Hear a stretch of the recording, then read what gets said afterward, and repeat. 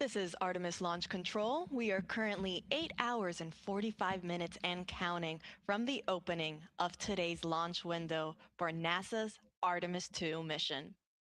Now that launch window opens at 6:24 p.m. Eastern Time, and teams do have a 2-hour launch window, which means that they can try launching within those 2 hours if they are unable to hit it right at the start at 6:24. Now, the Artemis launch team is currently loading super cold or cryogenic liquid propellant onto the SLS or Space Launch System rocket. We're currently in our fast fill operations for the core stage liquid hydrogen and liquid oxygen tanks, and the teams just reported that they are also now starting their chill down operations for the liquid hydrogen tank on the upper stage, or that second stage of the SLS rocket. You can see a great view of it there on your screen. It sits right up on top of where you have the nose cone shape structure. That's orange up on top there is a portion of that upper stage, also known as the interim cryogenic propulsion stage. And then, if you're curious, the nose cone structure shape, that is called also the launch vehicle stage adapter. It is a part of the rocket, and it is enclosing also a portion of the interim cryogenic propulsion stage. This is done for protection, so you don't see the engine that's underneath that second stage, but it is underneath there, hidden behind the launch vehicle stage adapter. So again, we are now starting our chill down for the liquid hydrogen on our upper stage. Following that, we will then transition into fast fill for liquid hydrogen on the upper stage. Meanwhile, on the core stage, that is the first stage of the rocket, fast fill is already underway. There's a great profile shot. So right underneath that nose cone shape is then that cylinder orange structure. That is the core stage. It is one of the tallest first stages of a rocket that NASA has ever used for any mission. It's roughly 212 feet tall. In fact, in total, the SLS rocket and Orion spacecraft sit at roughly 322 feet tall.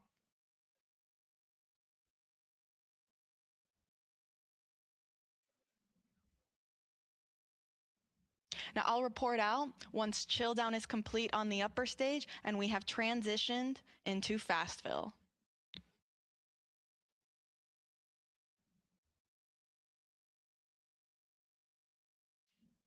As a quick recap, Artemis 2 is scheduled to launch no earlier than 6:24 p.m. Eastern Time this evening. Teams do have a 2-hour launch window. And this mission will be sending 4 astronauts around the moon and back. We'll be sending NASA astronauts Reed Wiseman, Victor Glover, Christina Cook, and Canadian Space Agency astronaut Jeremy Hansen on a 10-day mission. They actually just got the go not too long ago to actually start waking up and officially start their launch day. Now that's a great view of our SLS rocket at Launch Pad 39B. Oh, we just switched it, but as you saw there, it's a gorgeous day here on the Space Coast. We have some beautiful blue skies, some puffy white clouds. Our launch weather officers are predicting 80% chance of favorable conditions throughout our 2-hour launch window. Now, of course, if there are any changes or updates, we will make sure to provide those to you.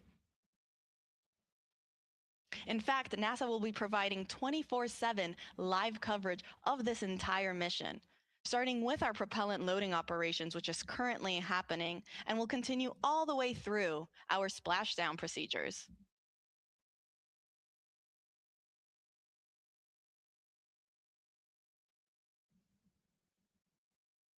You can see there on your screen how to watch.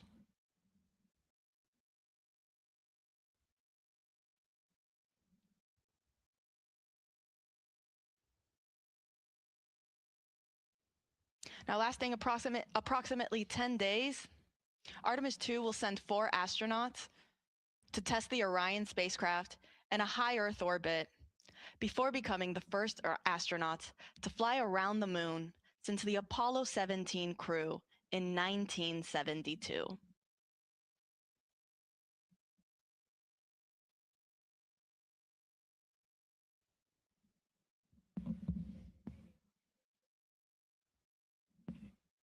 Again, we are in fast fill for core stage liquid hydrogen and liquid oxygen, and we are in chill down for the liquid hydrogen tank on our upper stage or interim cryogenic propulsion stage.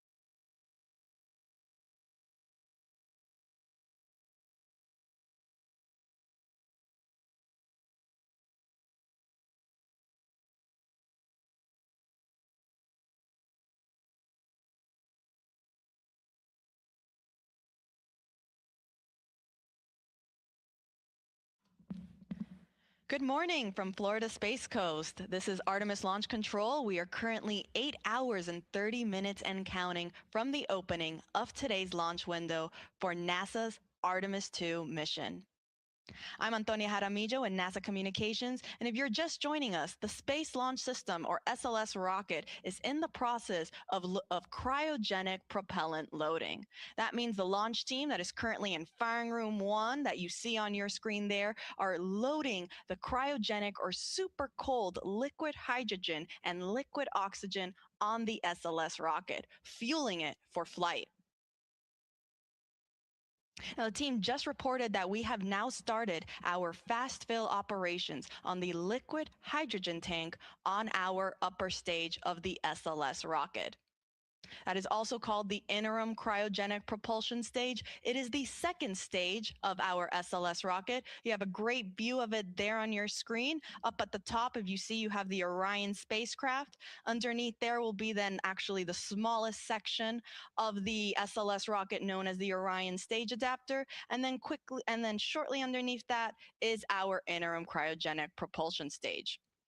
Now, teams are now starting the fast fill operations for liquid hydrogen. Now, fast fill, as the name suggests, means that teams are just loading this propellant at a faster rate. Now, following the liquid hydrogen operations on the upper stage, teams will then also work on their propellant loading operations for the liquid oxygen tank that is also in there. In total, the SLS rocket has 4 tanks, 2 liquid hydrogen and 2 liquid oxygen, 1 of each on each stage. So you have there our upper stage, or the interim cryogenic propulsion stage, and then underneath sits the core stage. That is the first stage and the main stage of the SLS rocket. It is the orange segment that you see there on your screen in between the 2 solid rocket boosters. We are also in our fast fill operations for both liquid hydrogen and liquid oxygen on the core stage. So fueling is well underway, and everything is looking good so far for our 2-hour launch window that opens at 6:24 p.m. Eastern Time this evening. Now, Artemis 2 is scheduled to lift off from Launch Complex 39B. That's what you see there on your screen. That's where SLS is currently situated. And it is a gorgeous day here on the Space Coast. We have some beautiful white puffy clouds and some clear blue skies. We're looking at 80% chance of favorable weather conditions. And our astronauts that are getting ready to launch on this historic mission are now starting their day. They woke up not too long ago and will pretty soon go through all of the checkouts and steps that are needed before they're ready to get on their rocket. There's a picture of them on your screen there. From left to right, we have the pilot, Victor Glover. Then you have our mission specialist, Jeremy Hansen, and right next to him is our other mission specialist, Christina Cook. Next to her is then our commander, Reed Wiseman.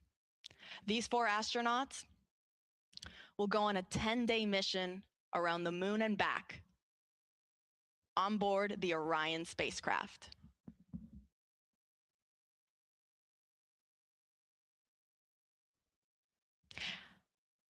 Now, fun fact, you see again there, we were talking a little bit about the different sections of the rocket, and we mentioned briefly the Orion stage adapter.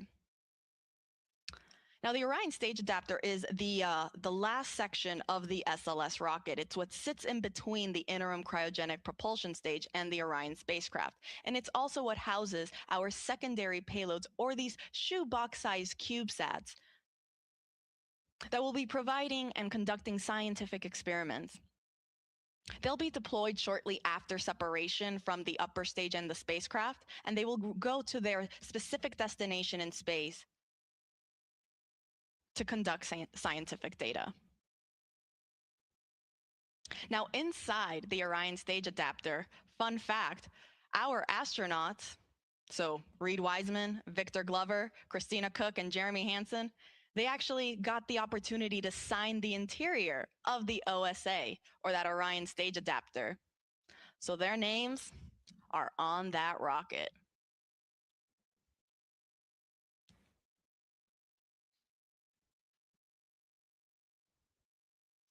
It is fully built by NASA at Marshall Space Flight Center in Huntsville, Alabama.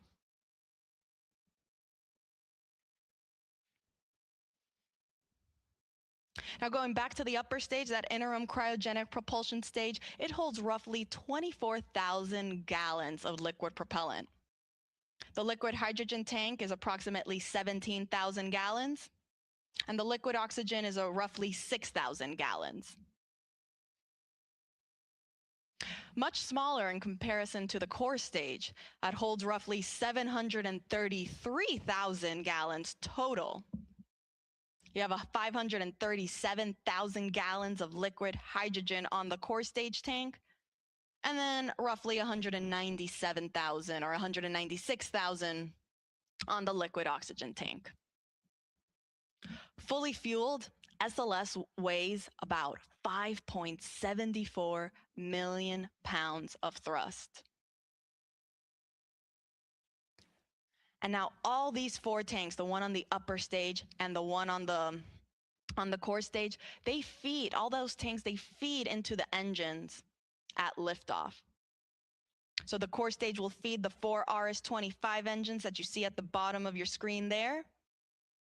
And the upper stage, meanwhile, will feed its one RL-10 engine that is actually enclosed by the launch vehicle stage adapter. That is the nose cone-shaped orange structure that you see on your screen there. It is actually hiding the RL-10 engine from our view. But this is done on purpose to protect the upper stage.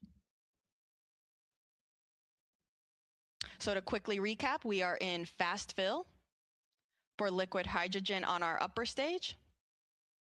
We have not started our propellant loading operations on the liquid oxygen tank yet. I'll report out once that operation is underway.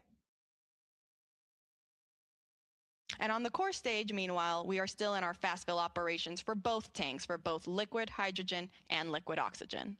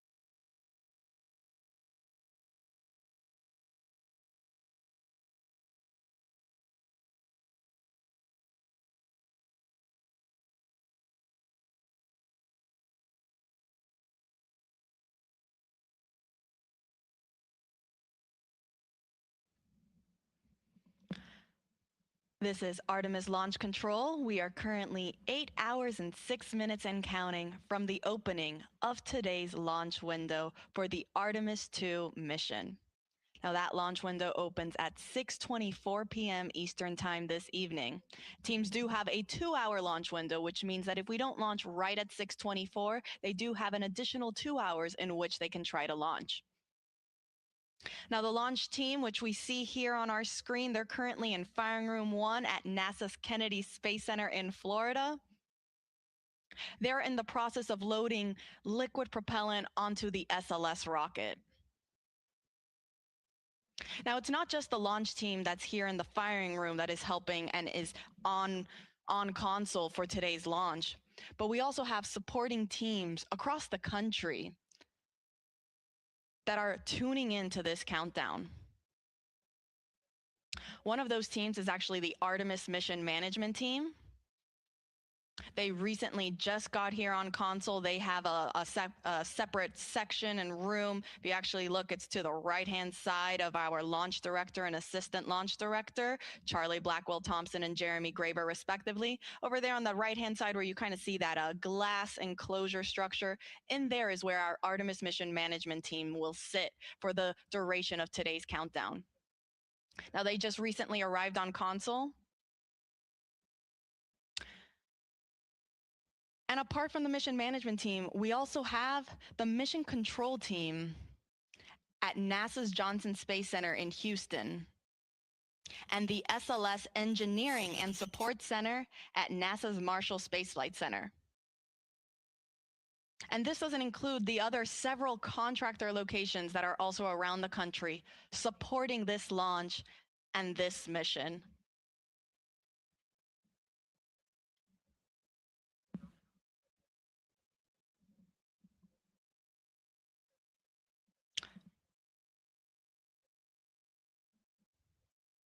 So again, you have our prime main launch team that is here in Firing Room 1, Charlie Blackwell Thompson. You see there she's wearing a green blazer. She's our launch director leading this team. But then there are also supporting teams that are also assisting the launch team throughout today's countdown. That includes the Artemis mission management team,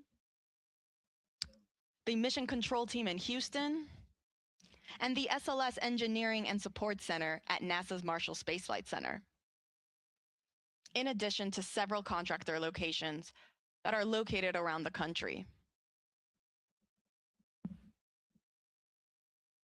Now, as we mentioned, we are currently in our propellant loading operations for the SLS rocket. Teams are currently in fast fill for both core stage liquid hydrogen and liquid oxygen. The core stage is the first stage of the SLS rocket.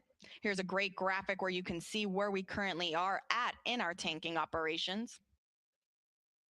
And you'll see above the core stage, we have also started our loading operations in the interim cryogenic propulsion stage. This is the second stage of the SLS rocket. Now, we have not started loading liquid oxygen yet. I'll report out when that is underway. But in the meantime, we are good with, we are in the process of loading liquid oxygen and liquid hydrogen on the core stage and liquid hydrogen on the upper stage. I'll report out when we are now starting our liquid oxygen operations on the upper stage.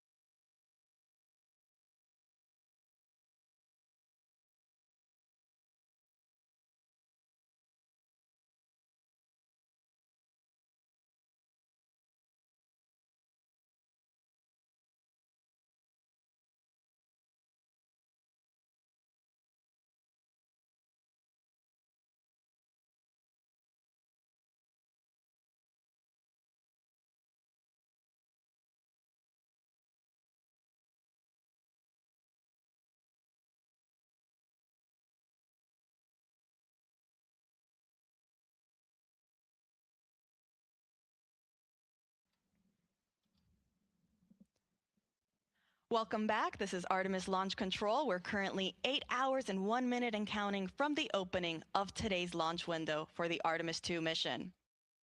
I'm Antonia Jaramillo in NASA Communications, and I, along with our fellow commentators, will be taking you through today's countdown. And actually joining me currently in the room here in Firing Room 1 is our Assistant Launch Director, Jeremy Graver. Jeremy, thank you so much for taking the time to speak with us today. No problem. Good morning, Tony. Happy to be here.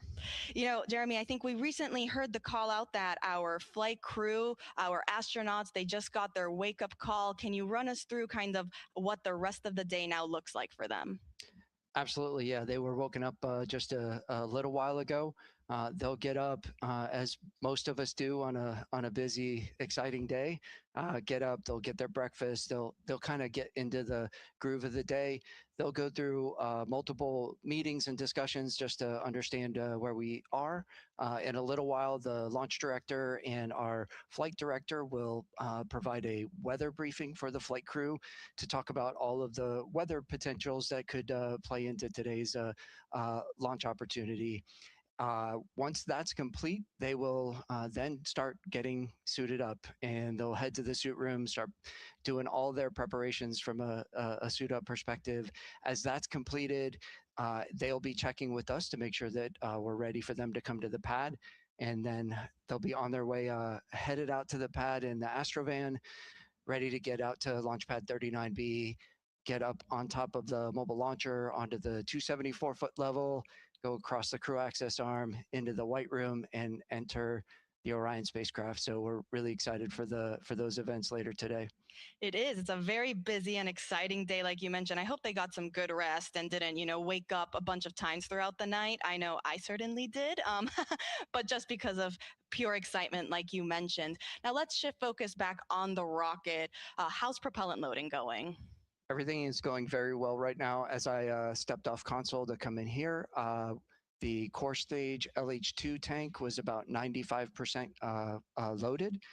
The upper stage is probably about halfway and moving towards their completion for LH2. The liquid oxygen side of the core stage is in fast fill as well, and proceeding well, and we will be getting into the upper stage LO2 loading in a little while. So all things moving per schedule, and working towards that plan for the day.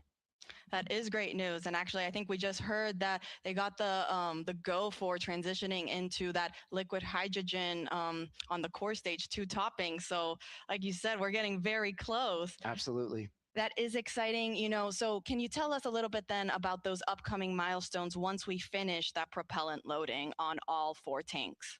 Yeah, so it's absolutely critical for us to get into what we call stable replenish on all stages. And what that means is the liquid oxygen and liquid hydrogen tanks on both the core stage and the interim cryopropulsion stage, or ICPS, are fully loaded, and we are just maintaining that level of loading. And that's a very quiescent configuration for us, and that's required for us to be in that configuration to then be allowed to send the flight crew, our closeout crew, which is there to assist the flight crew getting on board Orion. We need to be in that stable replenish configuration to be able to send those crews out to the launch pad. And as we send those crews out, that is really our press and our push to launch. We'll get the crew on board. They go through a number of checks, communication checks, system checks, and then our closeout crew's job is to back out of the crew module, close all of our hatches, get us in configuration to be able to then the closeout crew to leave the pad. And that puts us in the configuration to allow us to proceed through the rest of launch countdown as we proceed down to our final hold at T-minus 10 minutes, where we do all of our launch polls and determine that we are ready to pick up with what we call terminal count, which is from T-minus 10 minutes down to launch at T0. And really excited to get to all of those milestones as we proceed through the day. We are all very excited. We're rooting for you guys, watching along. And as you mentioned, the reason to get to all stages replenished first is because that's the point where we're at the safest configuration to send people back to the launch pad, correct? That is absolutely correct. It is a very stable configuration. It's the safe configuration that we require to ensure that we're ready to send those crews out to the pad. Jeremy Graver, thank you so much for taking the time to speak with us today. We're rooting for you, wishing you the best of luck, and we'll let you get back on console. Excellent. Thank you, Tony. Appreciate it. Go Artemis. Go Artemis. All right, and so just to quickly recap, we are now in our topping phase for liquid hydrogen on the core stage. We are still in fast fill on the liquid oxygen side for the core stage, and also fast fill for the upper stage liquid hydrogen tank. I'll report back once we have entered our topping phase for liquid oxygen on the core stage.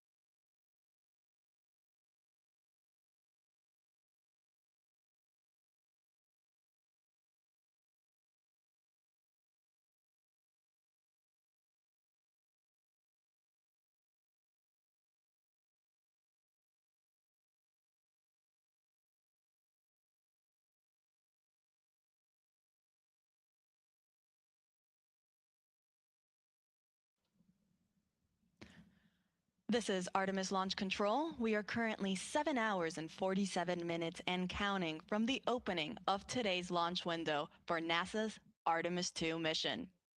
That launch window opens at 6:24 p.m. Eastern Time this evening. Now, the teams do have a 2-hour launch window, so that means if we can't launch right at 6:24, that's okay. They still have an additional 2 hours in which they can attempt to launch. Now, currently, the Artemis launch team, which you see on your screen there, they are in the process of loading cryogenic or super cold liquid propellant onto the SLS, or the Space Launch System rocket. The teams actually just reported that we have completed loading liquid hydrogen onto the core stage of the rocket. Now, the core stage is the first stage of that SLS rocket. There's a great graphic representation of where we currently are in our tanking operations.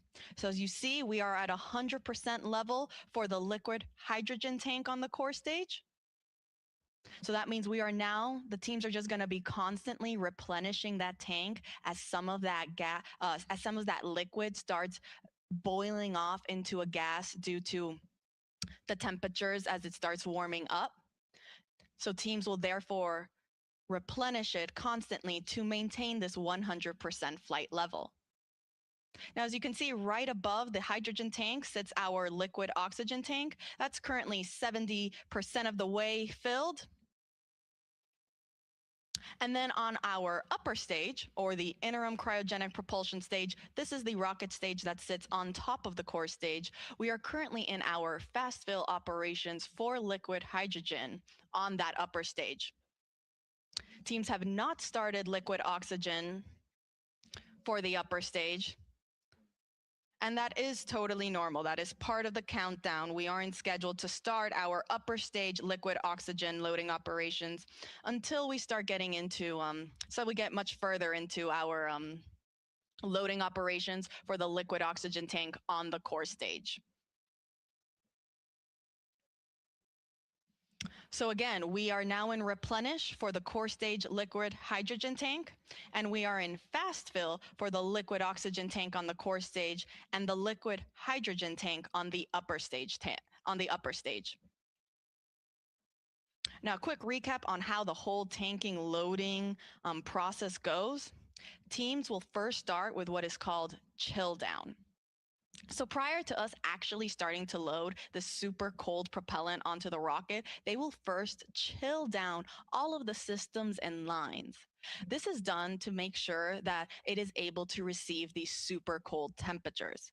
In order for hydrogen to be in a liquid state, it needs to be negative 423 degrees Fahrenheit. Oxygen in a liquid state is negative 297 degrees Fahrenheit. So very, very cold temperatures.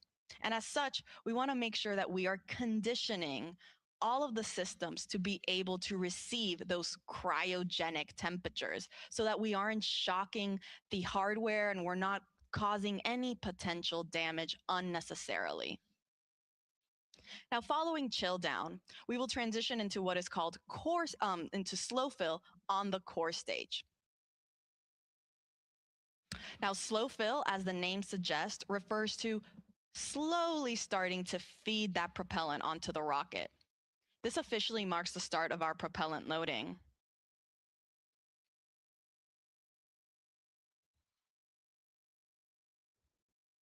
Teams actually got into slow fill for the liquid oxygen and liquid hydrogen tanks on the core stage earlier this morning, a little bit before 9 a.m. Following slow fill is then when we transition into fast fill. This is where we stay for the majority of our tanking loading operations. Similarly to slow fill, fast fill refers to loading propellant at a much faster rate. And that is currently where the liquid oxygen tank state is in. We are in fast fill for liquid oxygen tank on the core stage. Now, after fast fill, we transition into topping. This is the last little bit that is needed to fill the tanks to 100% level. Hence why we're topping it off. Following topping, we are now at 100%. And so now we transition into replenish mode. Replenish just means we're going to be constantly replenishing these tanks so that we make sure we are again at 100% flight level.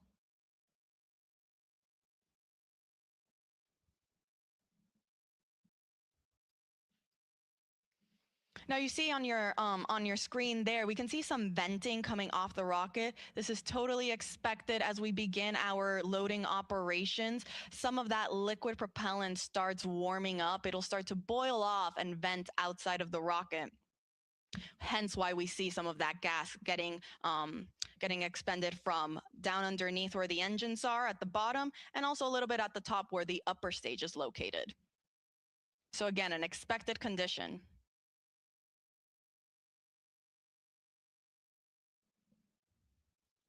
Now let's take you through the rocket a little bit. See up there on your screen, we have the Orion spacecraft. Underneath there is the Orion stage adapter. The Orion stage adapter is what houses our secondary payloads, or these scientific CubeSats. They're shoebox-sized scientific experiments that will go to space following separation from the upper stage and the spacecraft. It's also the smallest section of the SLS rocket at only 5 feet. Underneath the Orion stage adapter sits the interim cryogenic propulsion stage, or that second stage. Underneath there is our core stage, or the first stage of the rocket.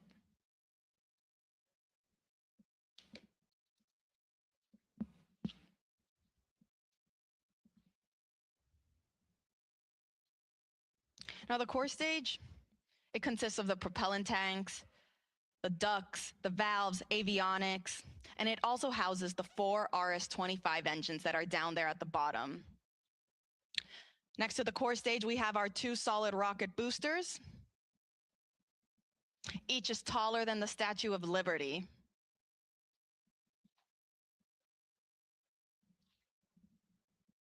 Now on those rocket boosters, you can see our NASA worm. The worm logo spans 25 feet end to end, or roughly the length of 1 booster motor segment. Now we actually have 5 segments each on each booster, so 10 segments total. It's actually 1 segment more than what was used during the space shuttle program.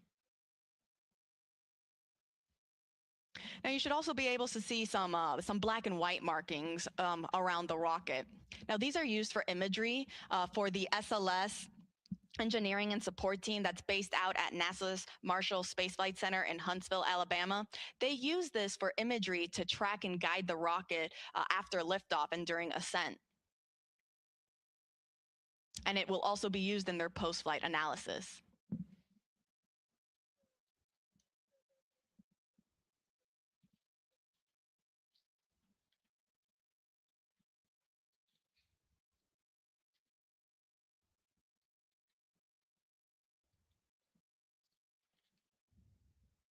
Now, the orange color of the core stage is the thermal protection system, or that spray-on foam insulation. Now, this provides the thermal protection for every part of the rocket.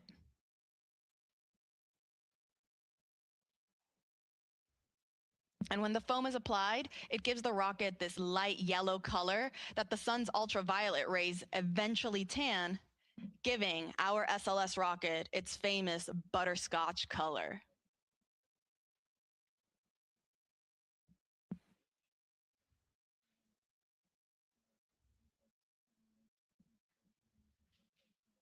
So again, to quickly recap, we are in replenish mode for the core stage liquid hydrogen tank.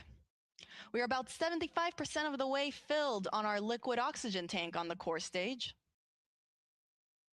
But we're still in fast fill.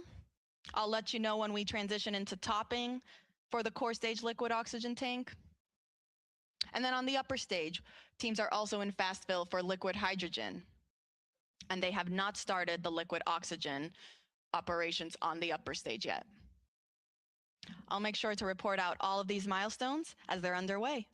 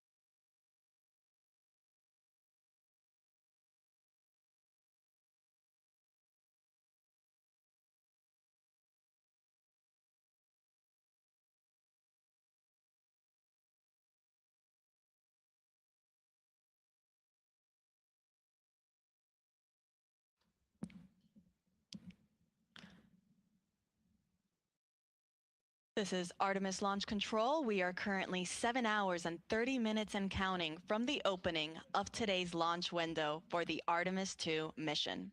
That launch window opens at 6:24 p.m. Eastern Time, and teams do have a 2-hour launch window, which means that if we don't launch right at the beginning at 6:24, they do have an additional 2 hours in which they can attempt to launch. Our launch team is currently in Firing Room 1 at NASA's Kennedy Space Center in Florida and are in the process of loading cryogenic or super cold liquid propellant onto the SLS or the Space Launch System rocket.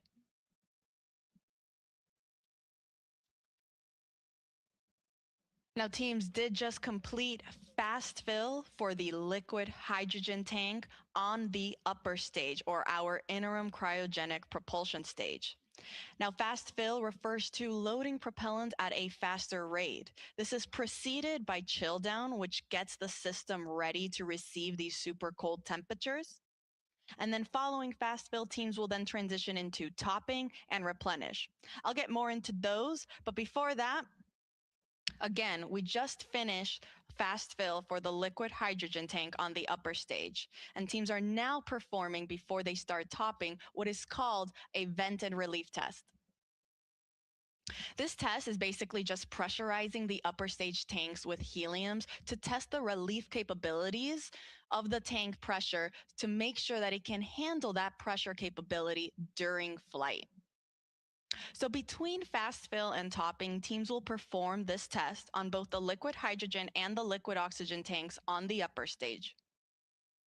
Following that test completion, we will then transition into topping, which just means finishing loading the rest of the tank to 100%.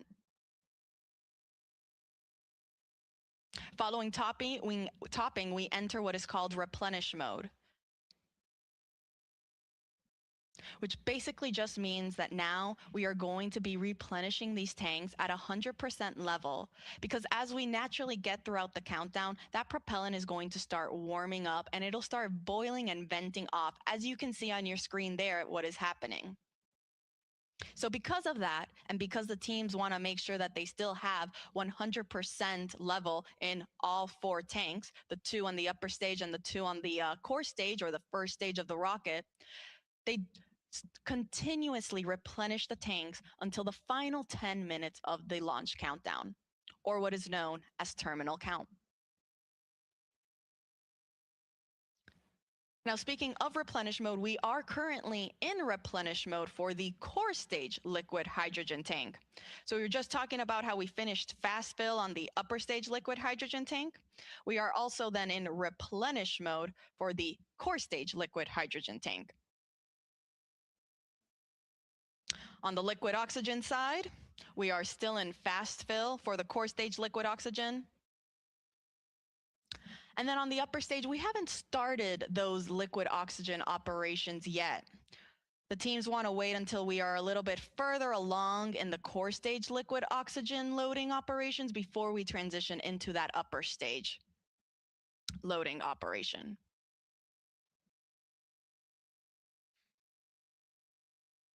Now, in total, the SLS and Orion rocket and Orion spacecraft are 322 feet tall.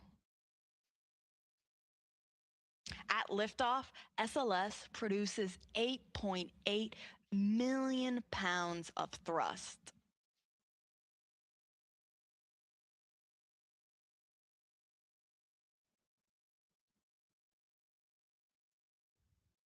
A little bit more than the Saturn V rocket that was used during the Apollo missions, which were roughly 7.5 million pounds of thrust to send those astronauts to the moon.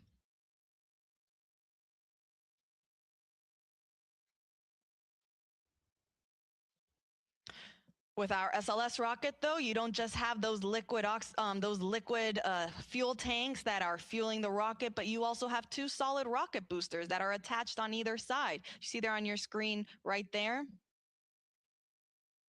They also help provide that extra push and that thrust right at liftoff.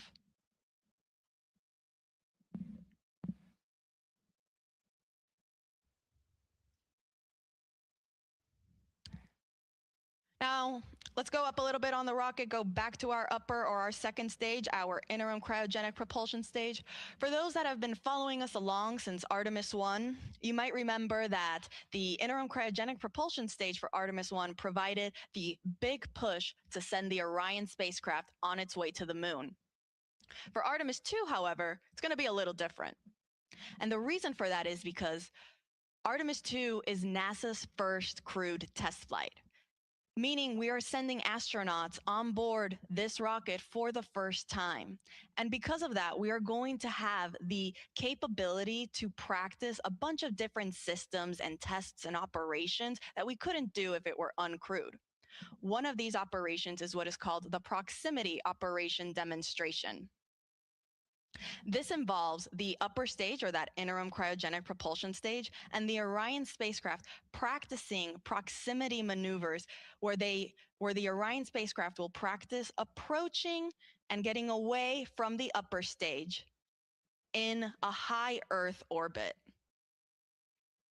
The reason teams want to practice this is in preparation for Artemis 3 and future Artemis missions for when Orion docks with our lunar landing systems. And so because of this, this means that the interim cryogenic propulsion stage will be separating from Orion much sooner. Meaning that following this demonstration, it will be Orion's European service module that will actually send the spacecraft on its trajectory to the moon. It will perform what is called the translunar injection burn.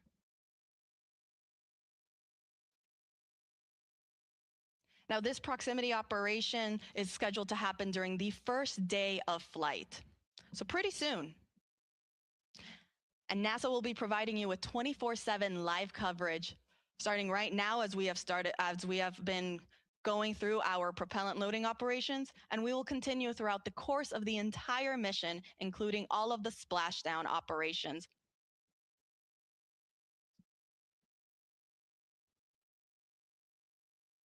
Artemis 2 will send NASA astronauts Reed Wiseman, Victor Glover, and Christina Cook, and Canadian Space Agency astronaut Jeremy Hansen on a 10-day mission around the moon and back.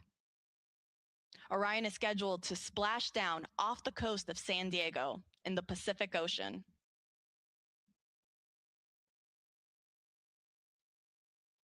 So to quickly recap, teams are in the process of performing a vent and relief test on the liquid hydrogen tank on the upper stage, following finishing their fast fill operations. Again, this test is to just test the tanks that they can handle the pressure that will be happening during this first day of flight. Following this test, we will then transition into our topping phase on the upper stage liquid hydrogen tank, and it'll then transition to replenish. On the core stage, meanwhile, we are still in fast fill for the liquid oxygen tank, and we are in replenish for liquid hydrogen. Now, this is a very, very big and important milestone to me because, again, for those that have been following us along, especially with Artemis 2, during our fast fill operations on the core stage liquid hydrogen tank during wet dress rehearsal 1, that was our first test of this Artemis 2 moon rocket where we tested loading the propellants on board. Teams experienced the liquid hydrogen leaks shortly after getting into fast fill during that first test.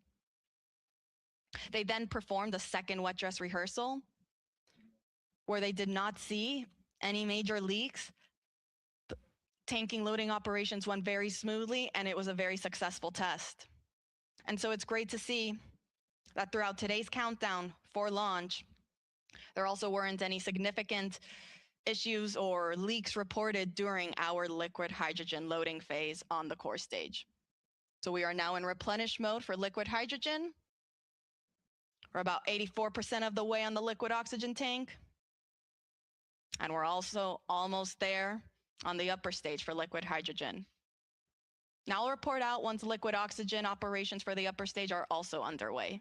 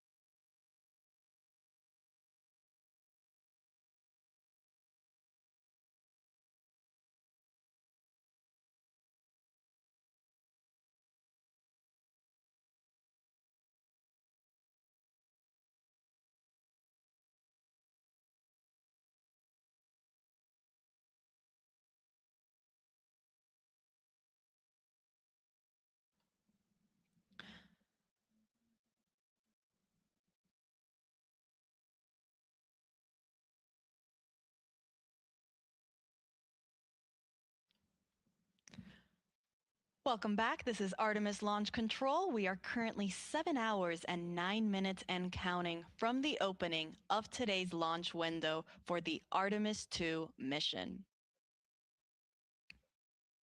Our Artemis launch team is currently in the process of loading liquid propellant onto the SLS, or Space Launch System, rocket.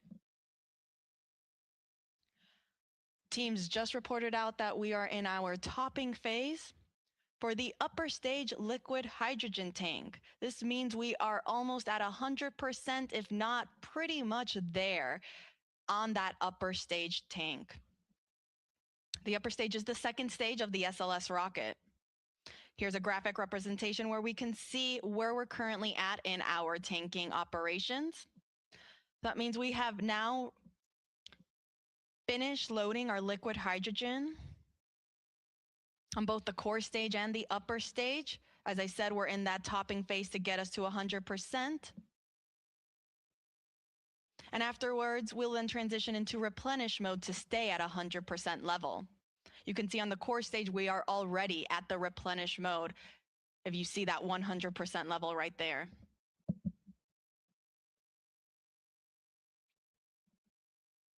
And we also just got confirmation that we are also in replenish for the upper stage liquid hydrogen tank. Now on the liquid oxygen side, we still have a little bit to go. We're almost there on the liquid oxygen tank for the core stage. You see roughly 92% of the way filled. And we haven't started our liquid oxygen propellant loading operations on the upper stage. Teams are getting ready to start chilling down that tank. Teams do this to make sure that all of the systems and lines are ready to receive these cryogenic temperatures. As you can see on your screen there, for hydrogen to stay in a liquid state, it must be negative 423 degrees Fahrenheit. Oxygen, meanwhile, is negative 297 degrees Fahrenheit. So these super, super cold temperatures, we want to make sure that the rocket is able to receive them without damaging any of the hardware on board. So we'll start with chilling down that liquid oxygen tank and lines before we actually start loading it onto the upper stage.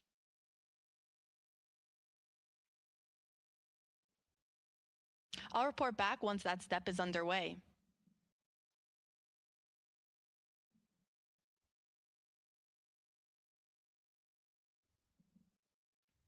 As a reminder, our launch window opens at 6:24 p.m. Eastern Time this evening.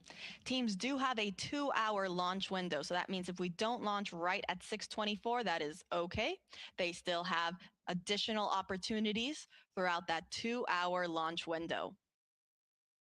Now, NASA's providing 24/7 live coverage throughout this entire mission, beginning with our propellant loading operations that is currently underway. And as we continue our coverage this morning, we are also, and we continue monitoring all of our loading operations. We thank you for following us along. Part of our live coverage will, of course, include our launch this evening. That live launch coverage for Artemis 2 will continue right here at the beginning at approximately 12:50 p.m. Eastern Time. You can continue watching on our NASA's YouTube channel, as well as on NASA Plus and the other NASA social media channels. Again, we are providing 24/7 live coverage. So following launch, the show doesn't end there. We have a 10-day mission around the moon. And then following that, we're coming back home. And we will be covering all of those splashdown operations as well.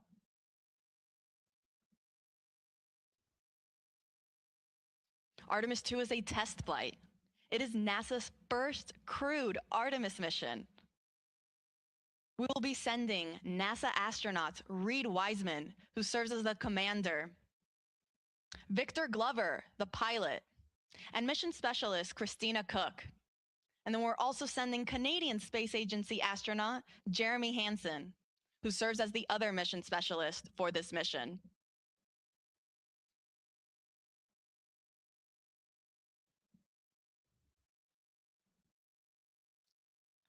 So to quickly recap, we are in replenish for both liquid hydrogen tanks on the core stage and the upper stage of our SLS or Space Launch System rocket.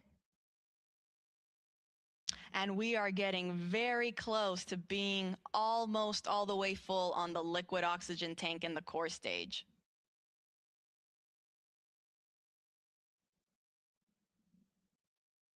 I'll make sure to report out once we start entering topping for the liquid oxygen tank in the core stage. Again, that refers to the last little bit that is needed to get us to 100%. And I'll also make sure to let folks know when our chill down operations are in work on the upper stage liquid oxygen tank.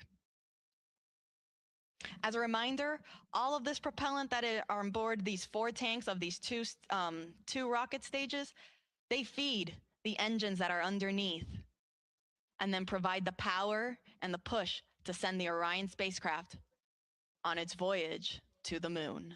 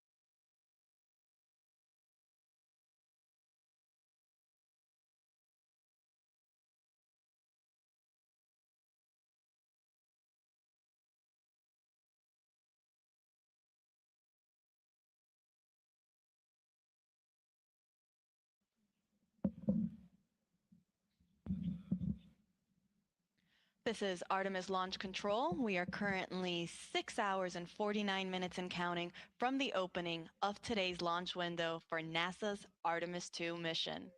That launch window opens at 6:24 p.m. Eastern Time this evening, and we do have a 2-hour launch window, which means that if we don't launch right at the start at 6:24 p.m., that is okay. Teams still have an additional 2 hours in which they can try to launch the SLS or Space Launch System rocket and the Orion spacecraft. Now, the Artemis launch team is currently in the process of loading cryogenic or super cold liquid propellant onto the SLS rocket. We are currently in what is called replenish mode for our liquid hydrogen tanks on board the SLS core stage and the interim cryogenic propulsion stage. These are the two stages on the SLS rocket. Now, replenish mode means that we have finished loading hydrogen on board both of these rockets. That means they are at 100% level. And teams are just constantly replenishing the tanks to make sure that they stay at 100%. Since, as throughout the countdown, that liquid propellant will start boiling off as it starts warming up, and it will then be vented out and released from the rocket, which you can see there on your screen.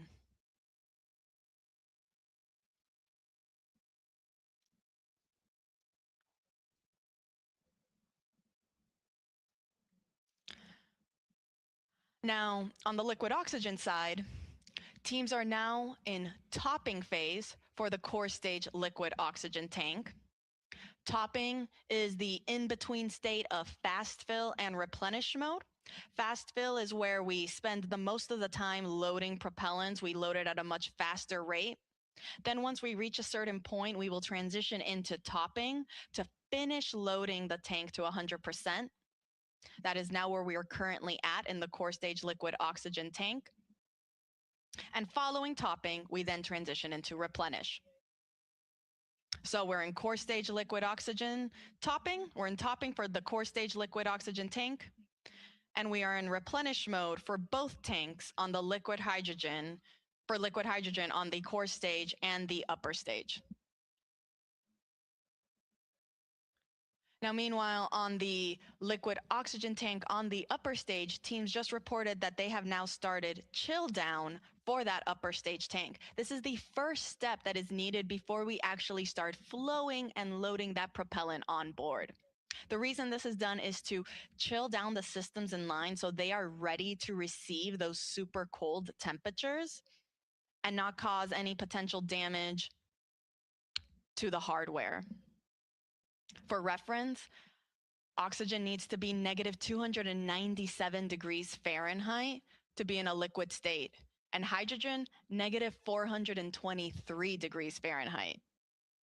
So very, very cold temperatures that the rocket is dealing with right now.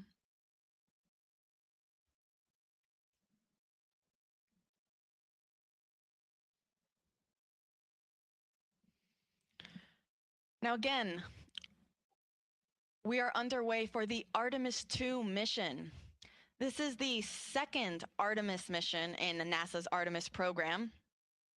Artemis 1 was an uncrewed test flight. Artemis 2 will be the first crewed test flight. This will be the first time we send astronauts on board our Orion spacecraft. We'll be sending our commander Reed Wiseman, our pilot Victor Glover, and mission specialists Christina Cook and Jeremy Hansen on a 10-day mission around the moon. Now, from the rocket side, there aren't that many changes from Artemis 1 to Artemis 2. Most of the major sections of SLS really remain unchanged. Some of the differences are more in the details to really just provide our astronauts with a better ride in space. Some of those include some optical targets that are now on the upper stage as visual cues during the proximity operation demonstration. This will be a test for the astronauts to practice maneuvering Orion and practice approaching the upper stage while it's in a high Earth orbit. Another improvement for SLS was an improved navigation system.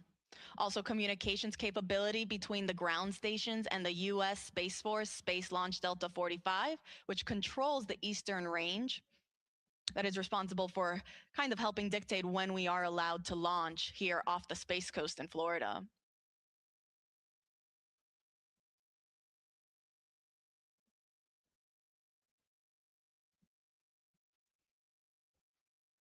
Now, all of the 4 tanks on the upper stage and the core stage, they feed the engines that are down below. At liftoff, the 4 RS-25 engines will operate for the first 8 minutes during flight. The 2 solid rocket boosters that are on either side, those operate for only 2 minutes, and they provide 75% of the power at liftoff.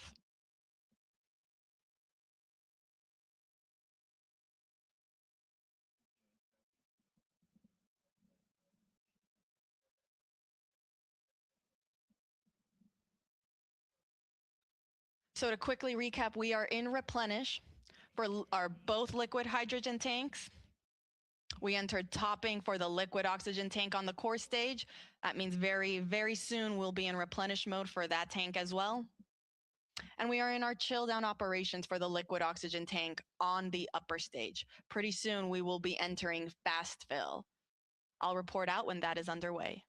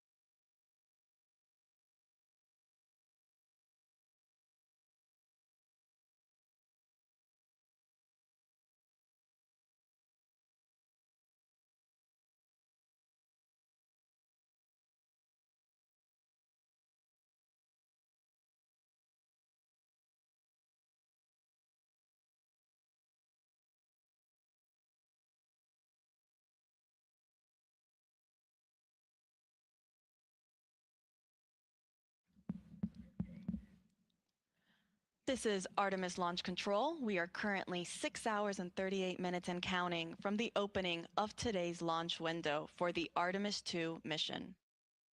That launch window opens at 6:24 p.m. Eastern Time this evening, and teams do have a 2-hour launch window in which they can attempt to launch the SLS, or the Space Launch System rocket, and Orion spacecraft.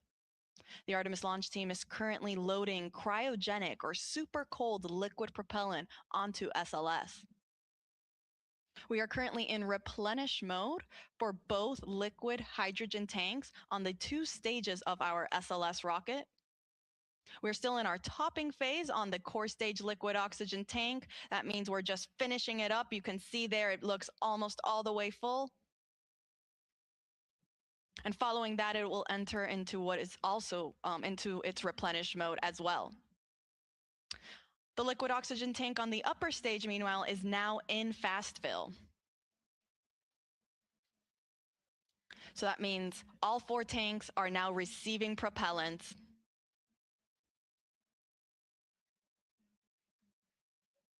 Following fast fill on the liquid oxygen tank for the upper stage, teams will perform that vent and relief test that they also did for the liquid hydrogen side on the upper stage. This test is again just to test the relief capabilities to make sure that the upper stage can handle the pressure that will be introduced at liftoff and during launch. Following that, it will then enter topping and will then go to replenish mode as well. Once we are in replenish mode for all tanks, that'll be the signal to the launch team to tell our astronauts that they are ready to start heading out to the launch pad and get on board their Orion spacecraft. Now, Artemis 2 is a test flight, and it is NASA's first Artemis crewed mission. That means this will be the first time that our astronauts, our Commander Reed Wiseman, pilot Victor Glover, and mission specialists Christina Cook and Jeremy Hansen, they will be the first to experience launch and flight atop SLS. The rocket hits a maximum speed of 22,670 miles per hour.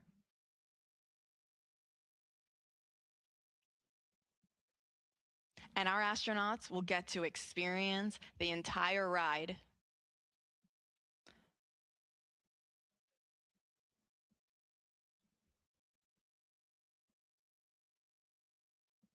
So to quickly recap, we are in replenish mode for both liquid hydrogen tanks.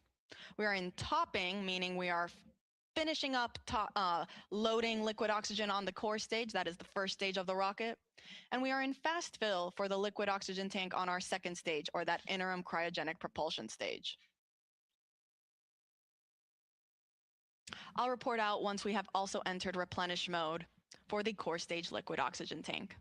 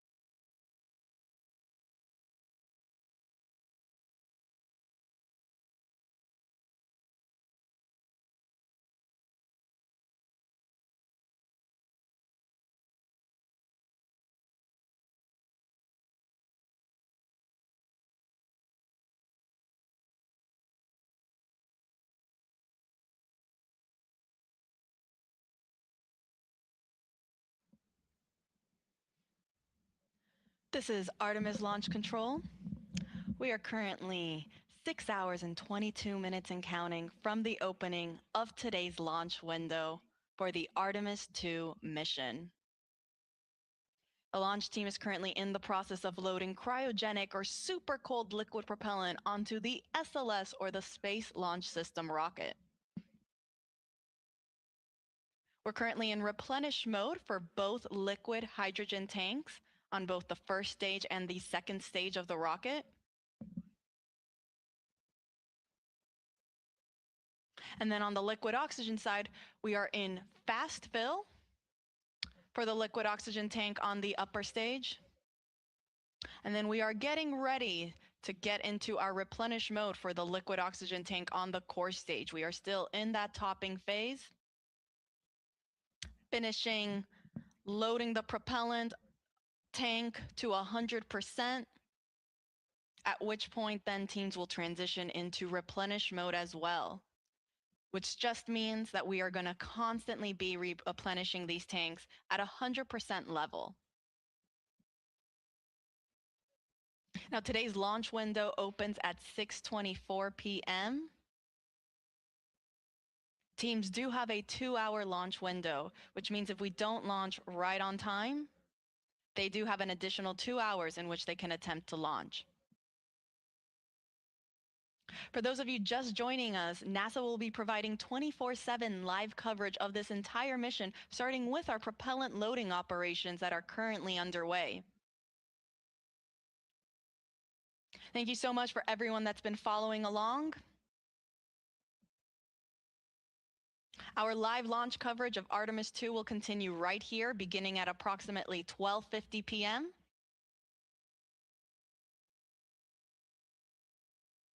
where the rest of my NASA commentators will be chiming in on how the rest of today's countdown goes. And we'll take you through the rest of the mission.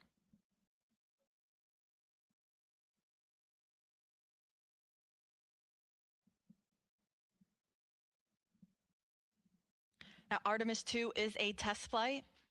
It will be the first mission that sends astronauts on board SLS and Orion. You can see a photo on your screen there of our Artemis 2 crew. We have our commander, Reed Wiseman, on the right-hand side. Then we have our 2 mission specialists in the middle, Christina Cook, and then Canadian Space Agency astronaut Jeremy Hansen. All the way on the left is our pilot, Victor Glover. All 4 of them woke up not too long ago at around 9:25 a.m. this morning. Not a terrible wake-up call. In that time, they've been getting ready, having breakfast, getting some briefings. And they'll get one more briefing. It's the flight crew weather brief, where they'll get a status on where we are in the countdown, what the current forecast looks like. Following that brief, they will then start their suit-up operations before they go out to the launch pad and board their spacecraft.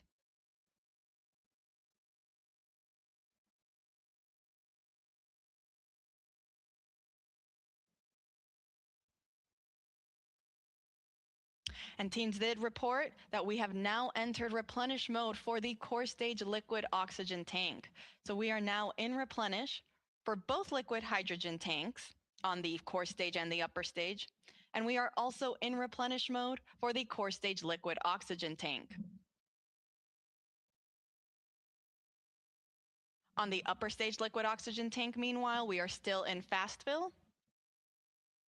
And I'll report out once then we transition from fast fill onto the next step, which will again be that vent and relief test. This is pressurizing the upper stage tanks with heliums to test the relief capabilities of the tank pressure to make sure that it can handle that capability during flight. Following that test, teams will then start topping on the liquid oxygen tank, and will then, after topping, will then transition into replenish mode as well.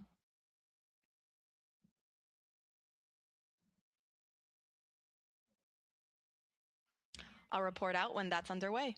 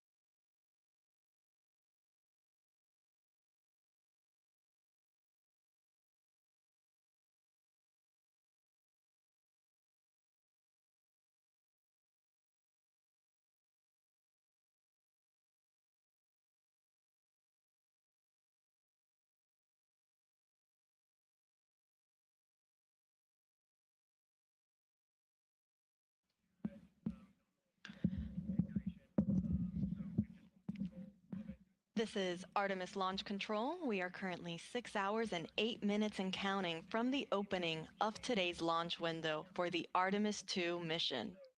Now, the launch window opens at 6:24 p.m. Eastern Time this evening, and teams do have a 2-hour launch window, which means that they have 2 hours in which they can try to launch the SLS, or the Space Launch System rocket, and Orion spacecraft that will send NASA astronauts Reed Wiseman, Victor Glover, Christina Cook, and Canadian Space Agency astronaut Jeremy Hansen on a 10-day mission around the moon and back.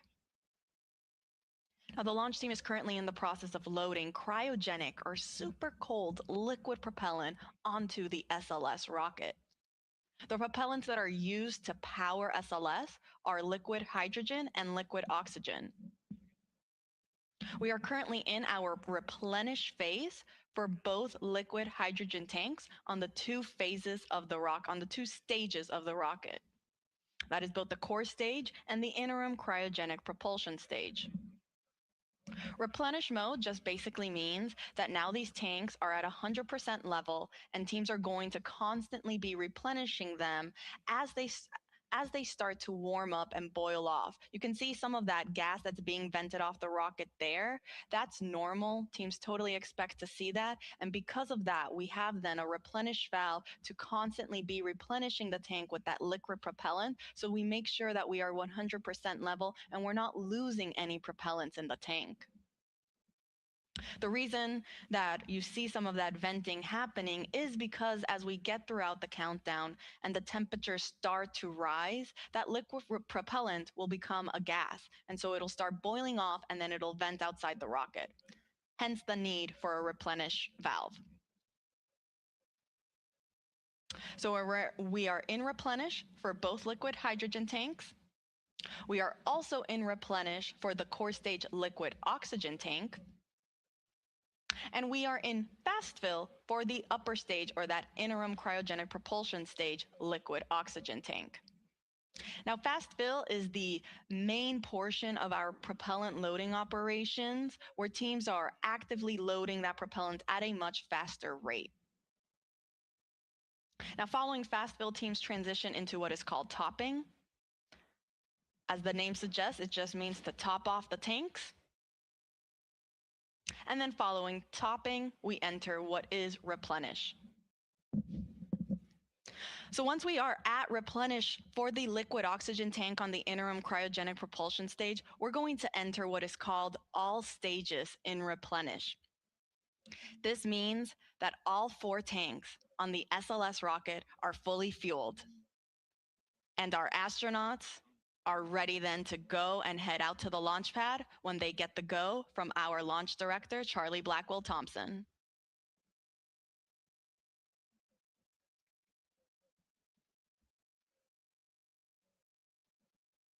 Now, coming up shortly, our astronauts will be joining in on a flight crew weather brief with our launch director, as well as with the flight director in Houston and the launch weather officer. They'll provide a quick status on how the forecast looks for the rest of today's countdown, as well as where we currently are in our countdown operations.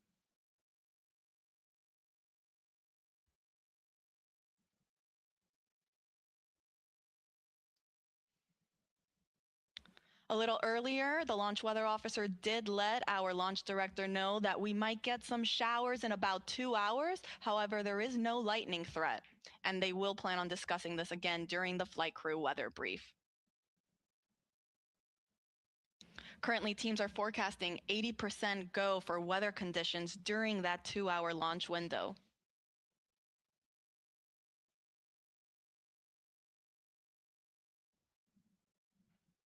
So again, to quickly recap, we are in replenish mode for both liquid hydrogen tanks. We are also in replenish mode on the liquid oxygen tank on the core stage. That is the first stage of the SLS rocket. And we're in fast fill for the liquid oxygen tank on the upper stage.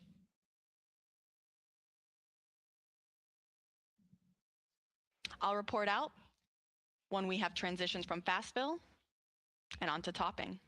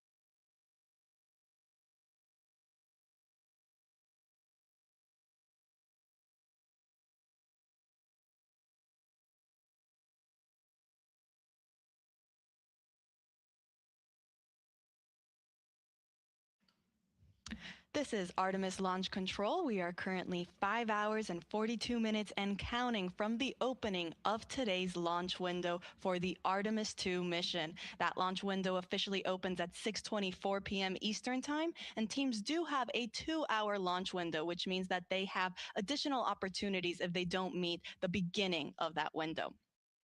Now, joining me is Artemis Launch Director Charlie Blackwell Thompson. Charlie, thank you so much for taking the time to speak with us today. Oh, you're more than welcome. It's great to be here, Tony. It sure is. Now, we know that you just conducted a flight crew weather brief with our astronauts as well as teams and mission control and our launch weather officer. Do you mind providing us kind of how that went and what we can expect? Yes, the weather brief went really well. What we do during that weather brief is we give the flight crew a summary of where we are in our tanking, what's left, and of course, we have our core stage and our upper stage fully loaded with LH2, and we're in replenish, and we are just finishing up our LO2 or liquid oxygen load into the upper stage. We provided that status along with any nonconformances that the crew might be interested in, and then we went through the weather. And so our weather from our launch weather officer remains at a 80% likelihood of go today and a 20% chance of violation.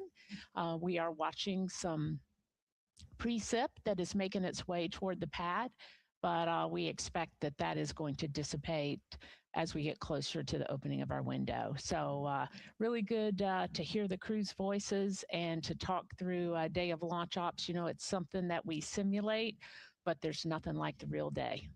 Absolutely. I can only imagine. And it's great news to hear that we are still 80% go. Those are very, very favorable conditions. Let's hope it stays that way. You mentioned we're getting closer to reaching what is called all stages in stable replenish. That means that we will have all 4 tanks at 100% flight level. Charlie, can you walk us through then what are some of those upcoming milestones once we reach all stages replenish? Absolutely. So one of the big milestones when you reach stable replenish on all stages is you begin to send the closeout crew into the pad, and so we're just a few minutes away from getting into that, and we'll deploy them to the pad and they'll start getting ready for the flight crew.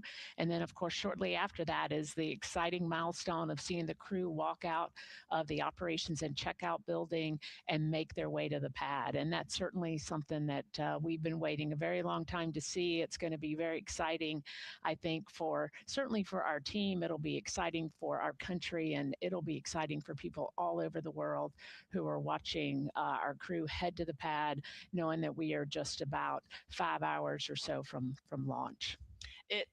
You couldn't have said it any better. This is very exciting for the entire world. We cannot wait for that moment when we see our astronauts depart their crew quarters and head to the pad. Charlie, thank you so much for taking the chance to speak with us today. We are rooting for you. We're wishing you the best of luck in today's countdown, and we'll let you get back on console. All right. Thank you, Tony. Appreciate the opportunity to chat with you, and go Artemis. Go Artemis. All right, so to quickly recap, we are in replenish mode for both liquid hydrogen tanks, and we are getting ready to also hit replenish mode on the liquid oxygen tanks for both of those. We will report out when that is underway.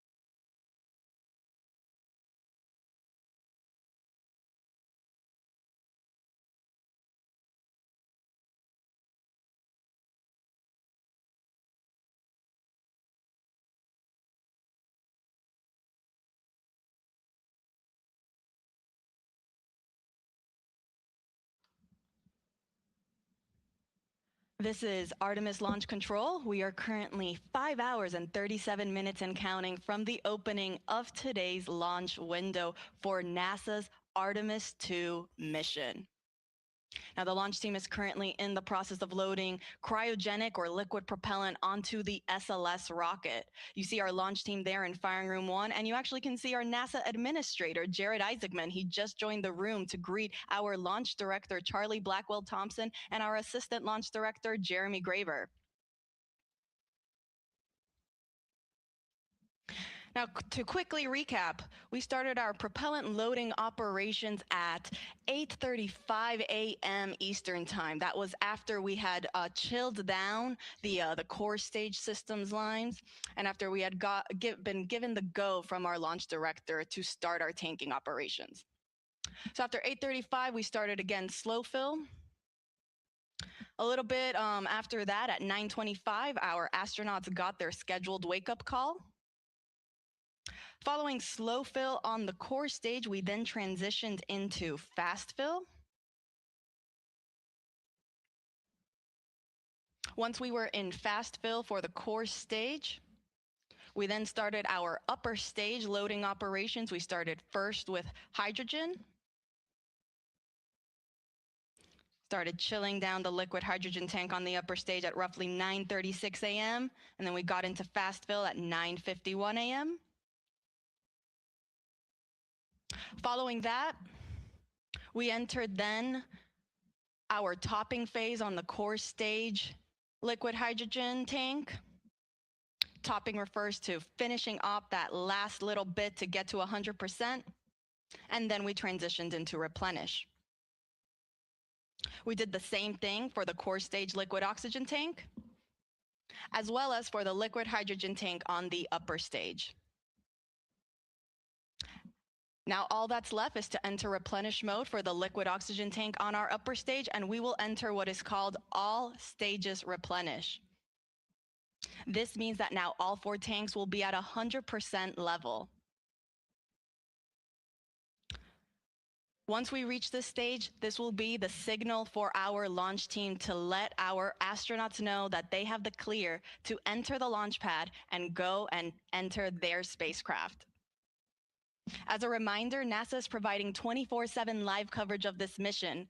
We started this morning at 7:45 a.m. and ran you through our tanking loading operations, and we will continue to do so throughout the rest of today's launch countdown. We will be beginning our live coverage in just a few minutes for that launch, and the rest of our commentators will make sure to take you along through today's countdown. You can see on your screen there how to watch.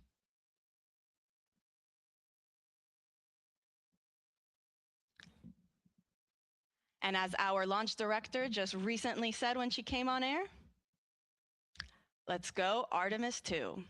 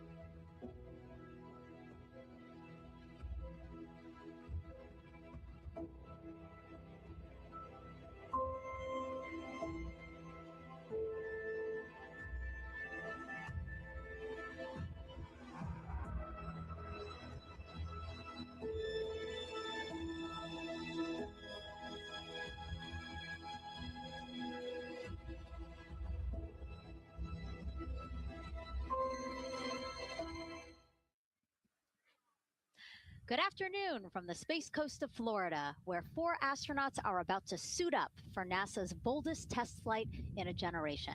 This crew could be the first humans to journey around the moon in more than half a century. The Artemis 2 mission is a test mission of the Orion space capsule. Artemis 2 will be the first time we put humans on this rocket. We're going back to the moon because it's the next step in our journey to Mars. We were always going to the moon. Pushing ourselves to explore is just core to who we are. That's a part of being a human. And liftoff! We shall return. Continuing to test out every bit of Orion. Coming back to Earth, 7 miles a second. When humanity sets big goals, we can bring together genius from around the world. You have the best people on planet Earth putting this vehicle together. That's what's up. To innovate for the benefit of humanity and to inspire the world through discovery. And here we go.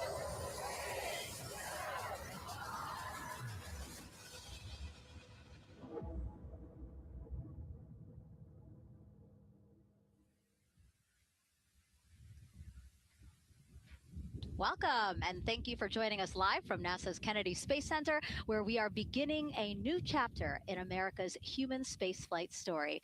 We are so humbled to have thousands of people here in person to witness this, and the many more watching online from around the world. I'm NASA's Megan Cruz, and this is NASA astronaut Nicole Ayers. Thanks, Megan. What a historic day to be here. What a historic day to be here. Obviously, for what we see right behind us here, the SLS rocket and Orion spacecraft on launch pad 39B. Artemis 2 is a nearly 10-day flight test to prove NASA can safely fly astronauts around the moon before attempting to land on it in just 2 years, hopefully. Yes, like you said, it's a test flight, so we're going to put humans on this rocket for the first time ever, and we're going to test out the systems on board and hopefully get around the moon.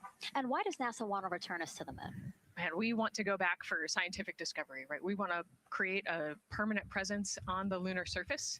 We want to be able to harness some of the volatiles or the resources on the moon in order to get us onto Mars later. So we're going to use the moon as a stepping stone to get to Mars, but also we're going to use the moon to learn so much about Earth and about the creation of the solar system. The moon is this untouched witness mark for the Earth and the solar system. And what I really love is like all the things that we do to get us to explore our universe, all of that technology, all the jobs created to support that, it all benefits us here on Earth. Yes, definitely. I mean, getting this rocket into orbit takes, 8.8 million pounds of thrust, right? And it's the people on Earth who do that and who create that, the engineers, the scientists. There are so many people who make this mission happen. And so if all goes well, this crew could travel farther from Earth than any other humans before them and see parts of the moon no one has ever laid eyes on. And now, speaking of laying eyes, here we are in the suit-up room with the Artemis 2 crew. Yes, looks like the commander's getting his comm cap on, so the communication cap. Looks like Victor's already got his on and the helmet going. He's just stretching out his wrist a little bit, right? Yes. And in charge of liftoff today is Launch Director Charlie Blackwell Thompson. She and her team are just across the street from us inside of the Launch Control Center. They kicked off continuous around-the-clock operations just before 5 p.m. on Monday and started fueling the rocket about 4 hours ago. They have a 2-hour launch window that opens at 6:24 p.m. Eastern Time, which our clock in the upper left-hand corner is counting down to. And, we just heard from Charlie Blackwell Thompson in our tanking coverage, which was the broadcast just before this one kicked off. And basically, she said weather is 80% go. Yes, 80%, we will take that. It's a little windy. There's some clouds building, but we're going to keep an eye on it, and 80% is a good number to keep moving today. Yeah, and what she said was a wave of showers are moving west, but they should be well past the pad by the time we launch again, hopefully at 6:24 p.m. today. Hopefully. All right, so again, let's head back into that suit-up room. We see Reed Wiseman. He is the commander of the Artemis 2 crew, and Nicole, he is putting on what you guys are calling the communications cap, the comm cap. Yes, so it's a little bit for protection of his, of his head there, but also you can see the mic booms, and he's got ear cups there so he can hear, the rocket's loud. So you're going to wear hearing protection, but then we also want to be able to talk to Earth and talk to each other. So they're getting that settled, and then he will put the helmet on over that comm cap. That COM cap will also connect into the suit, which then eventually connects into the capsule through an umbilical there. So there's a lot of cords and wires. You can see them tuck in that cord under his chin right now. And so the suits they're wearing, they're called the Orion Crew Survival Suits, or OX suits. And so they're worn for launch and reentry or during high risk or emergency situations. And I think a lot of people, especially if they're have been following NASA for all these decades now, they're kind of thinking, hey, these look like the suits that our shuttle astronauts used to wear. There is a lot of resemblance here. That's true. Yeah, they are very similar.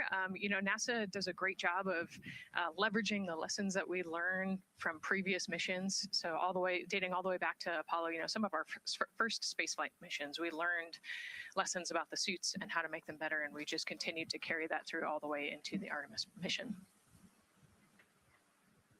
Time now to introduce you to some of our teams today. We have Gary Jordan at NASA's Johnson Space Center in Houston. He's going to be inside with the mission control teams, which will take over from Kennedy's launch control team right at liftoff.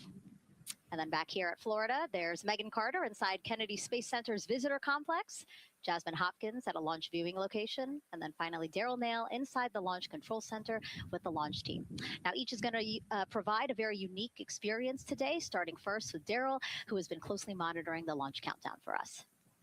Yeah, and welcome into Firing Room 1, a historic firing room here at the Kennedy Space Center in Florida. It's a pleasure and an honor to be here reporting what's happening as we lead up to countdown and liftoff of Artemis 2. So far, looking pretty good. You see the rocket out there on the pad. It is launch day, and we just got that crew weather brief that you were talking about from Launch Director Charlie Blackwell Thompson to the crew. It looks like a countdown at this point is in good shape, and that's great news. Fueling continues to track well. We just reached all stages replenish. And while we're talking about the fueling, let's talk about that tanking. Pull up the tanking graphic if we could now.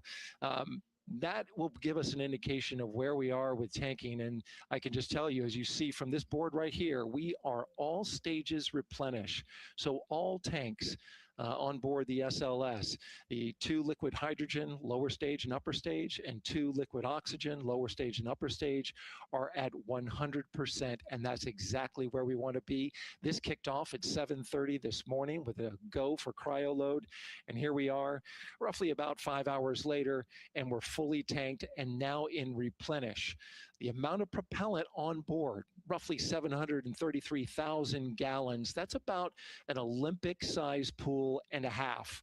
Huge amount of propellant. It's all flowed in there. The great news there, no leaks, no issues, and we're looking good at this point. So let's talk weather now. The weather, while it is favorable overall, it's not totally clean, and that was hinted at earlier when we talked about the storms. There is, of course, some onshore flow. Currently, our overall attempt percentage stands at 80% chance of acceptable weather conditions at the time of liftoff, which is going to be within our launch window. That's tonight from 6:24 p.m. Eastern Time until 8:24 p.m. Eastern Time. Winds are good. The lightning risk is low. But scattered showers still remain possible around the Cape and including near the pad. So the expectation is that there'll be some more active weather coming our way, but we're expecting it to push to the west. So the watch item is really any isolated shower that could briefly move through the area and trigger a constraint, especially for flight through precipitation. Well, you're looking now inside the astronaut suit-up room, and of course we got the 4 astronauts there. They talked to Charlie Blackwell Thompson today, and you know, everything looks good there. We're tracking one minor NC issue at this point. We'll talk, it's a non-conformance. We'll talk about that a little bit later in our next hit. But for now, again, looking good. And of course, our administrator for NASA is here in the firing room. He checked in with the launch director, chatted with her for several minutes, and he's here in the firing room, which is a good positive sign, of course, for the day. That's it for the firing room. We'll send it back now to Megan and Nicole. Daryl, thank you so much. Yeah, let's get back into the suit-up room here, where we now have a shot of all 4 astronauts, and it appears all of them are undergoing their suit leak checks. Can you talk to us about what that is, Nicole? Sure. Yeah, you can see, as the suit expands, that we're going to pressurize those suits. So in the case that we need it, if we lose pressure in the capsule, those suits will protect the astronauts and keep them pressurized and keep them survivable. So these guys are going to hold their breath for about 10 seconds. Any movement in the suit could cause changes in the pressure. And so we want to get a really nice, precise, accurate measurement on the leak check. And so they'll hold their breath. Even just their heartbeat could potentially make some differences in those super sensitive sensors there. So you can see the red and blue valves there, the air in and air out. And it looks like Victor just had a good leak check. Yeah, and actually they do 3 leak checks, again, just to get an average reading to say, hey, we have confidence that these suits are holding the right pressure. As Nicole said, that tube that's going in, that's putting air into their suits, and then there was that gold instrument that you saw on their other side. That's how they can control how much pressure is being released in order to do these checks. Yep, and they will do the leak checks here in the suit room, and then they'll do more actually in the capsule as well. They'll do another leak check. So we're going to make sure the suits are ready to go before we even step out the door, and then we'll check them with the entire system on the capsule once they get out to the rocket. And you might also notice that some of the astronauts, while they're doing their suit leak checks, you might have seen Victor gave an okay sign. You might also see a thumbs up, and that's because concurrently, while they're doing these suit leak checks, they're also doing comm checks. Yes, yeah, we talked about the comm cap earlier and the umbilical and how they plug in. So yeah, they're going to test the comm, they're going to test the suit, make sure everything. They're actually probably testing the cooling system as well right now. They're going to plug into the portable cooling system and make sure that all of that is working. So like I said, we want to make sure we've got 4 healthy suits before we go out. Yeah, this suit, 3 layers, so obviously it can get hot. Yes. So one of the layers is a cooling undergarment, and basically they flow cold liquid through that undergarment to keep the astronauts cool and comfortable before liftoff today. Yeah, it's like a onesie with a bunch of tubes running around it, and the water flows through there to cool you down. All right, lots of information to share with you all today. If you have any questions, we'd love to hear from you. All you have to do is send your questions our way by tagging @NASA Artemis, and we'll try to answer as many of your questions live. And we'll also have some questions for you throughout the broadcast, so we hope you can participate in those opportunities as well. Okay, as we continue to be inside the suit-up room here, why don't we learn a little bit about each of our crew members? Right now, we are looking at pilot Victor Glover, but hopefully we can get a shot here of our commander, Reed Wiseman.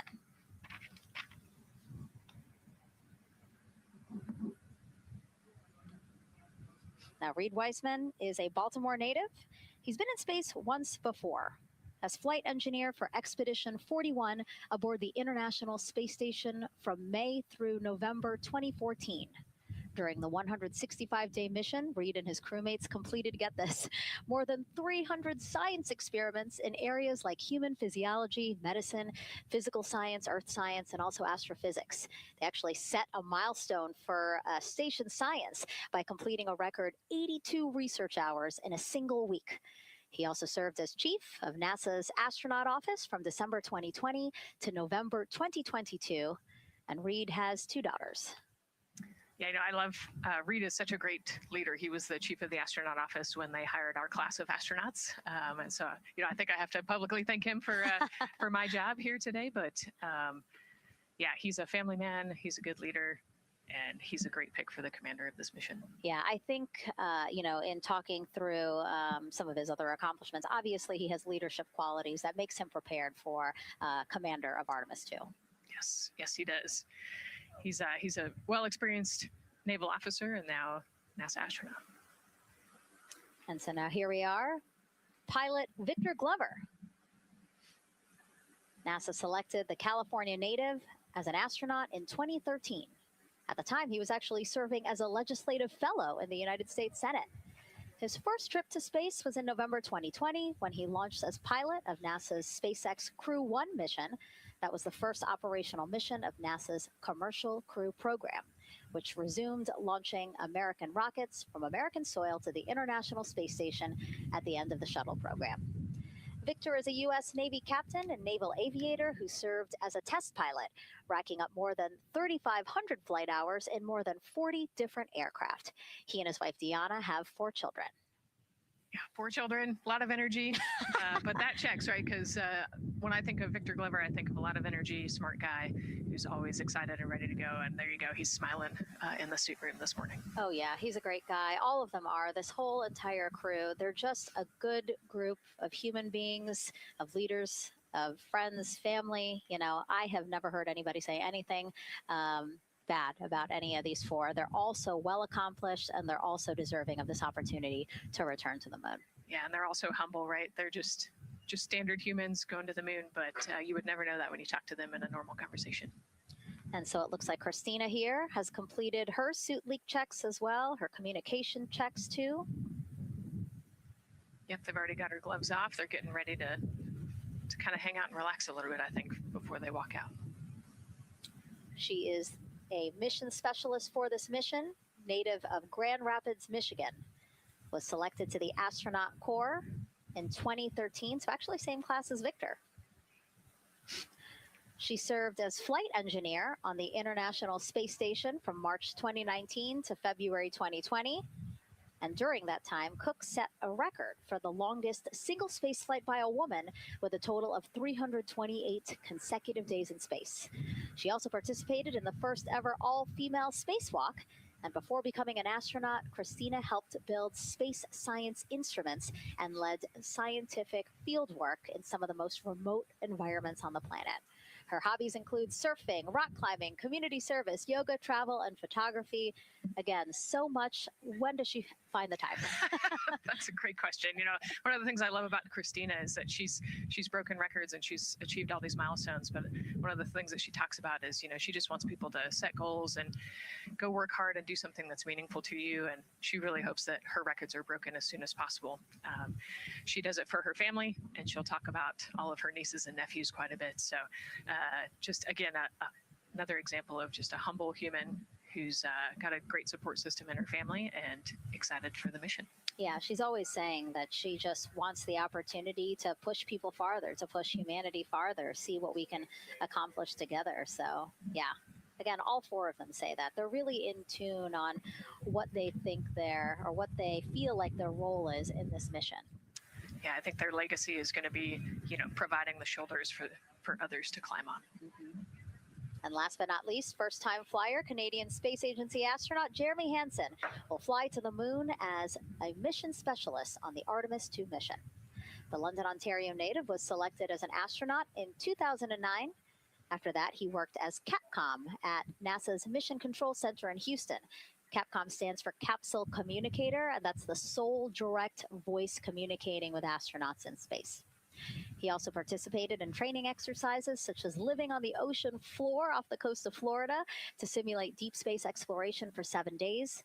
In 2017, he became the first Canadian to lead a NASA astronaut class.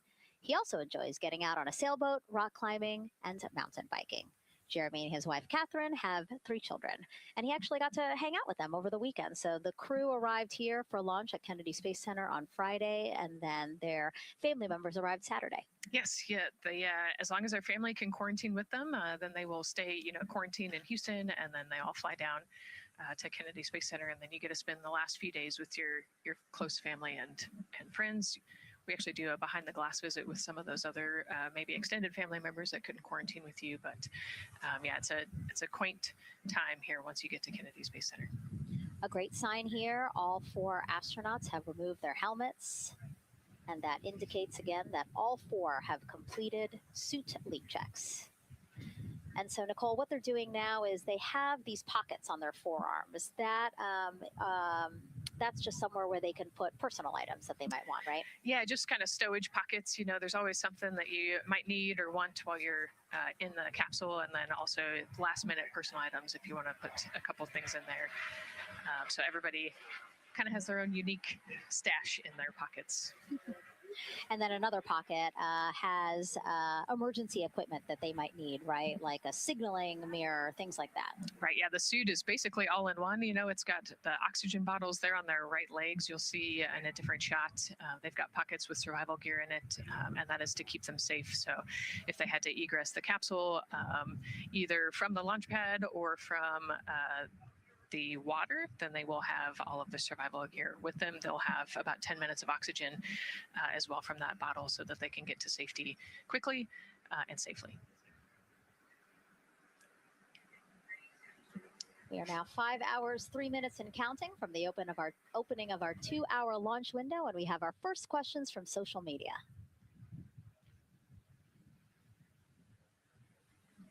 Question here from X. So to be clear, this is not a mission to land, but to orbit the moon.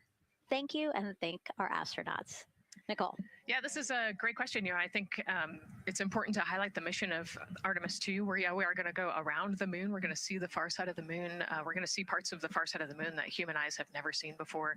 It's very similar to the Apollo 8 mission, right? We're also potentially going to be able to see the landing sites for the future Artemis missions and kind of provide the overall context of those landing sites amongst the entire moon site there. So it's an exciting mission. We'll get to learn a ton about, you know, there's so much science that's going to be on this mission as well, right? Where they're going to do some science experiments on humans, learn about the stress of the environment, and we're going to learn about the radiation environment. We're going to learn about the suits as well. We've got some technology demonstrations that are going to happen. So there's a lot going on this mission as we fly around the moon and come back. Mm-hmm.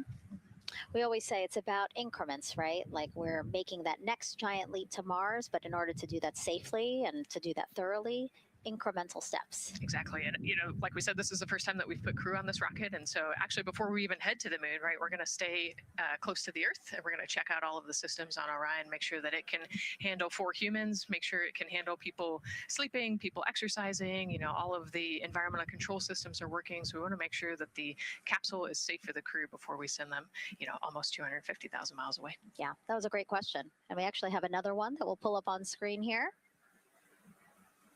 Another question from X. How long will it take them to reach the moon, and how long will the entire mission last? Another great question, right? So they're going to do a couple orbits around the Earth. They'll do a perigee and an apogee raise burn. What that means is that they're going to accelerate to get further away from the Earth, and they'll get into a really highly elliptical orbit first. And then once they get into the translunar injection, so they're actually on a free return trajectory, which means we're going to accelerate them, and then they're going to escape Earth's gravity, and then just based on orbital mechanics, they'll be able to come home without having to do another burn or acceleration. So it'll take about 4 days once they leave Earth's gravity to get to the moon.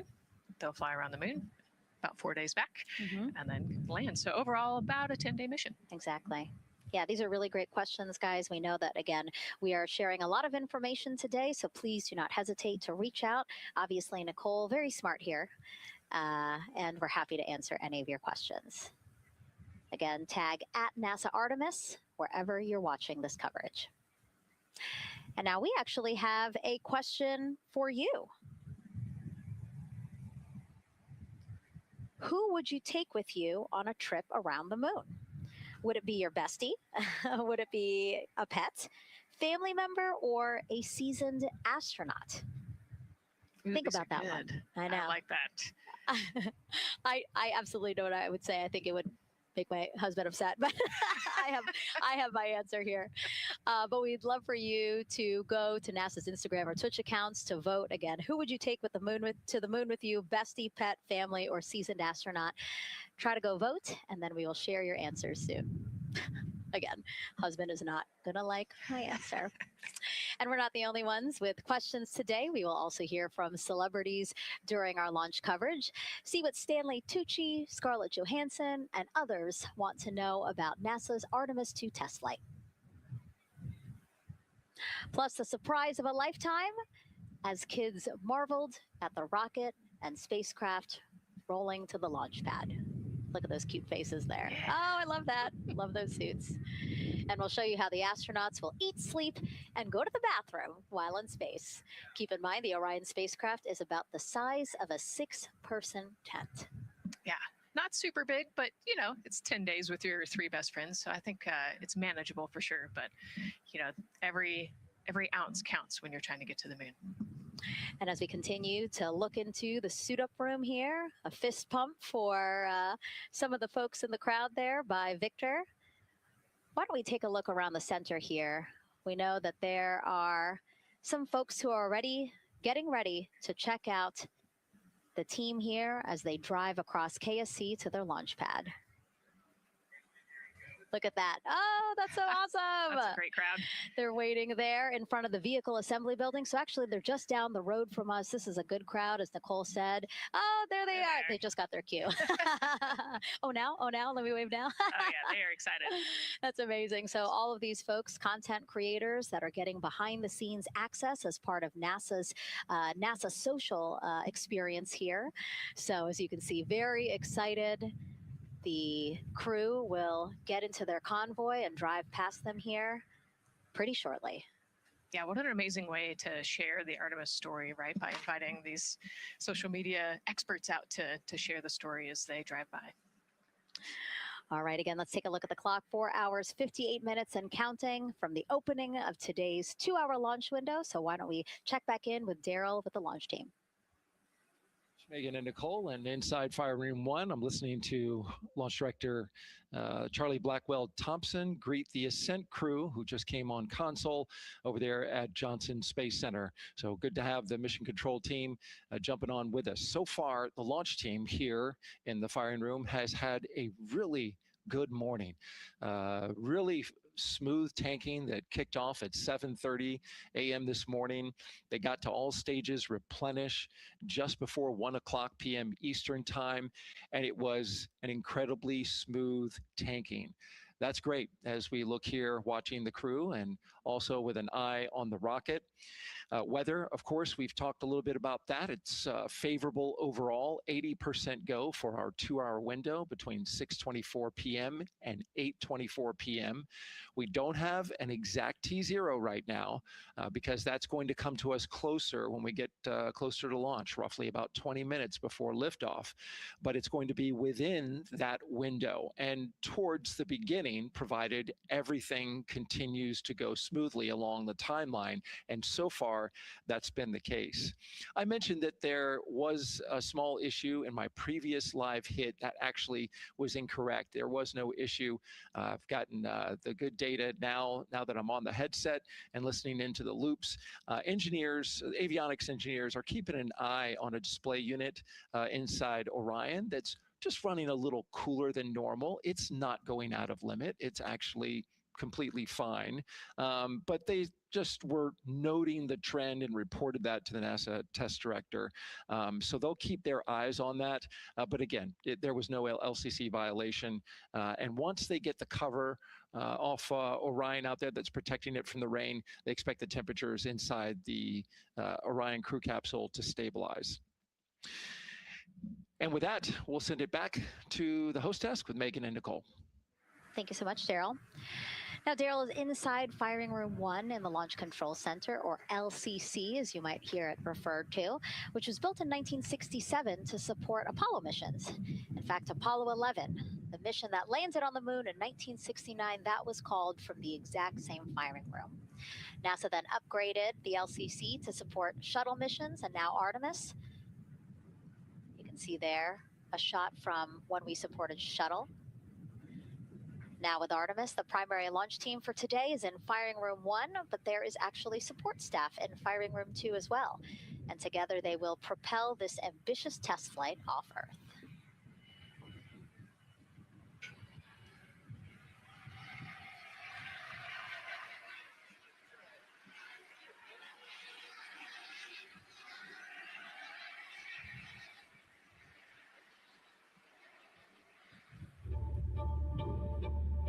We're going back to the moon because it's the next step in our journey to Mars. We need to go explore the moon. There's vast regions of unexplored areas with the coldest, darkest places in our solar system. This is a test mission, and when we get off the planet, we might come right back home. We might spend 3 or 4 days around Earth. We might go to the moon. That's where we want to go, but it is a test mission, and we are ready for every scenario as we ride this amazing space launch system and the Orion spacecraft. But another reason we're going back to the moon is to fulfill NASA's mission, which is to explore the unknown in air and space, to innovate for the benefit of humanity, and to inspire the world through discovery. And when we succeed and when we accomplish the things that we set out to accomplish, that inspiration not only can set up new things to happen, but it also is a reminder in tough times that we're capable of doing great things when we work together. The thing I love about the moon is that it's not just a beacon for exploration and this platform of possibilities for incredible missions like this, but it has benefits. That's actually why we're racing towards it. Those benefits are really wide in nature. You have everything from innovation, technology development, not only for future missions going deeper into the solar system, but technologies that come back to Earth. You have inspiration, a whole generation of people starting this pipeline of STEM workers and manufacturers and operators that are excited to see what you can do when you work hard and you come together as a team. When I think about the 4 of us flying around the far side of the moon, seeing that Earth rise, taking images and video and sending them back to you, the feeling that I have inside is hope. We know that Artemis 2 is not the solution for humanity on planet Earth, but it is a contribution in the positive column. We hope that just for a moment that people will pause and say, wow, it's extraordinary when you look back upon the Earth with over 8 billion people. And you see this concrete example of what humanity can do, this extraordinary thing when we set big goals and we work together to achieve them. Now, Kennedy's launch control team takes us to liftoff, but then mission control at NASA's Johnson Space Center in Houston takes over. That's where we have our Gary Jordan embedded with that team. Hey, Gary. Hey, Megan and Nicole, it's great to be joining you from here in Houston, Texas. I'm in NASA's Mission Control Center, where the Artemis II Ascent flight control teams, led by Flight Director Judd Freeling, recently started their shift to monitor the Orion spacecraft integrity, the Space Launch System, and the crew to make sure all criteria is met to commit to today's launch and the mission ahead. The team you see here in this room today has been training extensively to prepare for the highly dynamic phase of flight that begins shortly after engine ignition. Teams here will be monitoring the flight of the Space Launch System, Orion, and of course the Artemis II crew on board as they make their way from the Kennedy Space Center into Earth orbit. The lead console positions will be in this room, called the White Flight Control Room, a room which traces its legacy to the Space Shuttle program, with the first shift supporting STS-70 in 1995, more than 30 years ago. Each console represents an expert in a particular discipline, whether it be communications, propulsion, crew health, life support systems, or trajectory. And each of these individuals has a support team in other rooms, each ensuring that no data point is left unchecked, no procedure is missed, and combining efforts as one Artemis team to ensure crew safety and mission success. After liftoff, Mission Control Houston will be staffed around the clock over the next 10 days until the spacecraft is safed for the recovery teams and the crew is extracted from integrity and brought aboard the recovery vessel. The roar of a powerful Space Launch System liftoff is just the beginning. The mission is, of course, a test mission, and the first with humans on board Orion and in deep space. The crew's job is to put the systems and capabilities of Orion to the test, taking us closer to a sustained presence on the lunar surface. It's great to see the crew gathered around the table. Megan, with that, we'll toss it back to you as we continue to monitor from here in Mission Control Houston. Back to you. Thank you so much, Gary. Yes, a pre-flight tradition that we have seen with our crewed flights and our astronauts, the card game, Nicole. Yeah, you know, this is a fun time for the crew. Kind of relax a little bit, play a card game with the chief. You can see Scott Tingle there is the dealer today. Looks like they're playing high card wins. So Victor won, he's out, now Jeremy's out.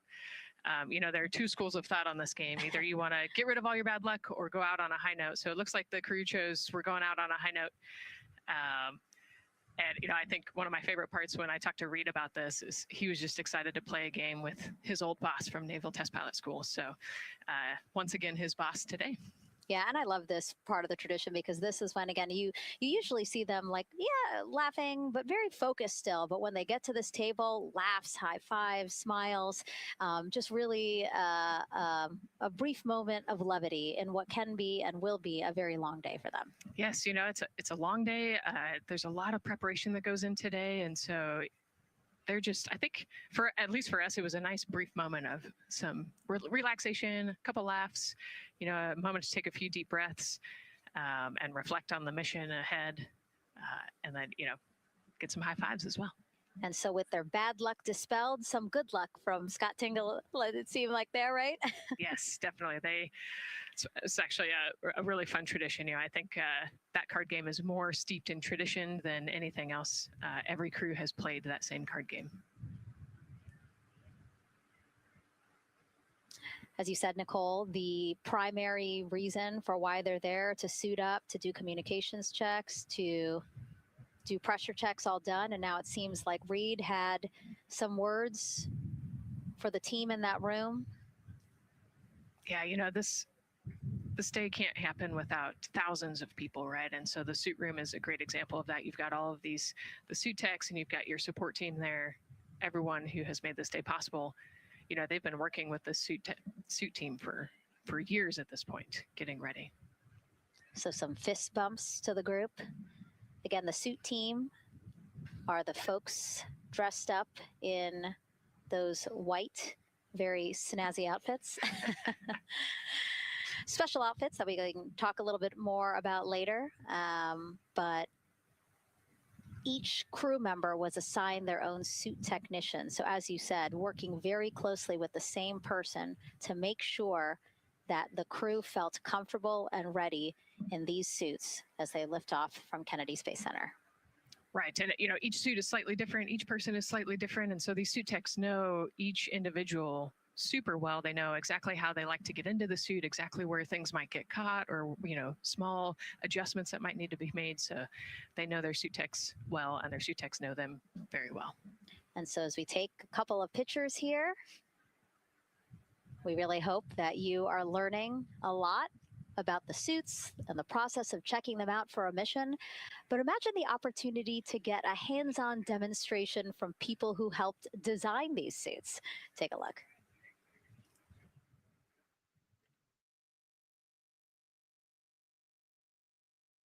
Does anyone want to try on one of the gloves? I love showing the kids the suit. I love how excited they get about space. Oh! So that would be... It just goes in there? We got to bring some stuff for them to actually put their hands in, and some of them were very excited because they want to be astronauts when they grow up. I would love to be an astronaut. That would be incredible. I'd like to be like an engineer that like maybe designs the suits. Whether it's the calm, the orange color, every aspect has an important function for our astronauts in space. It's going to be amazing seeing astronauts up close to the moon again. And that was a special event at Johnson Space Center.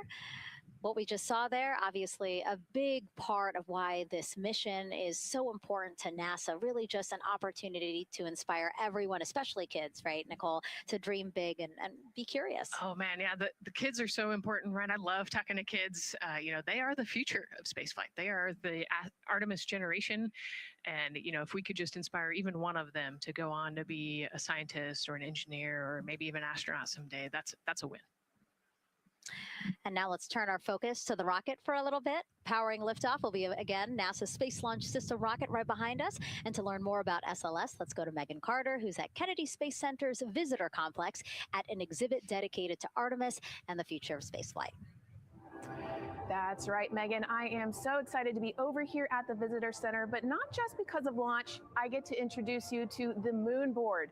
This is obviously a very complex mission, lots of moving parts and pieces. So the moon board is going to allow me to break some of those things down for you just a little bit more in depth, starting with that SLS rocket. Now, the SLS, or the Space Launch System, very big, very powerful. It is going to be producing 8.8 million pounds of thrust at launch. And like I mentioned, mentioned, very large, as you can see here, going to stand about 322 feet tall with Orion there on top, just a little bit taller than the Statue of Liberty. Now, there are many components that make up this rocket, so I'm going to point out just a handful that you're going to hear about a lot throughout this broadcast, starting with our boosters. These two twin solid rocket boosters are going to be very powerful. They are going to burn for the first 2.5 minutes of flight, and each one is going to stand 17 stories tall. They weigh in at about 1.6 million pounds each. Now, I am going to jump back out and I'm going to show you a little bit about our core stage. That's going to be known as the backbone, essentially, of our rocket, and it is made up of around 5 components, starting with this engine section down here. This engine section is where our 2 propellants are going to be funneled down through our pipelines, and they are going to be mixed at 2 different temperatures, very complex processing, and they are then going to go on to feed that fuel to our 4 very powerful RS-25 engines. These are going to produce about 500,000 pounds of thrust each at launch, and they will burn for 8 minutes. All right, now jumping up here, we are going to take a look, because I just mentioned those propellants. Obviously, we do need fuel, and that is why we have around 535,000 gallons of that liquid hydrogen. That's approximately about the same amount that you could fill an Olympic-sized pool, just to give you an idea. And then we're also going to have that liquid oxygen, and like I mentioned, there's going to be about 200,000 gallons for that one, and they are going to be funneled down through those lines that you see here on the side. All right, jumping up real quick, this is going to be our upper stage. That is where our core avionics are going to be stored, essentially the brains of the spacecraft. And then jumping out super quick, let's see if we can zoom in here, and we can. Those propellants I talked about are going to be stored at cryogenic temperatures. That means thousands of degrees below Fahrenheit, so they have to be kept very cold. And that, all those bumps and ridges there that you see, those are actually going to be an insulation spray that's going to help keep that rocket nice and cool, keep the propellants ready to go, and get us set up for success. Now, obviously, that was a very quick overview of our rocket. I have so much more to show you here on our moon board, but for now, I'm going to turn it back over to you, Megan. Thank you, Megan. A very impressive demo of the moon board, but also an impressive system, obviously. She mentioned 4 RS-25 engines on the core stage, and actually we have one right behind us here, used during the shuttle program, and I got to get a closer look at it with Space Launch Systems Engines Deputy Manager Philip Benefield. Okay, so Philip, in terms of size, shape, and function, what we see here behind us, exactly what we see on the pad. Absolutely, Megan, absolutely. So this is the RS-25 engine. Impressive. We have 4 of these on the bottom of the SLS rocket to propel the SLS rocket in Orion into low Earth orbit. And we've been seeing views of the pad throughout this broadcast, but you mostly only see the bell here. What's happening over here? Right, so this is generally what we call the power head section of the engine. So the purpose here is that it takes in the propellants from the vehicle tanks, the liquid oxygen minus 297 degrees, super cold stuff. The liquid hydrogen even colder, minus 423 Fahrenheit. There's 4 turbo pumps on the engine that pressurize that propellant up to 9,000 PSI in areas. It is all directed into the main combustion chamber where it is burned into hot gas that then is accelerated out the nozzle to produce thrust. When you say hot gas, what are we talking about? We're talking 6,000 degrees Fahrenheit gas. Wow, so we're talking really cold as liquids coming into the combustion chamber, and then it comes out as really, really hot gas. How do you design, how do you engineer something to control both extremes? Absolutely, it's a very technically challenging. One of the main things here with the nozzle is that since you have the 6,000 degree Fahrenheit gas coming out, you have to cool that nozzle so it doesn't melt. And so the way the nozzle is constructed with these 1,080 coolant tubes. And so each of these coolant tubes flows a small amount of hydrogen. It keeps it cold, and so it doesn't melt during operation. Wow. I mean, all of the science that you're talking about, it is truly amazing that you guys designed this for shuttle, and yet you've reconfigured it, retooled it to be able to now support Artemis. What do you think about that? Yeah, I think that's really amazing, the fact that we were able to use the heritage hardware on the Space Launch System. The engine itself, developed through the Space Shuttle program, many upgrades to make it more reliable and improve the thrust as well. Perfect. Philip, thank you so much. I can't wait to see all 4 function. Same here. Thanks, Megan. Enjoyed it. And again, another idea and way that we are learning from what we've built upon and figured out all into this moment. Yes, with so much more thrust and capability, like we said, we learn all those lessons from previous missions, and we get to involve them here today. And here we are, the closeout crew in the White Room getting ready for the astronauts who have just left crew suit up and are now walking down a hallway to greet some family and friends downstairs. Commander Reed Weissman, Pilot Victor Glover, Mission Specialist Christina Cook, and Jeremy Hansen. Looking excited, ready. Now in that elevator to take them 3 floors down. Thumbs up, one more photo, one more photo. Oh, nope, a couple more people in that elevator. Those are important folks. They're going with them to the pad. Yeah, Bye, Reed. This is a fun elevator ride. Yeah. And, you know, actually you couldn't see them because they're off camera, but the support crew that's actually in crew quarters with us is right there waving goodbye and saying goodbye to you. So it's a really special moment to say thank you and say goodbye to the support crew at crew quarters. That's amazing.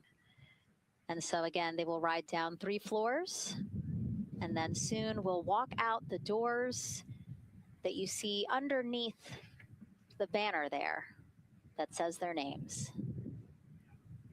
These doors, the same doors that astronauts who have launched from Kennedy Space Center have walked out of since the Apollo program. Yes, and you can see another tradition is putting your patch on that archway as well.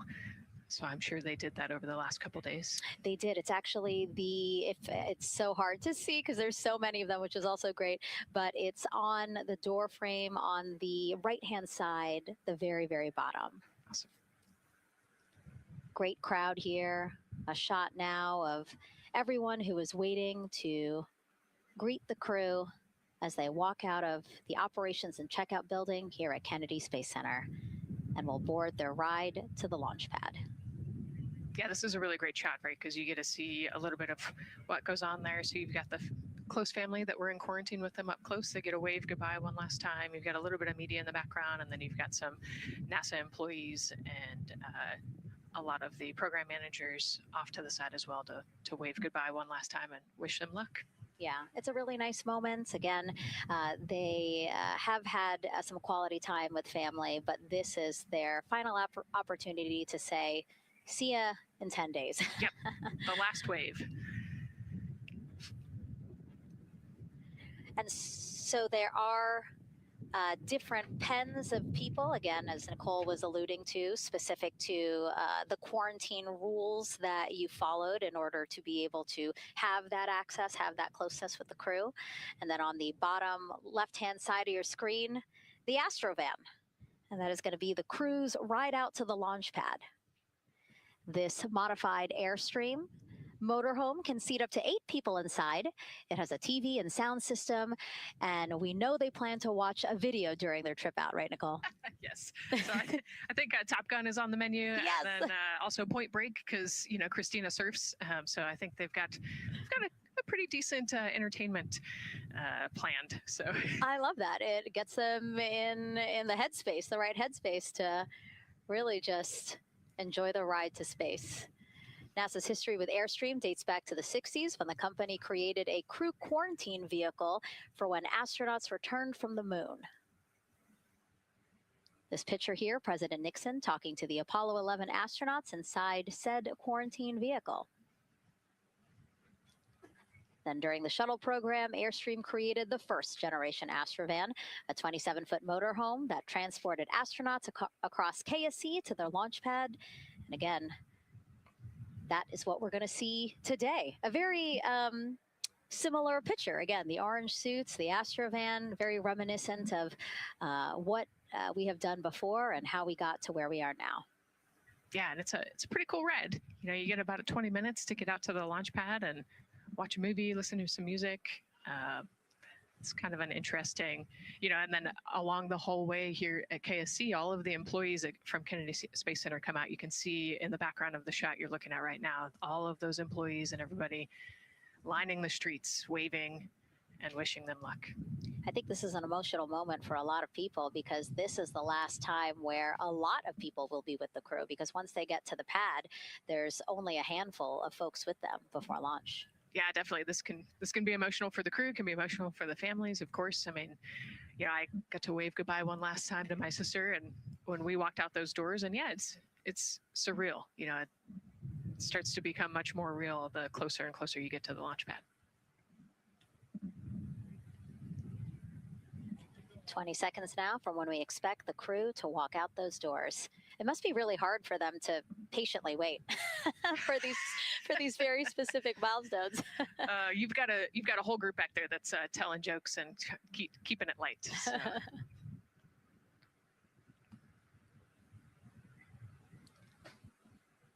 And here they are, NASA's Artemis II crew.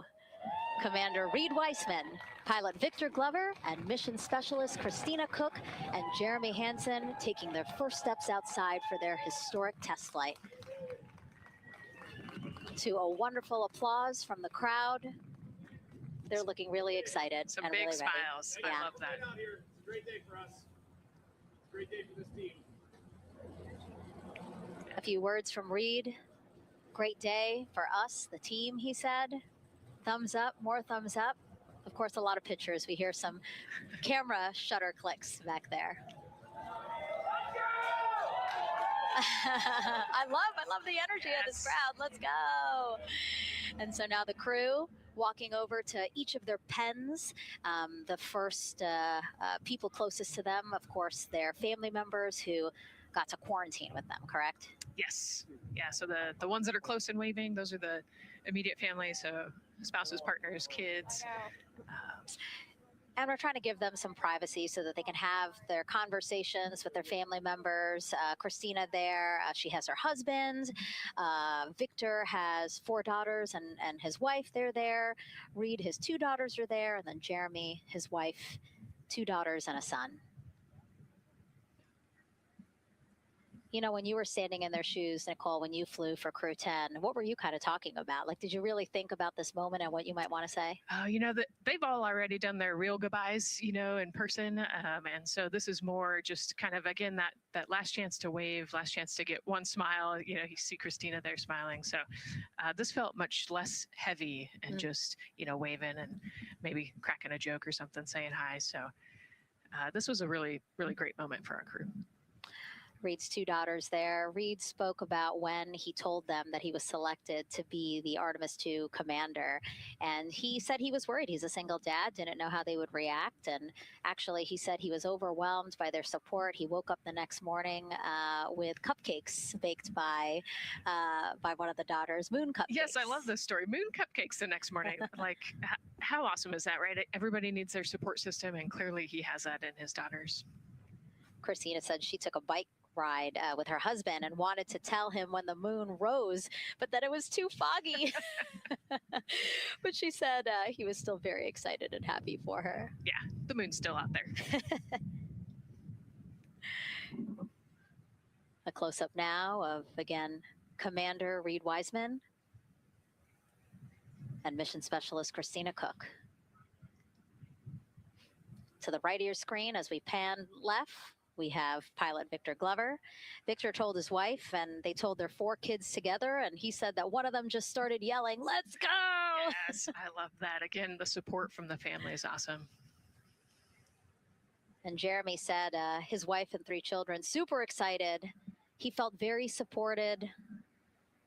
You know, he did have that tough conversation, obviously, of talking about the realities of this being a test flight, but he said they were super supportive. And now as he walks away, some kisses from Victor Glover to his family, hearts to Christina. Jeremy being a gentleman, pausing so that Christina can take a nice photo without him. Hearts too from Reed there.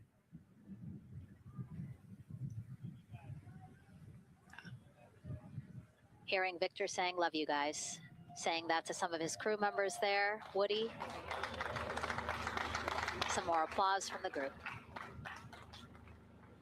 Quick wave to some of the NASA program managers, and I think Norm Knight's out there, the FOD Flight Operations Director.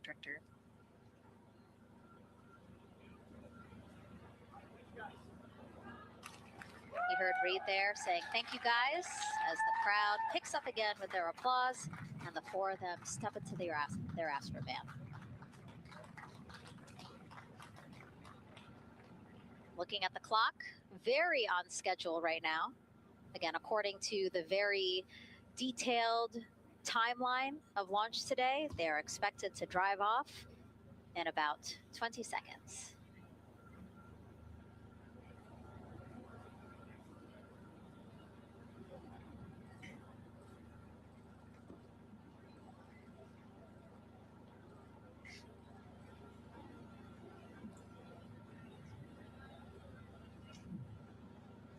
So far, we're marching toward the launch smoothly.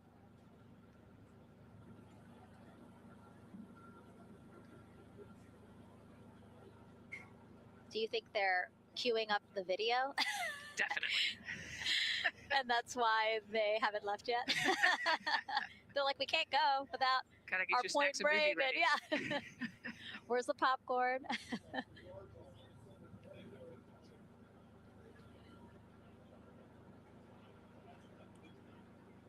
Again, good on the timeline. Of course, they do have these very specific milestones, but this is not one that has to be completely stuck to the second and the minute. Yeah, we will make up that time easily. They will get a full security escorted ride out to the launch pad. It's a quick trip, 15, 20 minutes.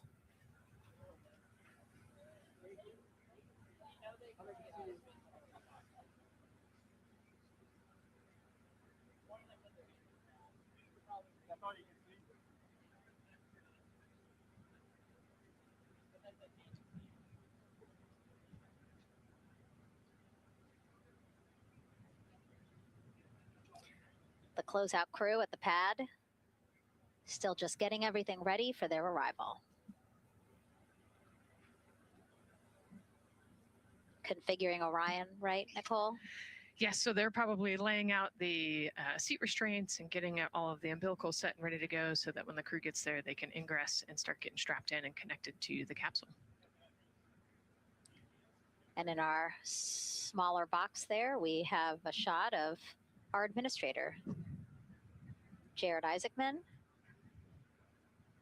bouncing around quite a lot today. Was in the firing room right after the crew weather brief, saying to the crew that they are good for them to start suiting up, and now here to wish them well as they drive out to the pad. Yes, he's so invested in this mission. I love it. You know, he's been an active participant today, and exciting to see him there at the walkout.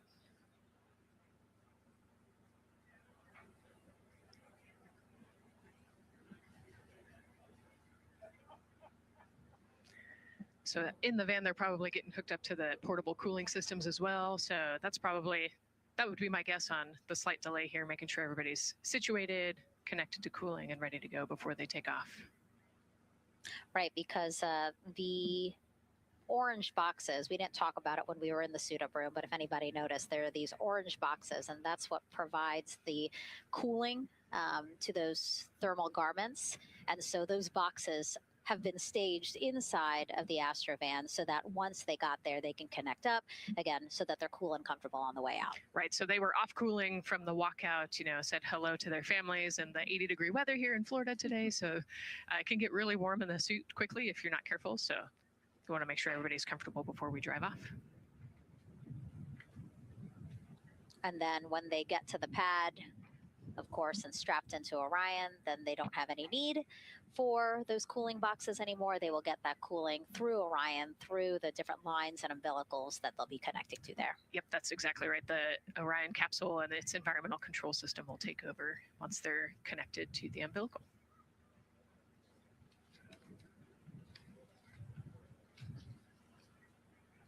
And so when we were watching them get into the elevator, I said, oh, there's a couple more people going in there. And they were, again, those folks in the white suits that we saw. Again, suit technicians. Yep. And there they go. And off they go. Reed, Victor, Christina, and Jeremy now on their way to launch pad 39B, where they will fly to the moon. Something no human has done in over 50 years. They may also set a new record as the farthest humans have ever been from Earth, a record set by the Apollo 13 crew almost 56 years ago today. We still hear cheers as they drive away from the operations and checkout building here at Kennedy Space Center. Now, while the crew make their way to the pad, let's get to know each of them even better. First, Commander Reed Wiseman. The moon, to me, it's the thing that connects me together with all the other humans in my life. I remember being a little kid lying in bed at night and just looking out at the moon in whatever phase it was in. And I was thinking, man, my friends that live like 20 miles away, they can probably look out and see that same exact moon. And then when I was in the Navy and I would look out at the moon and I'd be halfway around the planet, I would think, man, my brother can see that moon where he is and he's halfway around the planet from where I am. To me, it's a connection of life on Earth. We can all look up and see that moon, and it's always changing. The moon is never the same 2 days in a row. I love that. My name is Reed Wiseman. I'm the commander of NASA's Artemis 2 mission around the moon. I grew up in a little town just north of Baltimore, Maryland, about 20 miles north of the city. There was a National Guard base nearby my house, and there were A-10 aircraft that would fly over every now and then. I just would look up at them and be like, man, I want to be up there. I want to go do that. And then my brother went to the Naval Academy, and I would go every year and watch the Blue Angels fly during commencement. And that just started to grow and grow and grow. For a while, I wanted to join the Air Force, and then I realized Navy flies as well, and they fly from ships in the middle of the ocean. And that was it, like, done deal for me. That is exactly what I wanted to do for my career. Flying is freedom to me, especially when you're in a jet aircraft coming off of an aircraft carrier in the middle of the Pacific Ocean. Nearest land is over 1,500 miles away. So when you come off of that aircraft carrier, you are truly just alone with yourself out there. It is a magical experience to be out there all by yourself in an aircraft over the Pacific. Just it's free. I think anybody who accomplishes something that they set their mind out to, there's no one thing that does it for them. It's a combination of everything. I mean, the way my parents raised me, the way my brother and I, the way our relationship developed over time, my friends, being in the marching band, going to college, setting my own course, learning how to live on my own, being mentored along the way, being, kept on the path to success, but being given the freedom to, make excursions and fail every now and then and regroup and carry on. I think all those things come together in the end to get you where you are. I've had to overcome, I'm a human being. I've had to overcome a lot of fears. I'm pretty scared of heights. I joked about that on the International Space Station, but it turns out I'm only scared like at the edge of a building. When you're up on the International Space Station, even though you're 250 miles up, I never had that feeling of falling or that I was, at risk up there. I just kind of loved the feeling of floating and looking down at Earth. There have been challenges all throughout my life. By far, the biggest challenge was losing my wife in 2020 to cancer and now raising two daughters who are grown up now, but that's been the biggest challenge by far I've ever had to face. It is not easy. Being an only parent, trying to work a full-time job, and raising two kids is something that I think about every single day. I'm very proud of the work I've done. I haven't always done it well, but I've always shown up and tried as hard as I possibly can. And now Artemis 2 pilot Victor Glover and his journey to this history-making moment. I do wonder what it's going to be like when we are really far from Earth and can see it. The sensation of being so far away from everything that you know. I had that sensation on the space station the first time I got to sit in the cupola for a really long time. So I can only imagine what that's going to be like from 200,000 plus miles away. My name is Victor Glover, and I'm the pilot for NASA's Artemis 2 mission around the moon. When I was in fourth grade, I was 10 years old, and that's when the Challenger accident happened. And it helped me understand how the general public felt about the astronaut corps, right? Like, these are the people that we want to be. And that just gave me an easy thing to strive toward. The biggest fear that I've had to overcome in my life is doubting myself. Going to college when no one in my family had gone to college was a huge risk. I had more confidence in my athletic ability than in my academic abilities. I could play football with those college students that I saw on TV, but my classmates that I saw in the lab and around the University Union, I didn't know if I had what they had. I think addressing that self-doubt was a part of, swinging for the fence and trying to go get an engineering degree, not just go to college, but get an engineering degree and then go do something challenging and technical like flying. A Apollo is known for sending humans to the moon. Artemis has an opportunity to continue the Apollo story, but I actually think it's important for this story to stand on its own. Artemis is a new program, and we're trying to do new things. And it's great to compare and contrast. When you look at our spaceship, you can see parts that were designed, built, and integrated in another country. When you look at our crew, you see that our crew is international. There are also men and women. And I just think that comparing and contrasting makes the story even richer. The piloting role specifically, I will have an hour and a half or so where I get to fly the spacecraft by hand. We haven't flown that many spaceships. And so the ability to fly one actually in space on a test mission is just a really unique opportunity. I can't tell you how I'm going to feel when we fly by the moon and see the moon up close and the Earth from 250,000 miles away, but I don't use the word excited because I'm focused. You know, what we do, this is very serious and it's very risky, and we are all intimately familiar with that risk. And so if we go out there and we're successful and we can pass that baton on to Artemis 3, that's something to really be excited about. Great to hear from Reed and Victor in their own words about how they feel about this mission and their role in it as the convoy turns this corner here onto the road where the vehicle assembly building is and where the group that we showed you earlier today, ready with their flags. Wow, that group has expanded exponentially. Yes, this is great. So many people. Flags. Oh my gosh, I love it. Oh, this must feel so special to the crew to see all of these people here to wish them well. Yes, this is heartwarming. Look at how many people there are. Everyone is so excited about this mission. Signs, people have made signs. I feel like the Astrovan has slowed down a little bit, you know, to really take in the moment. Wow.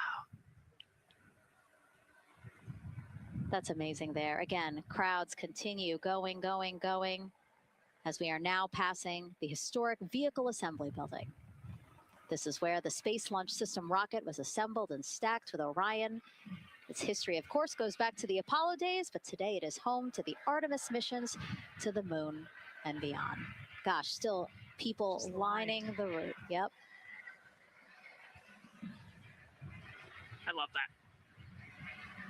I do too. It leaves me kind of speechless, you know, just to see all the support, all of the people who want to know that they're thinking of them, they're with them, and the fact that this crew specifically has always said we are going for all by all, this must be really special to them.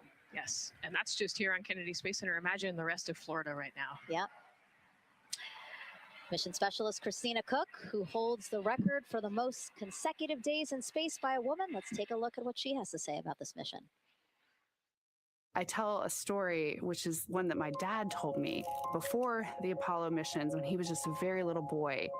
He was looking up at the moon with his mom, and his mom said to him, "Don't worry, Ronnie, we'll never get there." Fast forward maybe 70 years later, it's his daughter that's actually going there. And I think that long arc is something that we can all learn from. The idea that the seemingly impossible becomes possible if you just believe in it and are willing to work hard and come together to achieve it. My name is Christina Cook, and I'm a mission specialist for NASA's Artemis II mission around the moon. When I look back on my dreams as a kid, I definitely never thought I would actually get here. I was very pragmatic. Even though I'm a dreamer, I knew that the odds were way against me again, so I might as well do something I'm loving in the meantime. I definitely loved science and math in school and, did pretty well in those things, but I also loved being active. I was always outside. I loved things that made me feel small. I loved looking at the night sky, oftentimes between the pine tree branches, or I loved the ocean. North Carolina also has mountains, and when we go there, I just love the vastness of all of those things. I loved how they made me feel and what they made me think about, and the vastness of the universe and how much out there was to learn. I'm drawn to exploring. I'm drawn to challenges that involve both mental and physical. And I'd much rather be solving problems, wearing a whole lot of equipment and in a harsh environment. And that's just something I've carried with me ever since I was a kid.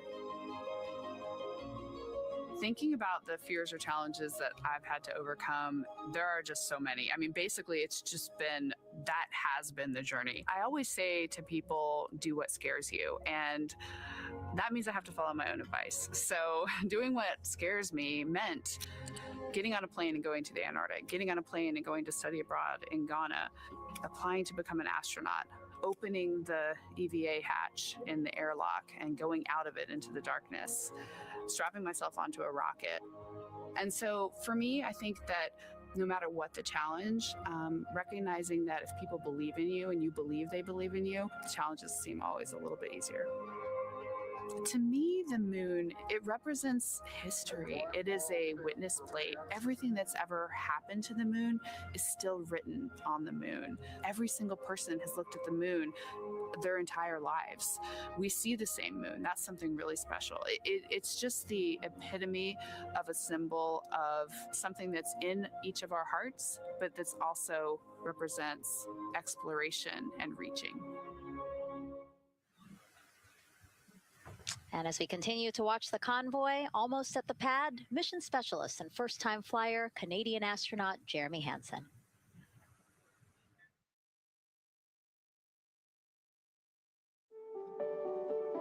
I have this very distinct memory of seeing an image of an astronaut standing on the moon. It's burnt in my brain because I went back to it so many times in my childhood, and I would look at that image, and I know it had a huge impact on me that humans had walked on the moon. My name is Colonel Jeremy Hansen. I'm an astronaut with the Canadian Space Agency, and I'm a mission specialist on NASA's Artemis 2 mission around the moon.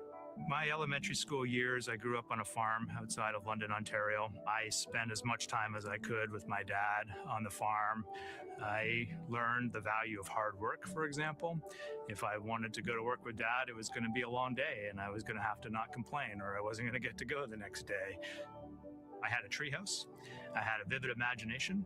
And I changed my treehouse into a spaceship. I made all these dials and controls. I had circuit breakers for switches that I found in the barn. And I was exploring space in my imagination. The most important thing I did to get to where I wanted to go in life, which was flying fighter jets and eventually becoming an astronaut, is I shared those desires with other people. And it turns out, just like you don't go to the moon on your own, if you could, I would have done it a long time ago in my treehouse as a kid. You have to go as a team. I think the biggest impediment to achieving my goals was, of course, myself. And I think that's a common human experience. There are many times where just little things would get in my way, and my immediate interpretation of that was, well, now that goal is out the window. You know, people must have lifted me back up, and somewhere in the back of my head, that persistence came through. And I think that's a common human experience, to doubt ourselves. I've come to this, I guess, realization that I believe that we all have gifts to contribute, and the goal is to figure out how to use your energy towards adding positively to humanity's existence on this planet. But I love it when humanity sets big goals, like sending humans to the surface of the moon with an eye to eventually going to Mars, because when we do that, we can bring together genius from not just even in one country, but around the world. I've also learned from my indigenous mentors that they refer to the moon as Grandmother Moon. So you've probably heard of Mother Earth. They use Grandmother Moon because Grandmother Moon is responsible for the water in their community, just like the moon moves the water around the planet, affects the tides. And I think that's a really beautiful thing for us as we go back to the moon, to think about all the different cultures around the world and how they view the moon differently. And that's really neat because we all share that same moon in the night sky. What's really neat, too, was that drive to the launch pad, that point of view to see what the crew is seeing as well as their Astrovan rides up the pad slope and are now on the surface, about to walk up to their vehicle. Yeah, you know, we talked about how tall this rocket is earlier. Wow. Look at that. Yeah, look at that point of view, yeah.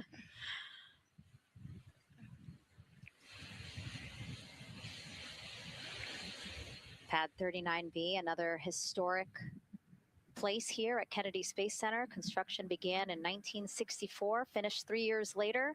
Apollo 10, the full dress rehearsal for the moon landing. That was the first mission to launch from this pad. Yeah, we've used this pad for a lot of missions. We modified the pad in the 70s and 80s, and then the shuttle missions actually launched from here as well. And then, of course, Artemis 1 took off from this launch pad November 2022. And now here we are about to see the Artemis 2 crew get out of the Astrovan and make their way up the mobile launcher to the 274-foot level, where they will embark on their first crewed test flight of the Artemis program. I think that button in the elevator actually says space. When it you does? Hit it. Yeah. Really? At least on 39 Alpha it does. So I imagine it says something similar here. Again, let's take a look at the clock as we wait for the crew to get out. 4 hours, 10 minutes and counting until the top of our 2-hour launch window today. Let's head back across the street to Daryl, who's following the launch team every step of the way. All right, thank you, Megan and Nicole. And here inside Firing Room 1, we had a nice moment. The launch director, Charlie Blackwell-Thompson, NASA's first female launch director, standing up from her console, taking her cell phone and snapping photos as the Artemis crew that she had just given the go to leave the astronaut crew quarters, driving by, and of course going up the causeway until they got there to the pad. And now we see them coming out of the Astro van there and getting ready to ascend the launch tower. Well, we got a weather brief before they went out to the pad, and of course LWO gave a go. There could be some rain out there at the pad. It's already rained out there already. If you're in the area and you're watching right now, well, certainly you know that there's some rain in the area. There's going to be spotty showers that are going to be coming ashore here, and we expect that throughout our rest of our countdown. But we also are getting forecasts that there'll be some clearing as we get closer to our launch window. Big wave from Reed Wiseman there, and a thumbs up as the crew goes into the elevator to ascend the launch tower to go up to the level where they'll walk across the crew access arm and get into the white room. One of the things that you're going to start to hear now is from the crew themselves. We're going to be airing the Orion to Earth loop, which is the communications that's going between that crew and the launch team here as they walk them through configuring their various consoles as well as getting ready. A nice moment here, and I'll just pause to just look and see as the crew walks across the zero deck, as they call it, which is the deck that's right there even with the engines, and they're taking a moment to go over there and stand up and gaze up at the 322-foot tall SLS rocket. This was part of the plan for the Artemis 2 crew, and potentially a rocket that could help them make history to go farther from Earth than any crew has before. The farthest distance from Earth when they launch will be roughly around 248,000 statute miles. They're expected to go about 4,000 miles farther than the Apollo 13 crew did. And now they've headed to the elevator to go up. Again, I was talking about the loops. You're going to be hearing from the crew as they discuss with the launch team getting various systems ready to go. And then closer to liftoff, we'll hear the operational launch team loop brought forward ahead of the critical pre-launch polls and then the start of terminal count. And that should be right around L-25 minutes, right before the NASA test director gives their poll and the launch director gives her management poll, which happens at L-17 minutes. Right now, a lot of focus is on, of course, the closeout crew. They've made the way for the crew to get inside the spacecraft now and walk across that crew access arm, and there they are. They have been working on a tight timeline, but they are ready to go, and they are ready to receive the crew and start putting them inside their Integrity spacecraft. That's it from the firing room. We'll send it back to Megan and Nicole. And launch director Charlie Blackwell-Thompson, again, we mentioned her a second ago. Her team have been training extensively for this moment since Artemis 1 launched in November 2022. Today, they have a message for Reed, Victor, Christina, and Jeremy.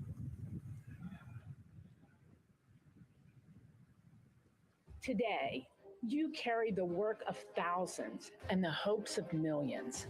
Every test, every simulation, every long day and night have led to this moment.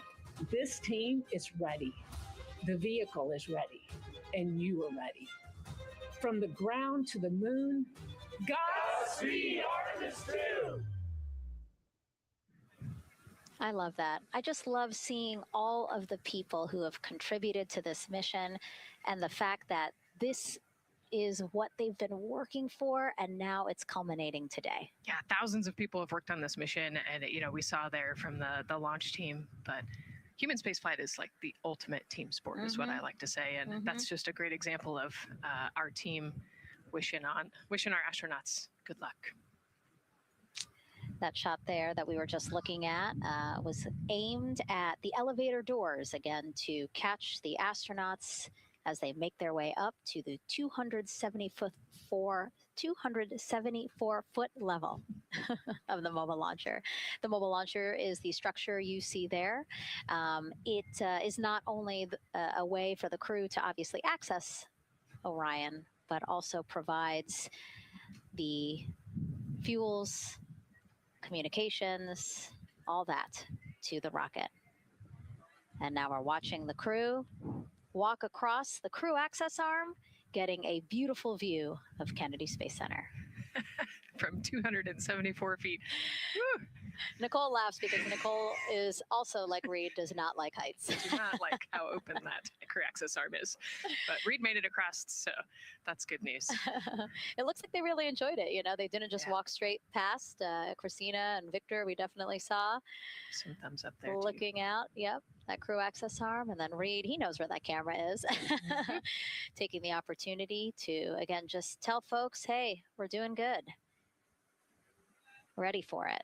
Yeah. And it looks like they're actually probably signing their patch. Yeah, there's a wall with patches there, and so each crew signs when they get up for their launch. And so this is probably actually the first time a crew is doing this in the White Room of Launch Pad 39B. Don't quote me on that, but I think the signing started with the commercial crew program. So there's a lot of that in the White Room over at 39A, but again, this is 39B. Yep. And so now in this room here, the White Room, again, we will see the crew don or put on their communication caps again, their helmets, their gloves, and remove coverings that they had on their shoes.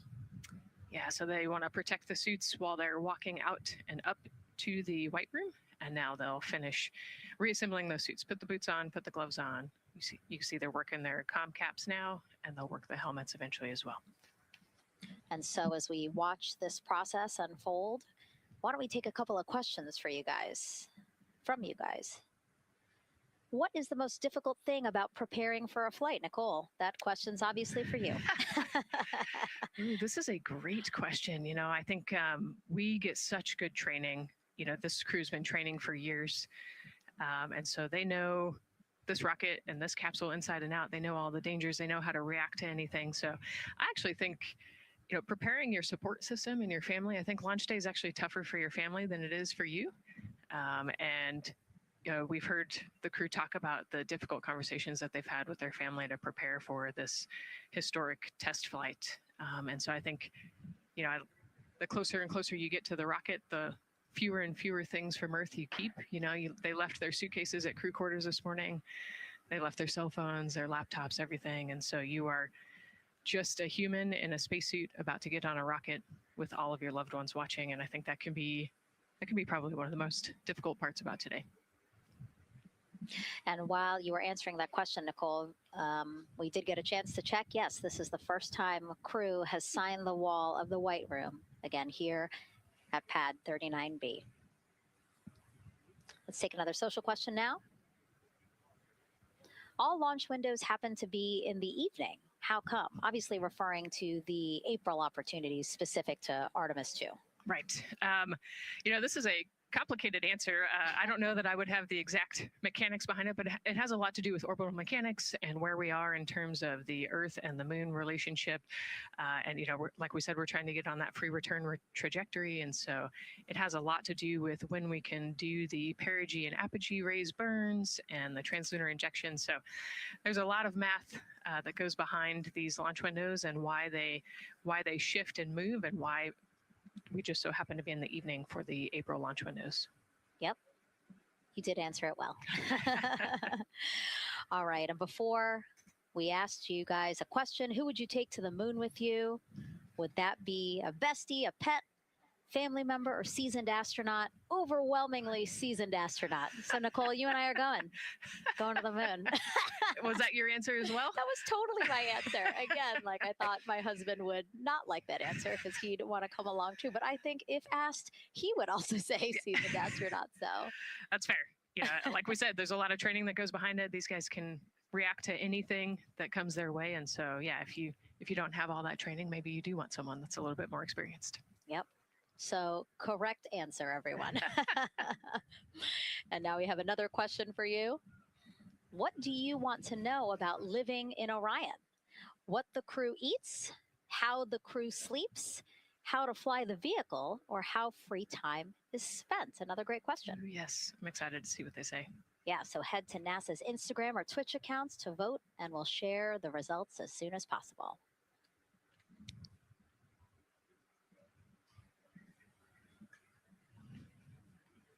And while you're doing that, remember to also sign up to be a virtual guest for this mission. Just go to the link we'll pull up on your screen. As a virtual guest, you will get mission-specific information, notifications of any schedule changes, and curated resources straight to your inbox. You will also receive commemorative stamps for your virtual passport after launch and splashdown. Again, we really, really want you guys to engage with us, engage with this mission, come along with us for the ride. So yeah, take advantage of these opportunities to be a part of it. Yes, it's a mission for all. And so back in the suit, no, not the suit up room, the white room. Well, they're suiting up. You can see why I might have slipped that up. So they are continuing to put on gloves. Reed and Jeremy look like they've been checked. Again, they've put on their gloves, their helmets. They've taken off those coverings on their shoes now that they're about to get into Orion. And then suit technicians are also helping Christina and Victor. And they're in this particular order, actually, because this is the order in which they're going to ingress into Orion. Again, we have Reed, Jeremy, then Victor, last Christina. Yeah, and that just has to do, like you said, with the seat orientation. So as the astronauts sit down and lay back in the capsule, the left side will be Reed, and then below him will be Jeremy. So that's why they're going to get in first, to create space for then Victor and Christina to get in. And let's talk a little bit now about the closeout team. We saw a few of these folks also in the suit up room. Suit technicians were in there, again, to make sure that they get into the suits properly. And then a couple of them came out to the pad here to, again, do the same thing. Hey, are you comfortable in these suits? Is everything is as you expected? And then these folks here will help them get into Orion, buckle up. And so we were talking a little bit about their attire, specially made for what they're doing right now. Yeah, so these they almost look like the equivalent of a flight suit, right? They're fire resistant. They've got the straps on the back for emergencies that mimic the same straps that the astronauts have on their suits, so that you can use the same exact equipment in an emergency egress from the pad, for example. So we can use the same equipment to get everybody safely away from the pad as required or if needed. Yeah, always thinking about those contingencies, how to very quickly, if there were an emergency, get everyone out, not just the astronauts, but also the closeout crew if an emergency was happening while they were still at the pad. And so those suits, flame retardant. Also, when we see them crawl into Orion, you will notice that they are on their knees quite a bit, so built-in knee pads. Really a thoughtful design for the purpose that they're serving today. Yeah, they're functional, which is exactly what we want, but also they're pretty classy looking. So we did a good job with the design. I was going to say, they actually look like, the outfits that car racers wear, right? Yeah. And then when I said that to the lead of the closeout crew, he's number one, if we do see him, Taylor Hose, he said, well, actually, we are kind of like a pit crew, like they're very quickly moving through the operations so that not a lot of time, not more time, is spent at the pad than is needed because this is a fully fueled rocket, Nicole. Right. Yeah, we want to minimize the time that we have more humans up in the White Room, but also safely and efficiently get the astronauts ingress into the capsule. And so that's their main job. That's so yeah, I like the pit crew analogy. Works great.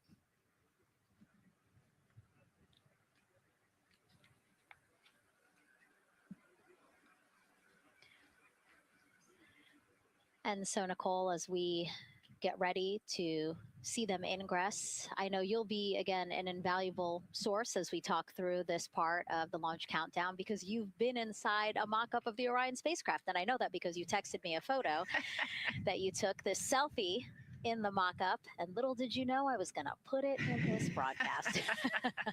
Yeah, this was actually a really wonderful opportunity. Last week, our flight control team at Johnson Space Center hosted an open house of the Orion mock-up there in the Space Vehicle mock-up facility. And so I got to spend some time in the capsule with some of the flight controllers who are actually sitting on console right now and talk to them about everything inside the mock-up. So you can see I've got a bump cap on. It's like a small hard hat. There are a lot of, metal corners and things, and we are still squishy humans at the end of the day. And so they want you to be careful while you're moving around in there. But I got to see, how the crew will ingress. I got to look at the umbilical and the seat straps, and I got to see, the emergency equipment and the stowage and the toilet. I got to see it all. Got to talk about everything. It was pretty cool. It was a really great time.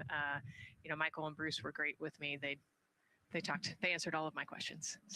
Yeah, because it's really good to be able to give that perspective because, and as you guys will see, yes, we do have cameras inside Orion and we'll of course take you in, but it doesn't give you a true feeling or idea of how big the space is, how things are configured. Again, like when we see them go in, they're actually on their backs. Yep. So again, it's just hard to really get a sense of the inside there, but Nicole is going to really help walk us through that.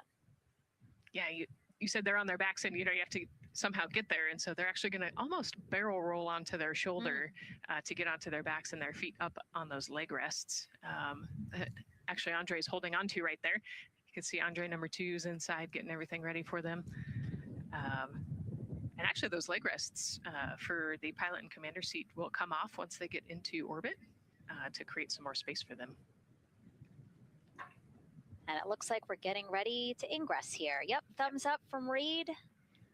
Everybody configured with their suits, and so in we go. They actually get inside by walking backwards. That's the easiest way to get in, right, Nicole? Yeah, so he will step down right over the flywheel or the exercise equipment that they've got in there. We'll talk to that in a second. And then you actually step down right on top of the toilet area backwards. You can see him going now. Oh, and he's already turned around and walking in. You can see Dre's protecting his helmet and his visor there from all that metal. Yeah. It's a tight squeeze, but they've done this a lot, so Reed's already all the way across the capsule. Yeah, that was fast. Impressive, Reed. Impressive. That's why you're the commander. Oh, a heart there from Jeremy again. Yep, Canada. Yeah. Canada is about to get into Orion. And so you mentioned Dre. Why don't we talk a little bit about him? So that was NASA astronaut Andre Douglas. And he is actually one of the backup crew members for the Artemis 2 mission. He trained alongside the primary crew and will step in and if any of the 3 astronauts are unable to fly.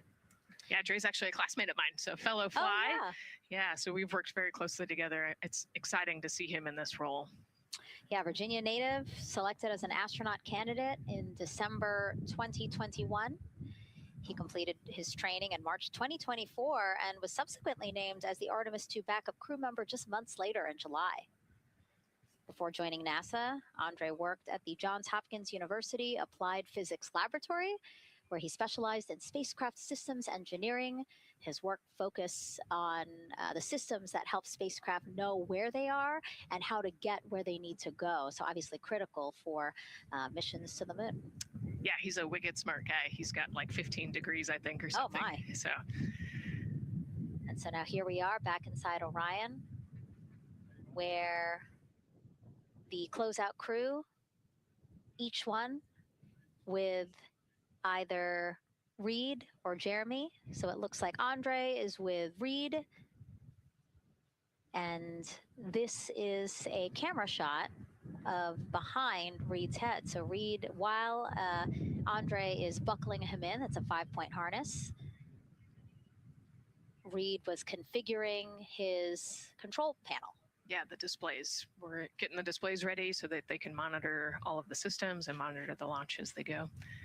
Christina there signing the wall.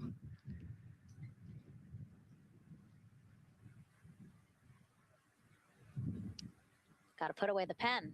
The pen could be foreign object debris or FOD, which is bad for NASA. We definitely want to make sure that we keep track of everything and we know where everything is, because the smallest thing could prevent us from launching or affect the equipment out there. Yeah, and you'll actually see that most of their tools will be tethered as well, so nothing can fall through a crack or drop.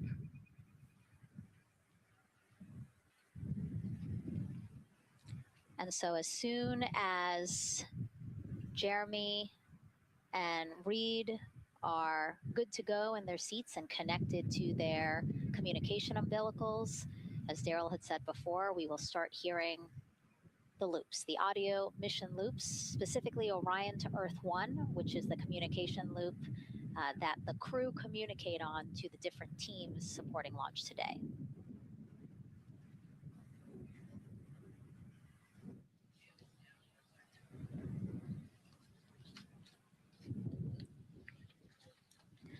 And as we said when we were in suit up, after they do communication checks, again, suit leak checks to make sure that nothing went wrong between the suit up room and here, and also to specifically connect them to the Orion systems. Yes, this will be an integrated test with Orion and the suits to make sure the entire system is working and ready for flight. And so you'll notice Reed and when Victor sits down, Reed and Victor are the only ones with the display panels in front of them. Jeremy and Christina will actually share a personal computer device, and that will be on Jeremy's leg, and that's how they'll continue to follow along with telemetry and data. Yeah, it's actually pretty cool. This is one of the technology demos that we're doing, and so they're going to plug into the system, and it'll be a screen repeater on that that device for them, so that they can see what the pilot and commander are seeing.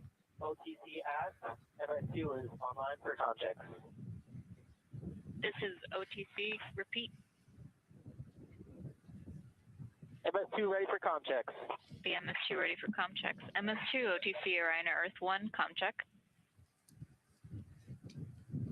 OTC, it's MS2. Have you loud and clear on 1.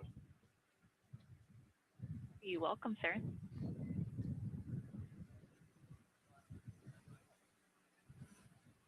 And so that was the Orion test conductor speaking with Jeremy Hansen, again, mission specialist 2 for this mission. So his communication check over, you heard him say 1, Orion to Earth 1, has been completed, a successful test.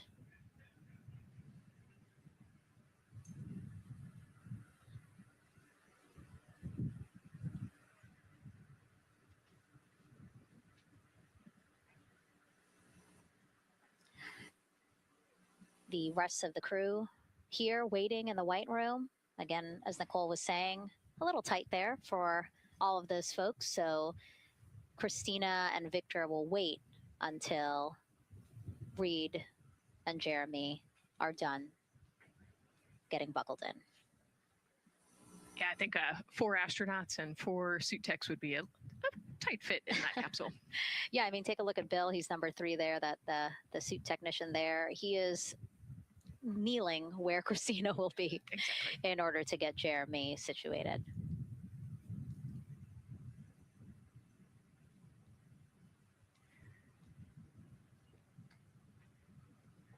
OTC ask, commander's ready for comm checks. OTC copies. Commander. NTD, Misco 212 comm check. NTD, have you loud and clear here as well. I'll catch FTS on 194, thank you. Commander, OTC Orion Earth 1. OTC, CDR has you loud and clear. Good comm. Welcome, sir.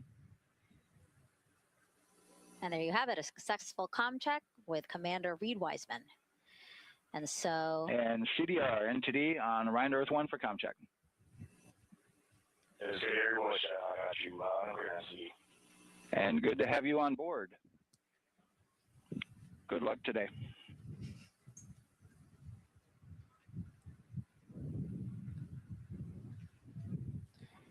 And so now these two closeout crew members will finish up what they're doing here. Again, Nicole, walk us through what is happening here. They're connecting umbilicals, is what we said. They're strapping them in, so they're getting their restraints connected. It's a 5-point harness with a quick release, and then they're connecting the umbilical, which has actually 4 different connections. So it's got the air in, air out, the water for cooling, and then the comm as well, the communication cable. So they're going to make sure that all of those connections are good to go, make sure the crew's receiving the cooling and the air, and then we heard the comm check as well. So they're just making sure the umbilical connection was good to go, getting them strapped in and ready, and then they will move on to Victor and Christina. And so while we wait for that to happen, why don't we get another check of the launch countdown milestones with Daryl and the launch team?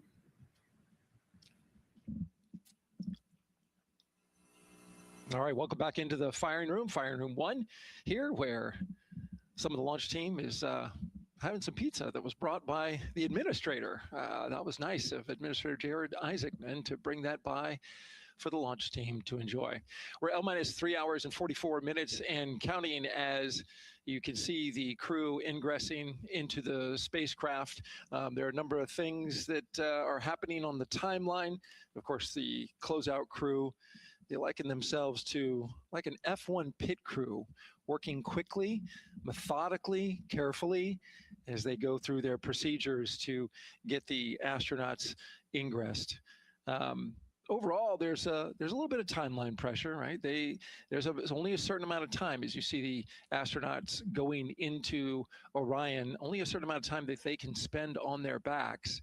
They will be there for a few hours, right? So we're sitting at 2:40 p.m. Eastern time, and the window opens at 6:24 p.m. Eastern time and runs until 8:24 p.m. Eastern time. So 4 or 5 hours or more on their backs, and then they'll hopefully lift off for a launch. So of course, the crew is mindful at the time. They don't want to slip into the window if they don't have to. And so they're keeping a tight lock on the margin, the amount of time that they're working there. And there's a heart from Christina Cook. Great to see that as she gets ready to get into the Orion spacecraft, one that they named Integrity. It certainly fits this crew from what I've observed. Now, right now, the rocket's tanks, they're in what's called replenish mode. So another factor for this closeout crew is, and the crew themselves, this is a fully tanked, almost ready to go rocket. It's got all the propellant it needs to go to the moon. It's just a matter of getting the astronauts in, getting them configured, and getting all the systems, the high energy systems, bringing them all online in order to launch this rocket. As they sit there, there is propellant boil off that's happening.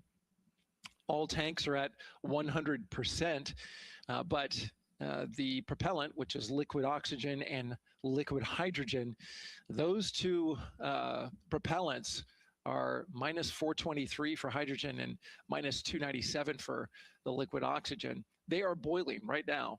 They've been boiling the entire time and they've been in the tank. And that is vented out, as you can see. When we look to a wider shot of the rocket, you can see the venting and the little wisp of clouds that are coming out from the top of the rocket in the middle part of the rocket. And that is because just like you boil water on your stove, those propellants are boiling. Of course, their boiling point is much lower than water, and so it doesn't take much for them to boil. But just as if you were to leave your pot of water on the stove and just leave it there, what would happen? Well, it would completely boil off, and all the water would be gone. Just basically turned into water vapor inside your house. Well, it's the same case here. So we are continually replenishing the rocket with propellant, liquid hydrogen and oxygen, running from those propellant lines that you see there going into the rocket. So that continues to go well. overall look from the launch team here, this has been a very smooth countdown so far. The cryo tanking went exceptionally well, and the launch team is really in a good mood right now. Cautiously optimistic, understanding that with a system this complex, you can have something unexpected happen. But to this point, the firing room is really encouraged by what they've seen so far, and are especially excited to see these astronauts getting inside the spacecraft. L-minus 3 hours and 40 minutes and counting until we open up that window for launch. For now, we'll send it back to Megan and Nicole. Thank you, Daryl. And, you know, he mentioned that the crew decided to name Orion Integrity, and it was not something they came to easily. You know, they really wanted to put in a lot of thought. And what they came down to is integrity is a value that NASA embodies, and also individually, they felt like integrity is something that speaks powerfully to them. Yeah, and I think the other part of integrity, you know, it just represents the humility and the professionalism behind the entire team that built this rocket and got us here today. And so it's a fitting name for this capsule. Yeah, like I said, I think the crew said it took them a little bit to decide on what they wanted, but I think they made the perfect choice. I agree. And so as the countdown to launch continues, we are reminded that this is an agency-wide effort to make today's launch attempt possible. We invited people across our NASA family to wish our crew a safe journey. Go Team Artemis! Go Team Artemis! 3, 2, 1, blast off! Have a great flight. Godspeed. We'll get you around the moon and home. If I had a message for the crew, be safe, to have fun, to remember that we're all down here rooting for them. I want to wish my friend and former student, Victor Glover, and the entire Artemis team best wishes and a successful flight. Have fun. Take some really cool pictures. Can't wait to see you when you get back. From the Earth to Sky team, connecting NASA science to public lands, go Artemis. We will see you in the Pacific, and you can count on us being there. Greetings from NASA Langley's historic gantry facility, where Neil learned to land on the moon and Orion learned how to swim. We are with you all the way to splashdown. Let's go fly from the Orion Human Engineering team. Woo! Like a full moon, your future is bright. Have a safe journey from the multimedia team in Cleveland, Ohio. We hope to see you guys back safely in San Diego, maybe singing some karaoke. Yeah, right, baby. He knows exactly what he wants to do. After, he's like, yep, karaoke.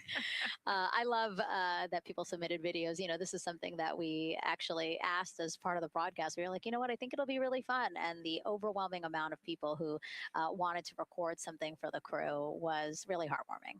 Yeah, you know, this is the first time in over half a century that we're sending people back to the moon, and everybody is excited about it. You know, kindergarten to congressmen and all over the world, everyone is ready for today and excited to see this launch. And so here we are again, still inside Orion with the closeout team, putting some final touches on, it looks like Victor's configuration there. Again, making sure that his harness is set and that he's connected to cooling, he's connected to communications, and he's connected to any other umbilicals that he needs to be connected to for Orion. Again, we are sharing so much information with you, and we hope you find it educational and fun. But we do know you guys still have some questions, so why don't we take another one now? Tell us what the moon is like! So cute. That wasn't a question. That was a demand. Nicole, you tell her what the moon is like. Oh, man, that was so cute.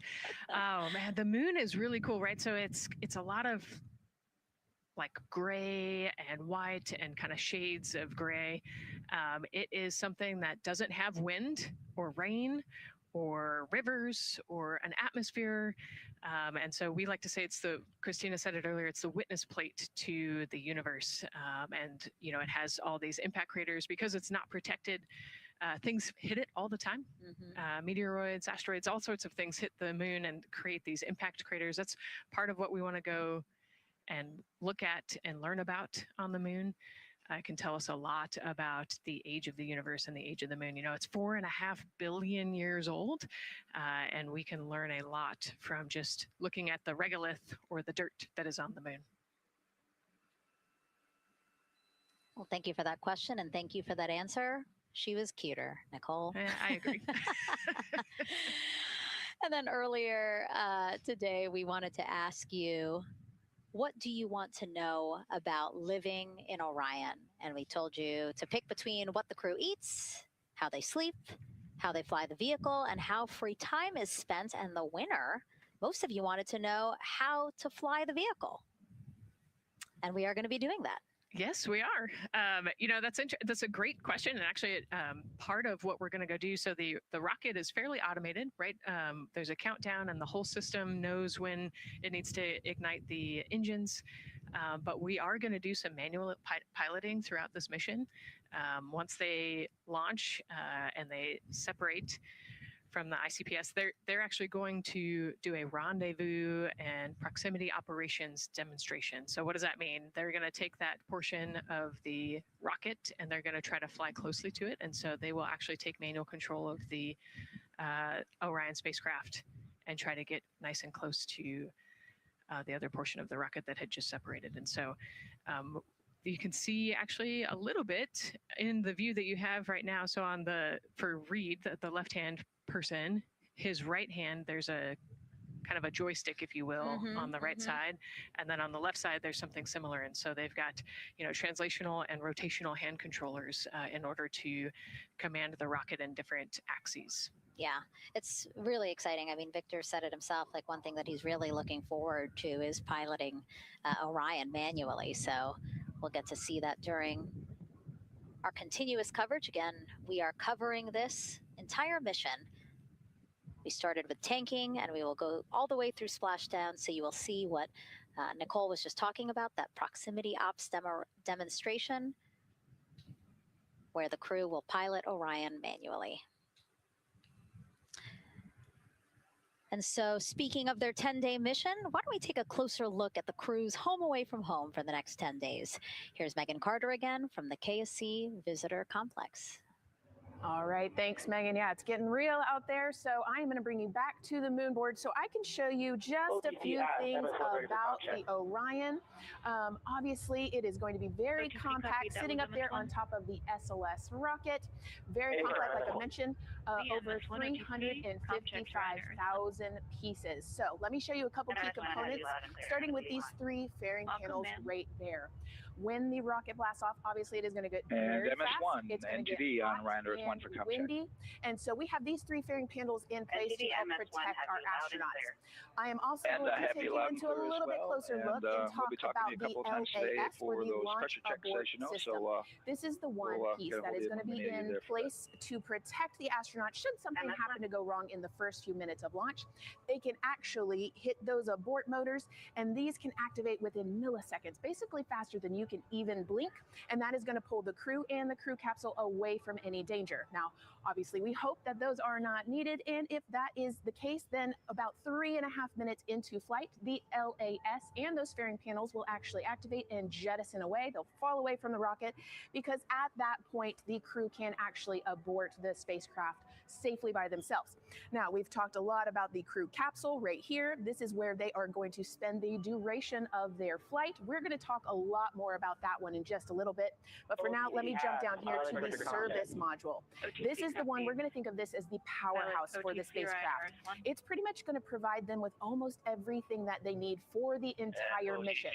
Temperature control, removing the carbon dioxide, providing them with oxygen, so much more. You can also do course corrections and things like that. So super quick breakdown, but as you can see, all of these components together are going to make the spacecraft one that is built not just to fly, but to protect, sustain, and bring those astronauts home. All right, lots more to come, but let's see where we are with the crew. Back over to you, Megan. Hey, thanks so much, Megan. A lot of useful information there. And we did want to point out that you did hear over the PLT, NTD on Orion to Earth 1 for comm check. NTD PLT, I have you loud and clear on OE1. And I have you the same. Welcome aboard. And so again, we are now hearing mission audio loops, specifically the Orion to Earth 1 loop, the communication channel for the crew. Successful comm checks by both Victor and Christina. CDR, OTC Orion to Earth 1. CDR.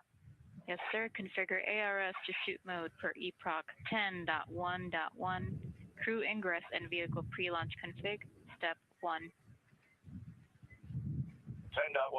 crew ingress and vehicle pre-launch config. Step 1. Going in work now. And so see, now we are privy to some of the countdown procedures that the team is asking for the crew to do.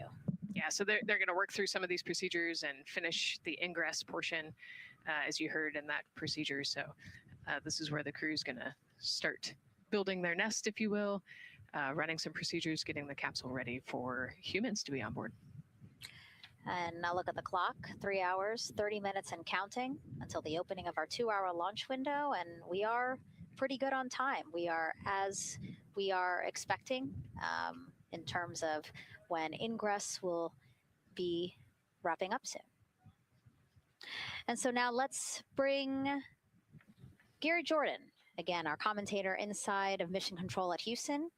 Gary, let's check in with you about mission preparations.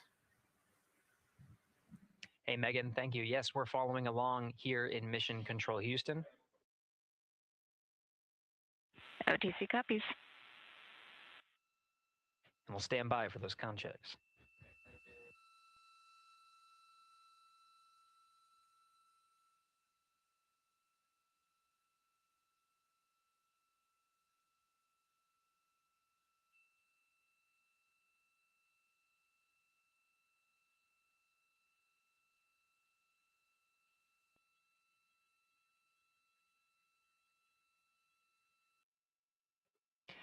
And again, we're waiting for those comm checks.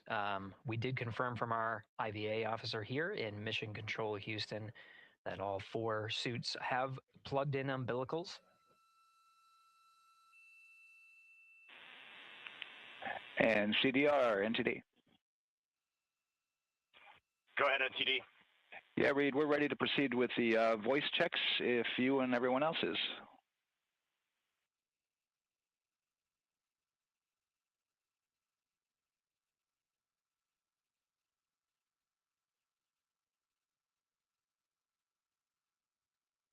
NTD, Integrity crew is ready for voice checks. I copy that. And Integrity for the entire crew, comm check on Orion to Earth 1. CDR. PLT. MS1. MS2. Good comm check by all. NTD moving to Orion to Earth 2.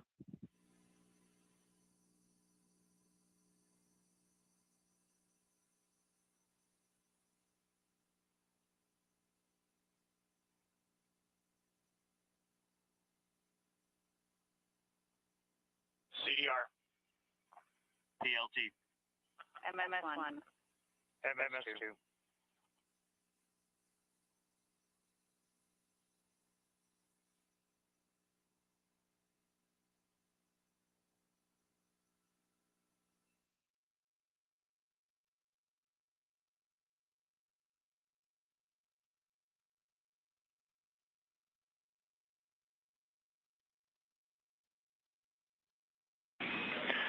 Integrity Houston on Orion to Earth 1. Voice check for the entire crew. CDR. PLT. MS1. MS2. Houston has all 4 crew loud and clear on OE1. Stand by for 2. Your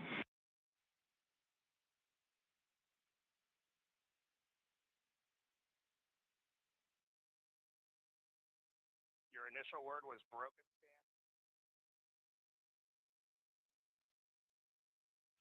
MS1. MS2. 4 crew loud and clear on OE2. We'll use 1 for the default. Houston out.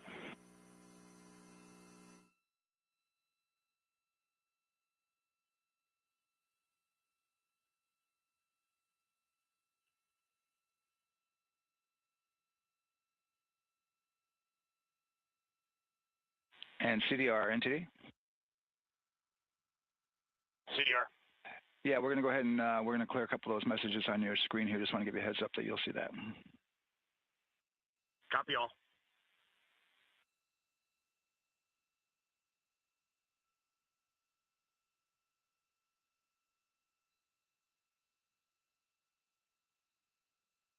CDR, OTC, Orion to Earth 1.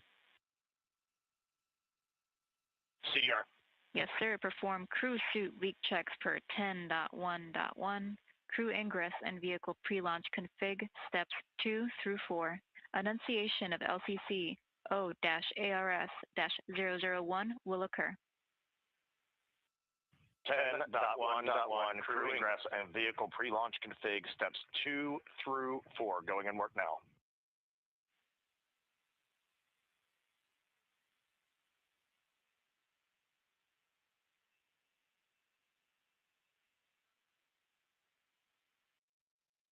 This is Mission Control Houston. We are following along as the 4 crew members of Artemis 2 work through their voice checks, then the umbilical connections and various pathways to get communications from all of the... refresh on your screen. CDR. Yes, sir. We're going to look to do a quick refresh on your screen if you guys are okay with that. Hey, firm, just let us know when we can continue in 10.1.1. We'll go hands off.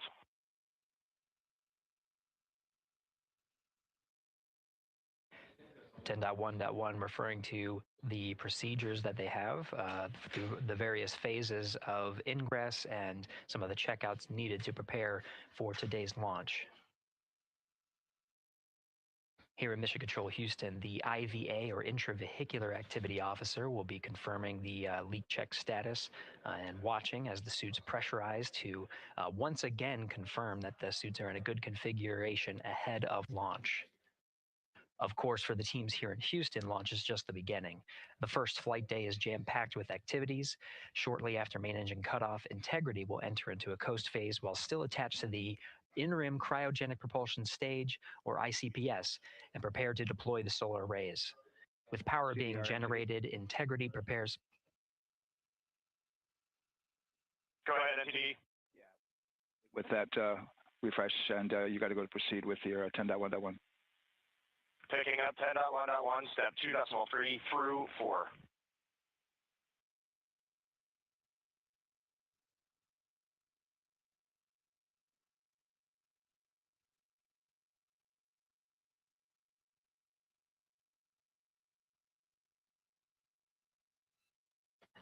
Picking up the procedures, the crew again working through the various steps to prepare for launch, standing by for suit.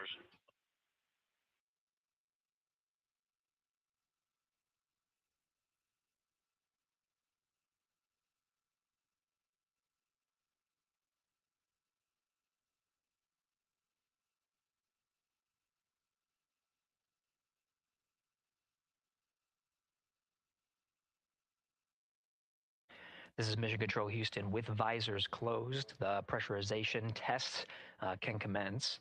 We'll stand by for word of a good leak check on all 4 of the crew member suits for the Artemis 2 mission.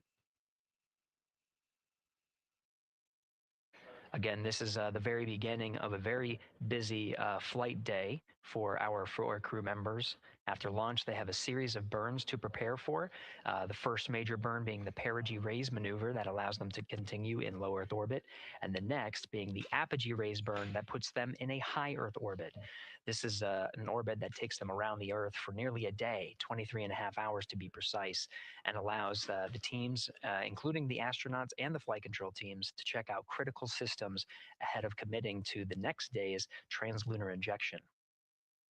But before they even call it a day, Integrity will separate from the ICPS, and the crew will command.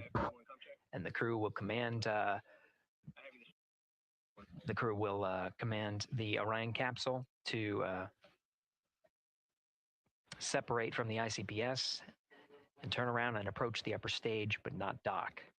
This is to test Orion's in-space maneuvering capabilities and provide further confidence in docking to another lunar space vehicle like the Human Landing System that will be part of the Artemis 3 mission ahead of future moon landings.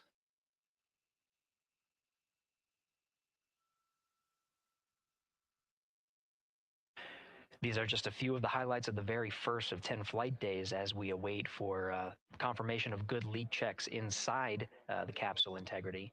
And there's a lot more to this mission. A reminder that this is, of course, a test flight. The purpose here is to demonstrate procedures, systems, and life inside Orion on a mission around the moon for the first time, and give further confidence in the capabilities that are charting a return to the lunar surface.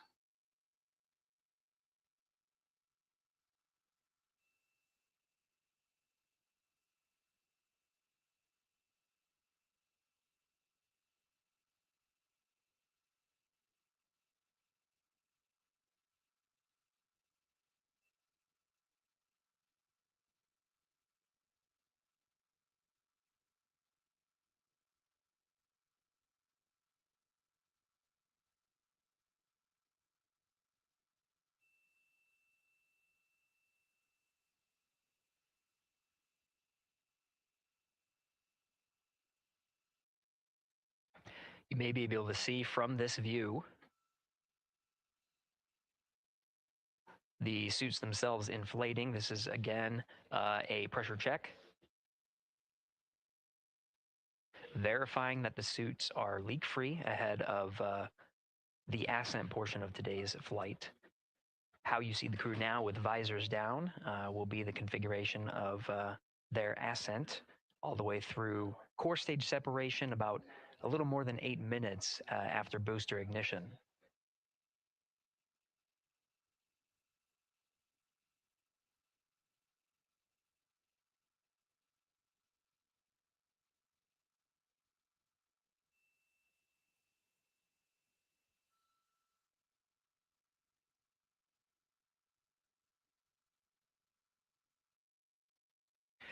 All right, here in Mission Control Houston, we are continuing to follow along, standing by for confirmation of good leak checks. In the meantime, there are no showstoppers here in Mission Control Houston. We continue to monitor the countdown to launch. Megan, we'll send it back to you over at the Space Coast. Hey, Gary, thank you so much. Yeah, as we wait for confirmation of a successful leak check for all 4 astronauts, why don't we go back to Daryl, again, who has been following along with the launch countdown as we inch closer to the opening of our 2-hour launch window. All right, thank you, Megan. And yes, getting some good communication. It's great to hear from the crew inside, even though it is as simple as a comm check. It's really good to hear their voices as they move through those various comm checks and then get ready for their suit leak checks. Fantastic views inside Orion that you're looking at now. Give you an update on the weather outside.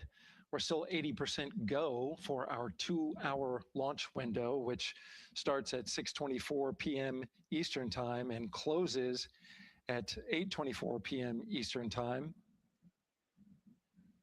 That's the good news. The bad news is that we've got some rain showers that are starting to head in. Looks like it may miss the pad. Wouldn't matter if it rained on it or not, though. It's received some rain earlier today. Water isn't going to hurt anything out there at this point. But the rest of the area might be getting a little bit wet, which may include the hostess, so keep an eye out for that.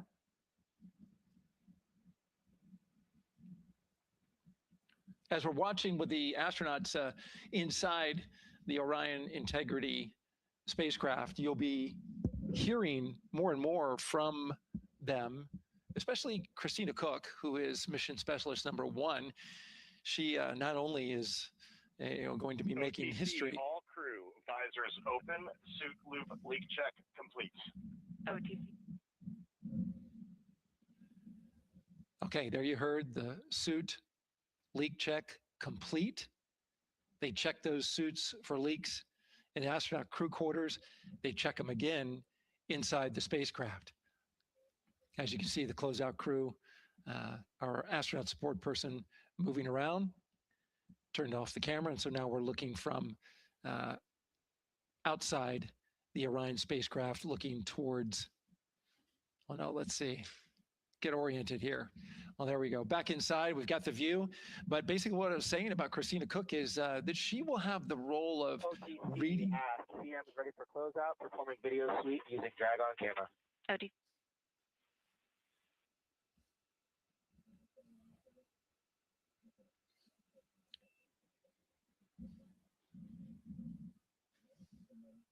she will have the role of reading out a pressure reading that tells the team that. And CDR or NTD? Go ahead, NTD. Yeah, we're going to do another cleanup on those suit leak check messages that we got from since we're done with that now. Integrity copies. Yeah.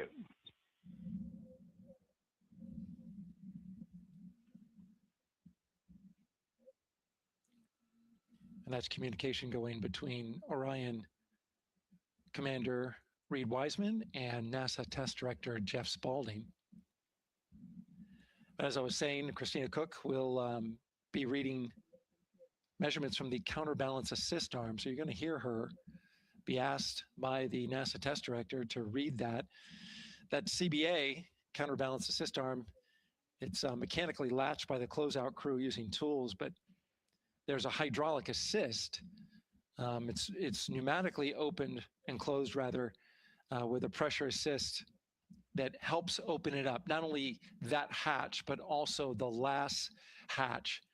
There's 2 hatches there that we'll see that will be closed, but this is in case of an emergency out there at the pad. If the crew, for some reason, needed to exit quickly, then they would exit the spacecraft by pulling that lever, which would open both hatches. Those hatches are heavy. The Orion hatch is hundreds of pounds. ATC cameras 1 and 2 both set to record. ATC copies.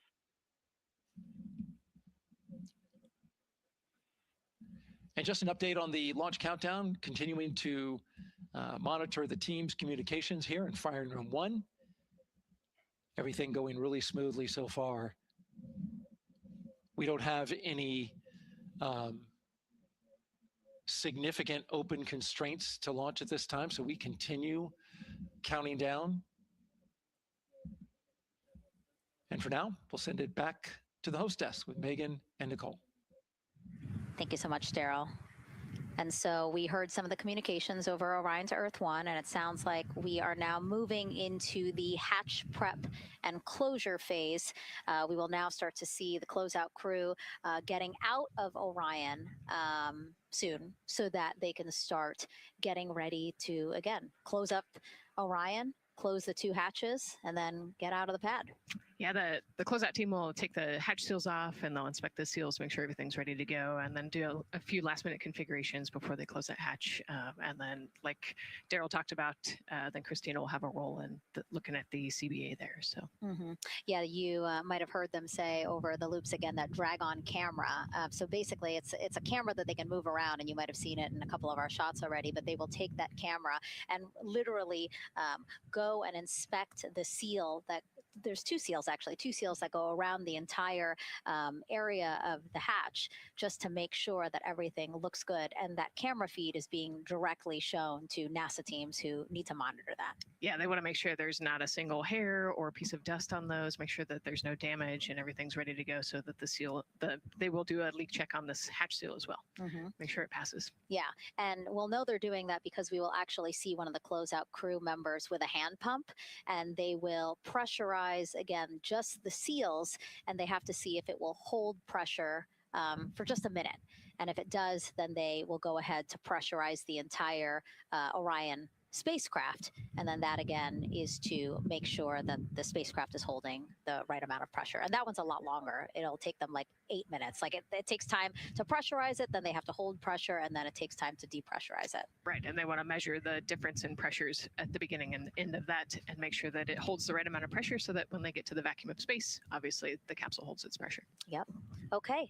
Well, again, as we continue to watch operations that are happening at the pad inside of Orion, why don't we go over to Banana Creek? It's one of our viewing locations here at Kennedy Space Center. They will have a spectacular view, and we actually have NASA's Leah Martin there chatting with a big group of people surrounded by a lot of folks on bleachers there. Hey, Megan, yeah, tons of people out here today, thousands of people gathering at Banana Creek to enjoy NASA's Next big mission and humanity's next great leap today. It's a gorgeous day, and I'm joined here actually by some people who are probably the only people on center who are a little bit more excited than me to see this rocket lift off. Where are you from, and why are you here? So we're from the University of Tennessee, Knoxville. We're a group of 7 aerospace senior engineering students traveling here with Josh Dobbs, former quarterback of the University of Tennessee, with his extraordinary Dobbs Foundation. Now, you were actually telling me a little bit earlier, you're here local, you're from Orlando. What's it like being an aerospace engineer and then having the opportunity to come back here to the Space Coast and see this mission lift off today? It is absolutely amazing. I feel like the little 9-year-old girl inside me is so excited. Like, I'm from around here. I grew up watching launches in my backyard. And so this seems like such a full circle happy moment for me. Now, you are an aerospace engineer looking hopefully to join the workforce in the future. How does it feel to be here and see firsthand what that work does? It's just so cool to see what I've been working for the last 4 years, and then 12 years before that, just actually be physically happening in front of me. It's something I never dreamed of as a kid.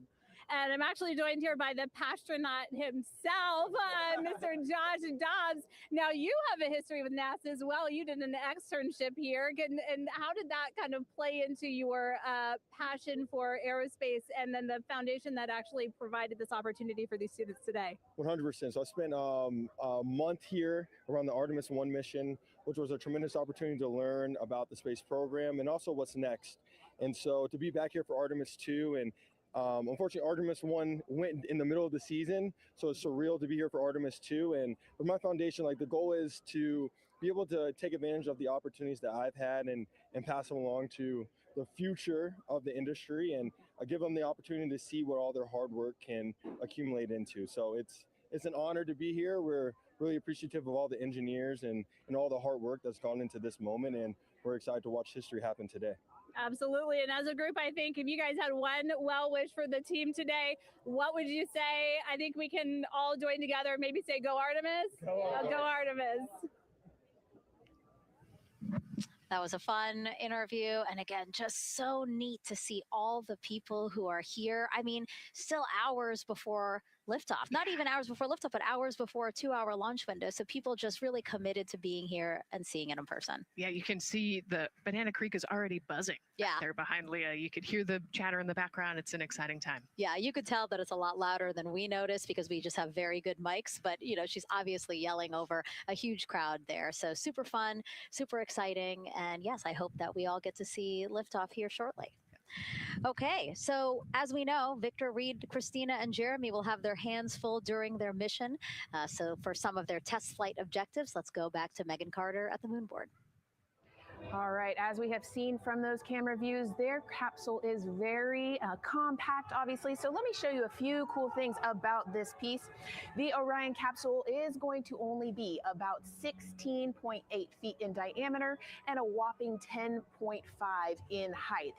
Think of it about the same cubic feet as 2 minivans. So obviously every piece of that capsule has been planned with purpose. And a really great example of that is going to be these seats that we have seen that live view of. Now, these seats are going to be out for launch, re-entry, and splashdown, but in between, they are stored in between to give them more room for daily activities and things like that. While they are on board, obviously they are going to have a lot of things to do. One of those is going to be to manually fly Orion, as we've discussed, but they also have several other objectives as well. And they're going to be doing lots of system checkouts, checking out the service module, making sure everything is working correctly. They're also, like I said, going to have a chance to manually fly. Now, this was taken during one of their training simulations, but as you can see here, they will have advanced flight displays, hand controllers, touchscreen interfaces, so much to work with and practice with as well. Now, while on board, they will also have the ability to eat those shelf-stable meals that are designed specifically for microgravity.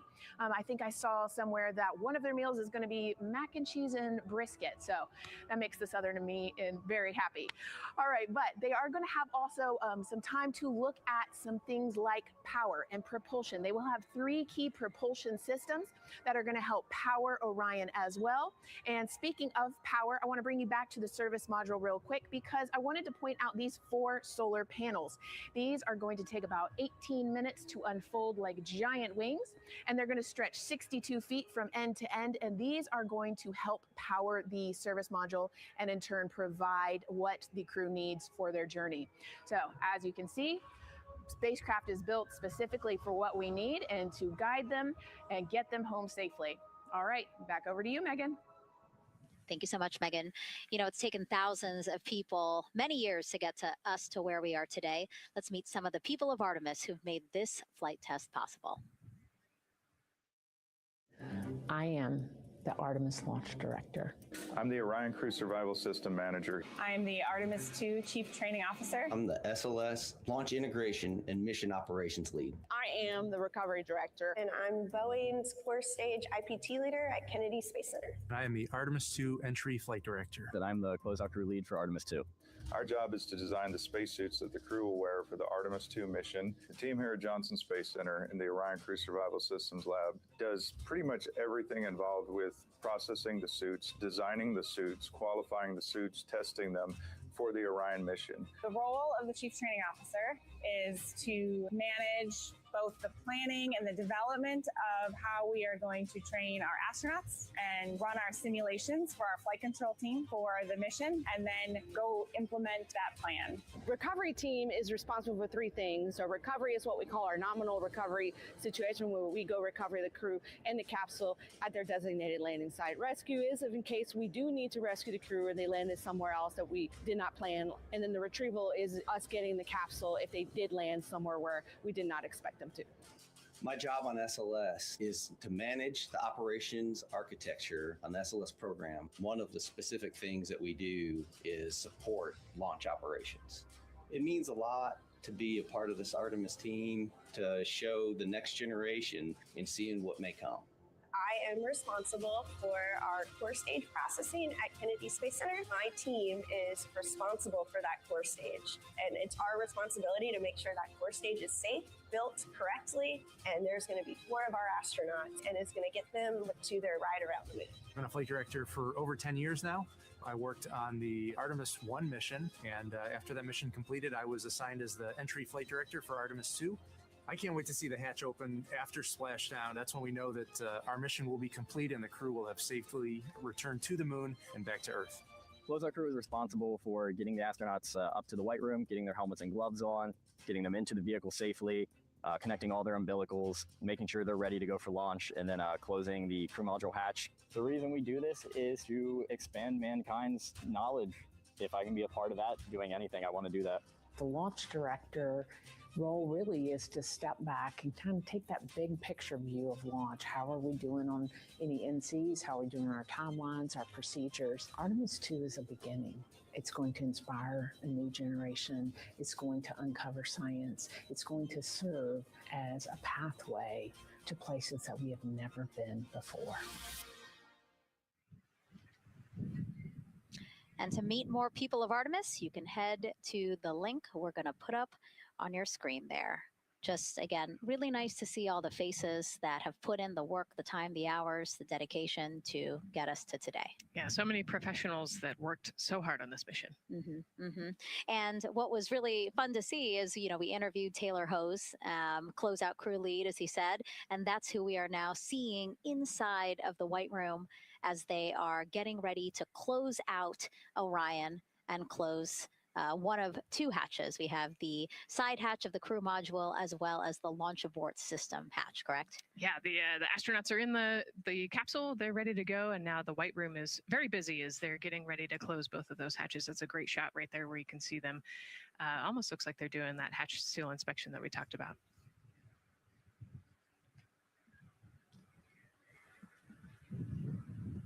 And so, Nicole, as we continue to see them get ready to close that smaller hatch, again, the crew module side hatch, let's take some questions now. Sounds good. A lot has changed since Apollo, and I have a few questions about what's next. What part of the moon are we exploring through Artemis, and what are some of the key points that NASA needs to consider when planning missions like this? Were you expecting to see Scarlett Johansson? I think that took you. Yeah, I mean, took you aback. We've talked about this, but everybody has an interest in this mission. You know, it's humanity trying to explore and go back to the moon. And I love this question. You know, what part of the moon are we going to? You know, eventually we want to get to the polar regions, the South Pole specifically. We think that there are volatiles there, so water ice, something that can be harnessed as a resource as we create the permanent base on the moon and then try to get onto Mars. But getting to the moon is a tricky mission. You know, we're going further than we have in a long time. And, you know, on the International Space Station, we're 250 miles from the Earth. And so we're pretty close. We resupply that spacecraft pretty often with cargo missions. But the further and further you get away from Earth, the more you have to think about the lack of cargo, the comm delay. You know, there's a communication delay the further away you get. And so there are different and unique problems as we continue to explore further and further out into the solar system. And there is so much to learn about the moon. So it's no surprise that, yes, even though our goal is to have a moon base at the lunar South Pole, the lunar South Pole is not the main focus of this lunar flyby. So instead, the crew is going to be focused on observing the far side of the moon. So this is actually an animation of what teams expect the moon to look like if the crew launches today. So this is, of course, the side that faces the moon, and this is the far side of the moon, which when, again, the crew does their lunar flyby on flight day 6, we are expecting this will be their view. What an amazing view and an opportunity. Yeah, you know, there's so much to learn from this particular mission, because obviously we're not landing with this mission. And so they actually potentially could see the South Pole and kind of scope out what our landing regions look like in the context of the entire moon. But also they're going to see parts of the lunar surface that have never been seen before by the human eye. And so they're going to take these detailed notes. They're going to record themselves talking about what they see. You know, we do a ton of geology training as astronauts, especially this Artemis 2 crew. They did a ton of geology training working with scientists to learn, you know, what is the context of the moon? What parts of the moon look interesting and look different? You know, the impact craters that we talked about earlier. So really trying to take all the pictures, take all the observations, write down, talk about their observations, and record as much data as we possibly can for the researchers back here on Earth.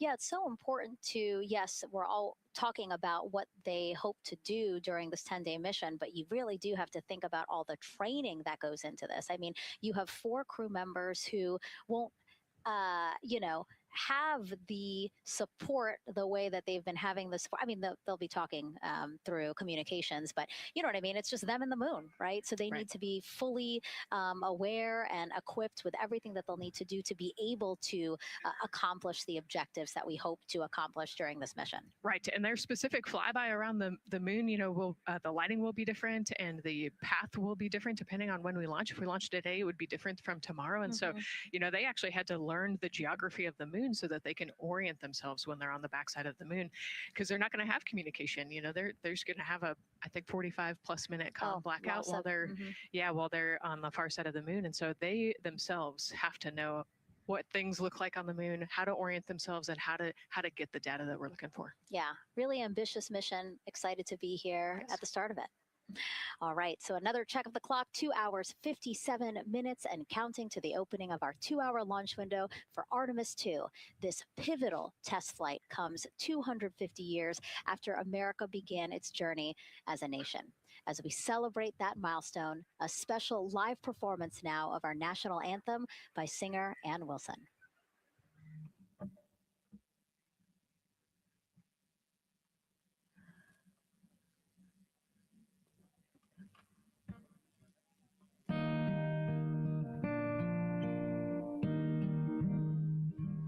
Oh, say, can you see by the dawn's early light what so proudly we held at the twilight's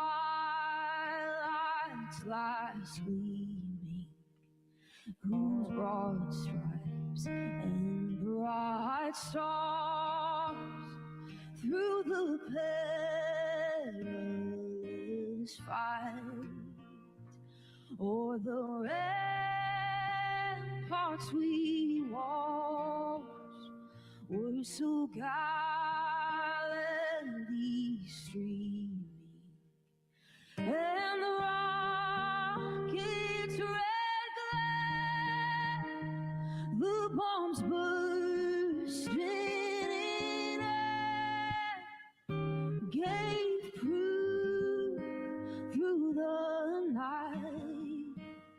that our flight was still there.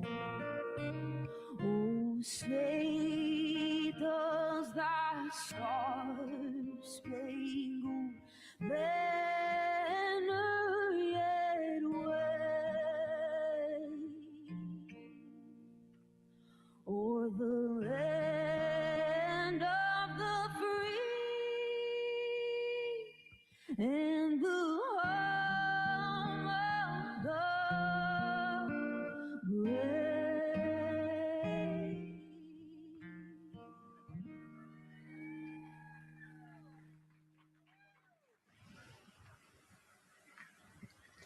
A beautiful rendition. Honestly, I'm a little emotional, a little speechless. Yeah, that was gorgeous. Yeah. Yeah. I mean, again, we are a nation of explorers, a nation of curious minds.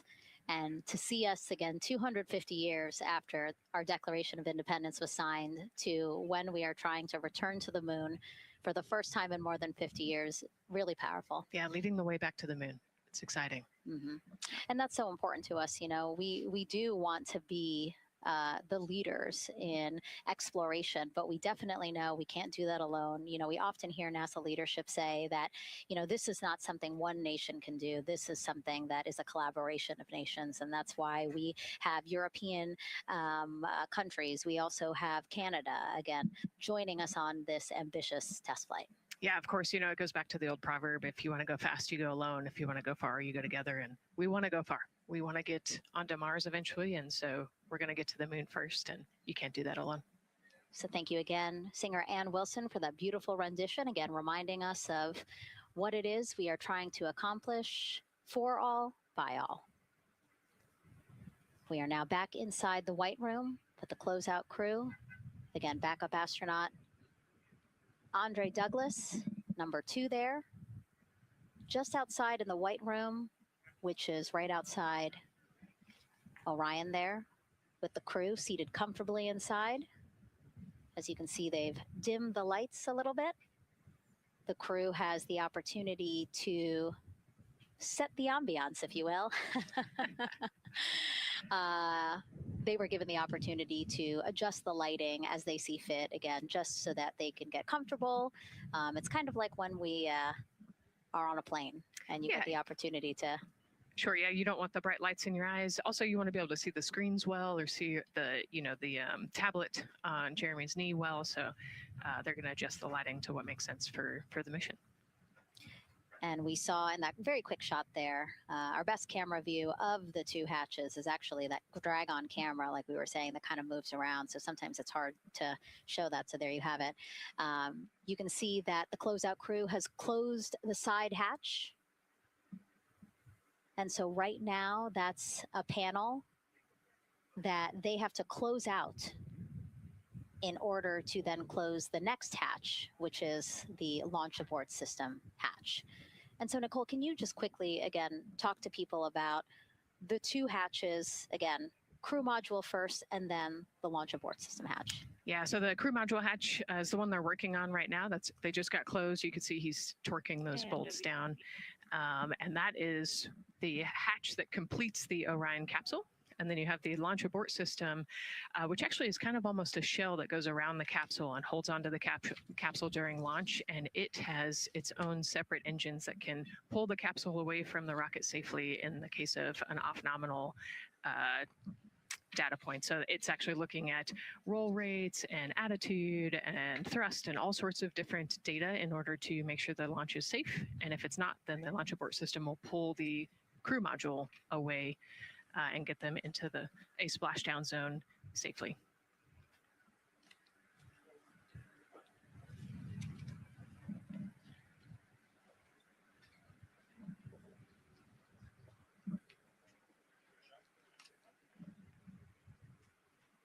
And as we wait for the crew to complete closing that side hatch of the crew module, let's head over back to Banana Creek, where we have Leah Martin standing by with the person who designed this mission's zero gravity indicator, named RISE. It was 2nd grader Lucas Yee from California. Hey, Leah.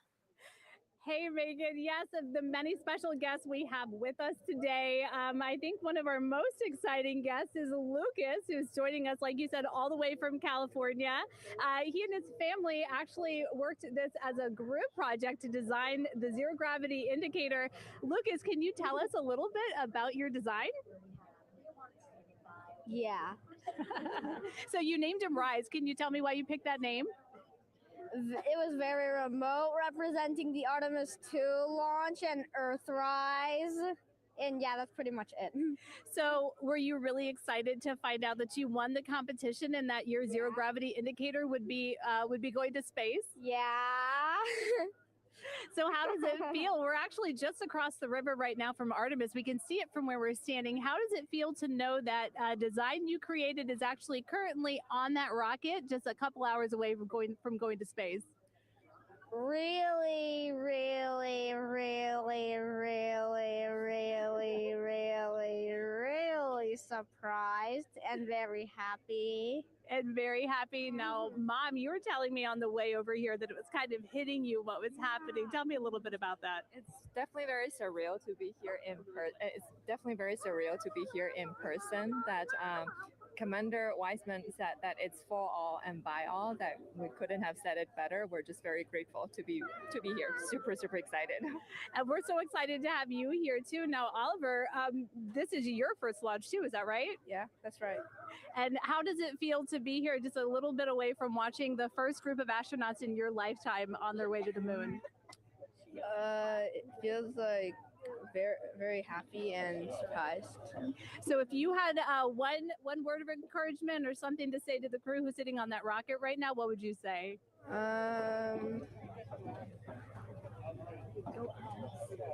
What? Go Artemis. Go Artemis. Thanks so much, Megan. I would say have a nice trip. Yeah. You would say have a nice trip? I did hear that answer. I would say have a nice trip. You know, Leah, that was a hard question. You know, it's really hard to come up with the spot what to say to the crew who's about to make history today. Yeah. And so the Artemis 2 crew, again, ZGI, Zero Gravity Indicator. It's a plushie, a soft toy that is brought in to the spacecraft with astronauts so that it can be a visual indicator for when we have reached the weightlessness of space, right? Yeah, you saw a little replica there that Lucas had, and then in some of the views in the cabin view, you could see it swinging and hanging earlier. So I think actually Jenny was the one who installed it into the capsule. Oh, really? Yesterday, yeah. So we have to unpack a lot here. We got to talk about Jenny, who we will get to here in a second. But then, yes, we will also go back into the capsule so that we can show you where the ZGI is now. But the ZGI was chosen by the crew after a contest where the crew asked for submissions. They got submissions from around the world to, again, design their ZGI that is going with them to the moon. It's kind of like any other road trip. You need clothes, food, a map, your favorite toy. Really. Except this toy has a job to do up there because this is a zero gravity indicator. While not a scientific instrument, this safe and soft object tells the strapped-in astronauts that they've reached weightlessness. For Artemis 2, the crew wanted a one-of-a-kind ZGI, so we asked you to come up with it.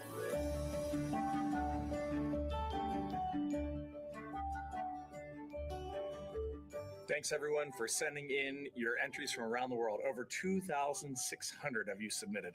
And we loved seeing all of your contributions. It was a really difficult decision because each design had a unique quality that stood out to our crew.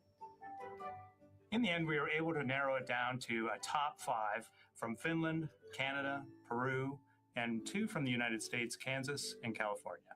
In the end, we went with one called Rise. It was a design inspired by the Earthrise photo taken on Apollo 8, which is very special to our crew.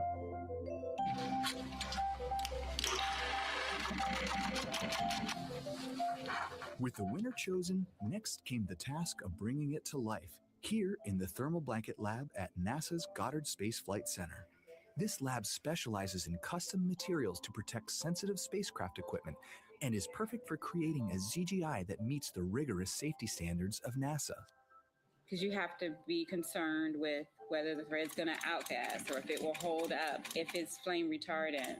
This is the Rise ZGI doll. All I have left to do is to close the opening here and hand sew the hat on, make sure it's stuffing is stuffed in there. And we have our pocket here for the SD card.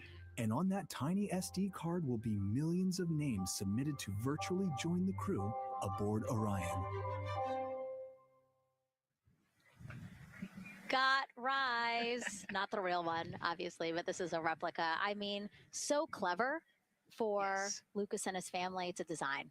Yeah, I love that he replicated the famous picture that we all love of Earthrise. And then I love that the bill represents the space in between the moon and Earth. It's just such a cute and wonderful way to represent this mission. Yeah, and again, Earthrise, very important to this crew. It harkens back to the picture that was taken by the Apollo 8 crew where they saw Earthrise.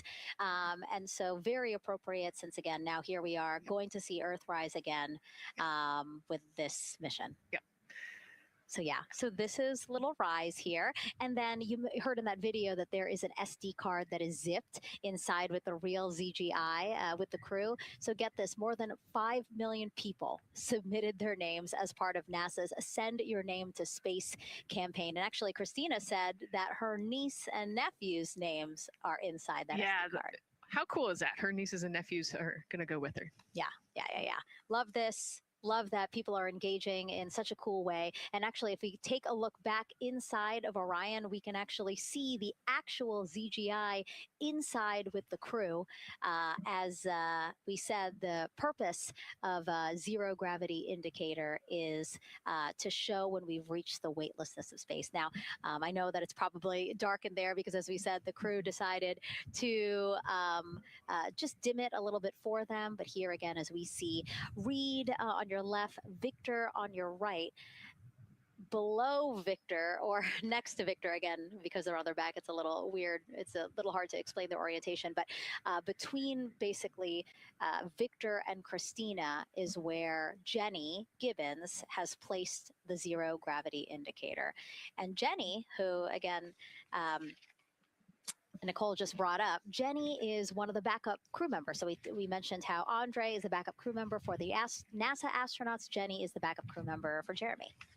Yeah, Jenny's one of our Canadian astronauts. And yeah, so she's been also helping with preparations for today and helping get the White Room ready, get the capsule ready. And she's actually going to be a Capcom for Artemis 2 as well. Yeah, she's from Calgary, Alberta, completed astronaut training in 2020. Mechanical engineer, combustion scientist, and actually before becoming an astronaut, she was an assistant professor. So again, another very well-accomplished person on the team. And I know the Artemis 2 crew has really enjoyed working alongside both Andre and Jenny. Yeah, actually, Jenny was our EBQ mentor when I went through our ASCANner initial training. So she helped us with all of our spacewalk training, which was kind of cool as well. Okay, and there we have Andre again, number 2, with the rest of the closeout crew team there. Why don't we get another check with Daryl and see how the launch countdown is going?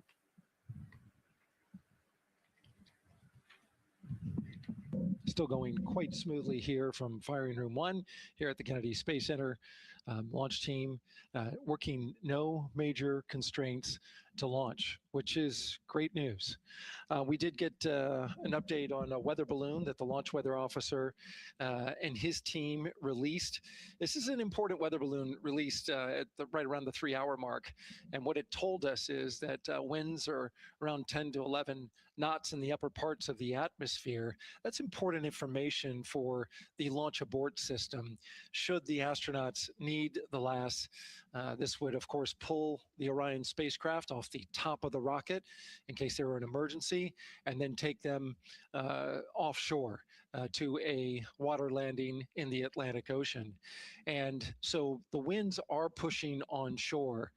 And because they're pushing onshore, the launch weather officer is keeping a close eye on the strength of those winds, because if the Orion were to come off the top, and it's powered by 3 rocket motors, which can propel it or pull it especially fast off the top of the rocket, it would go up into the air thousands of feet and then splash down in the water. And if you've got wind pushing against it, you don't want that spacecraft to come back and land on land. So they're watching that very closely because of the onshore flow. That onshore flow is also what's giving us a little weather action down to the south of us along what's called the beach line, 528. We got a whole lot of people out there getting ready to watch the Artemis 2 historic launch. Well, they just got a good soaking. Line of rain showers, I should say, passed through that area and soaked the place. Certainly rain is a possibility, spotty showers from time to time, but overall the launch weather officer tells us that we are trending towards getting that stuff to all push to the west the closer we get to our launch window. A reminder, that window is from 6:24 p.m. to 8:24 p.m. Eastern time. We don't have a specific T0 at this moment. There's a lot that needs to be calculated before we get there. We also need to get through the rest of the countdown on time. As of right now, we are right on time. The launch countdown is going exactly as planned. That's not something that we saw certainly in Artemis 1. There was a lot of flexing in the timeline during those 3 launch attempts back in 2022. But so far today, on our first launch attempt, we're really enjoying some really solid countdown work, some solid operations by the launch team so far. And to quote our friend Lucas, who created Earthrise, we all really like that. We'll send it back to the host desk. Thanks so much, Daryl. Yes, we really like that. And we really like Rise and Lucas. So thank you for that. That was really cute. Okay, so again, here we are in the big box here. We have our full view of the rocket looking glorious on there with, again, some clouds, but still weather is good for launch today. And then we have the closeout team continuing to do work in the White Room. We got confirmation that they have successfully completed pressurizing the counterbalance pressurization. Basically, as Daryl explained it before, the side hatch for the crew module is very heavy. So in order to open it, there needs to be pressure applied to it. And that's what we just completed, right? Right, that's exactly it. So the CBA, that counterbalance assembly that we're talking about, has to be pressurized. It's a pneumatic system to help. So in the case of an egress, Christina's the one that has to open that hatch. So once she gets it unlatched and unlocked, then that pneumatic system will help move the hatch. It weighs a lot. And so the average human cannot open that hatch by themselves. And so that's why we want to make sure that the system is pressurized, that it's not going to leak, and that it is ready to go in case they need to open the hatch.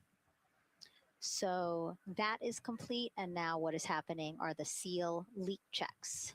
So that is in progress. Again, 2 seals go through the entirety of the hatch, and we will take the seals to pressure, hold it for about a minute, and just make sure that it is holding pressure. Again, we want to make sure that the crew has a safe, pressurized environment in any sort of situation while they're in Orion.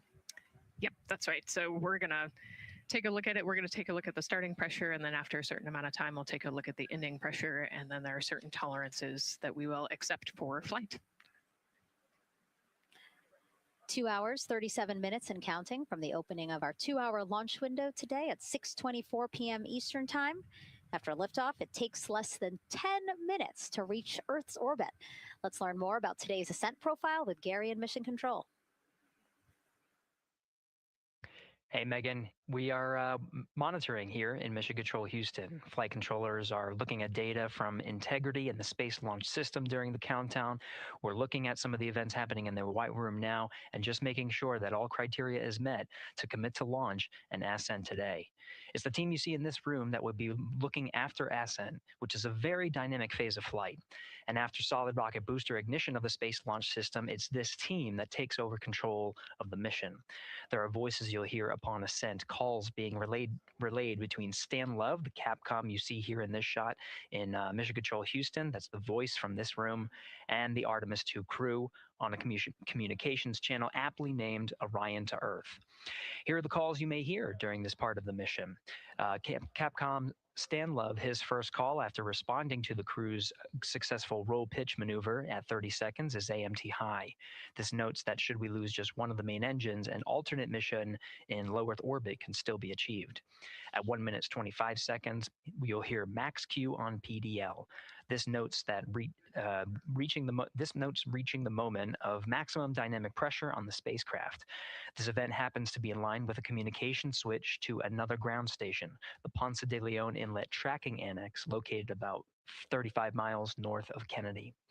At 2 minutes 45 seconds, you'll hear SM primed, upper stage RCS ready.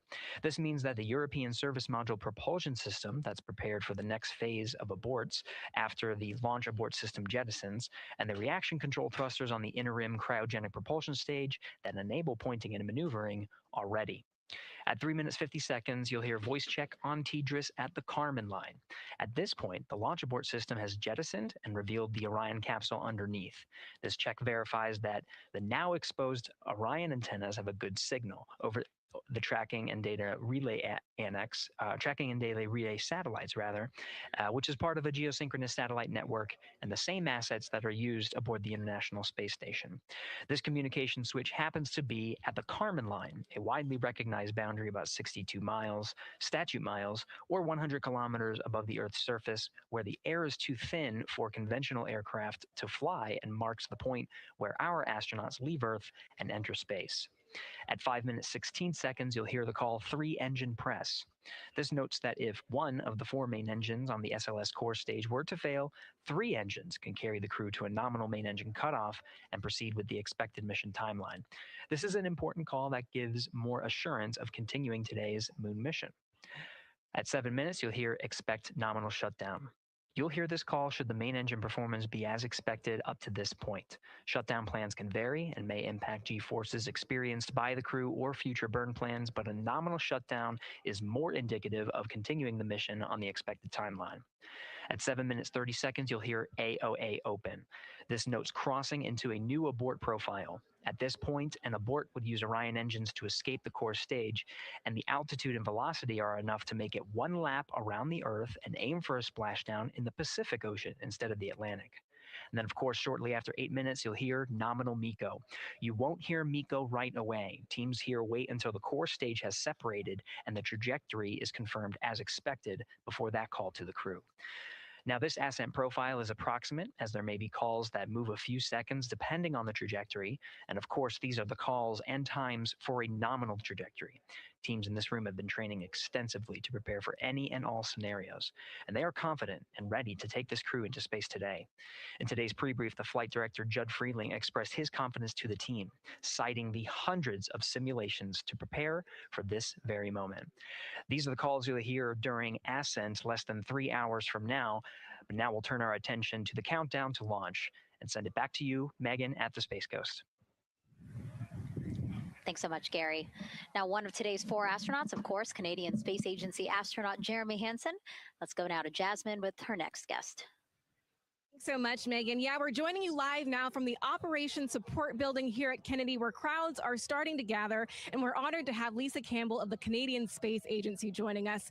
Lisa, Jeremy Hansen is about to make history as the first Canadian to venture to the moon. What does that milestone mean for your agency? Thanks so much, Jasmine. It's wonderful to be here. It's such a special moment, both for our astronaut colleague, Jeremy Hansen, but also for Canada. We're here because of decades of public investment in space robotics, in space collaboration. And so for our country, we're very proud. He's so ready. He's been waiting for this his whole life, preparing, training, and he's a wonderful example of Canada. Yeah, and that's a perfect way to capture Jeremy. He really has been prepping for this his whole life. This will be his first space flight. So what has it been like watching him become part of this Artemis 2 crew? Well, as I mentioned to you, I've known Jeremy since 2020, and he's a colonel, a fighter pilot, a father, and he really is a very dedicated, passionate human being. So both for him to realize this goal of being an astronaut and flying, he also is hopeful that witnessing that will raise awareness about the value of a space program, of the benefits here on Earth, of exploring the universe and our place in it. Wow, that's beautifully said. And really, this international collaboration has been going on for quite some time now. We've worked together in low Earth orbit and now going into deep space together. So why is it so important that we have these international partnerships? It makes us stronger. We can go faster and further together. Canada is one of the original signatories of the Artemis Accords, and Canada and the United States have been partnered for more than 60 years in space. Wow, that is phenomenal, Lisa. And this really is a team effort in many ways. We also have Jenny Gibbons. She'll be listening in on Capcom. What is her role going to be like? So Dr. Jenny Gibbons has been training all along as the Canadian backup with the Prime crew. Last night, she was in the Orion capsule checking out all of the communications, making sure all of the systems test out and work perfectly. And then she will be among the first lunar Capcom, helping the astronauts navigate during their mission. Wow, Lisa, that is so exciting. Any final words for the nation of Canada before today's mission? Just, we are so proud, so excited, and we can't wait to welcome Jeremy home. Fantastic. Lisa Campbell, thank you so much for being here today. Thank you, Jasmine. Of course. And with that, let's get back to NASA's Megan Cruz. And right now, Go ahead. Ma'am, CBA press has been completed. Did you see any drop in pressure? At MS1, we saw just a little bit. It is just over 2,600 now. Copy. Thank you, ma'am. again, a call out to mission specialist Christina Cook. Again, it was her responsibility to monitor the pressure on the counterbalance system that will help open the side hatch. And she did report a drop in pressure, but it seems like it's within nominal limits. Right. They might have had a small drop, but you know, we have a starting pressure and an ending pressure, and as long as the difference isn't too high, then we will take that. And the engineers know exactly what they're looking at for in terms of that delta pressure. And so again, that milestone on the checklist of things that have to happen before they launch today, that is complete.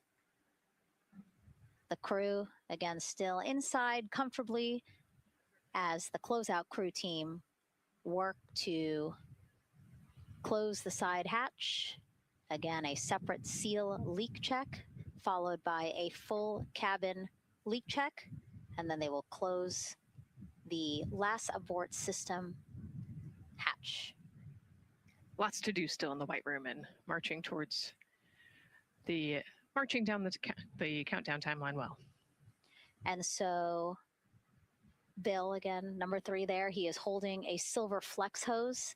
That hose is what will be connected to Orion in order to do that cabin leak check. So again, it does seem like we continue to march down through the milestones in this countdown.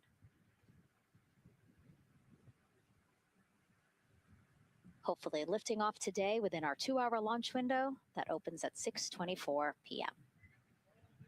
Now, right now, people inside the Kennedy Space Center Visitors Complex are learning about this mission. There are great exhibits there about the rocket and Orion, and of course, our Megan Carter with the moon board. All right, Megan and Nicole, yeah, you mentioned that checklist before launch. That checklist is going to continue during the mission, as well as there are several vital objectives that we are hoping to accomplish with this mission. So we've talked about the rocket. We've talked a little bit about Orion.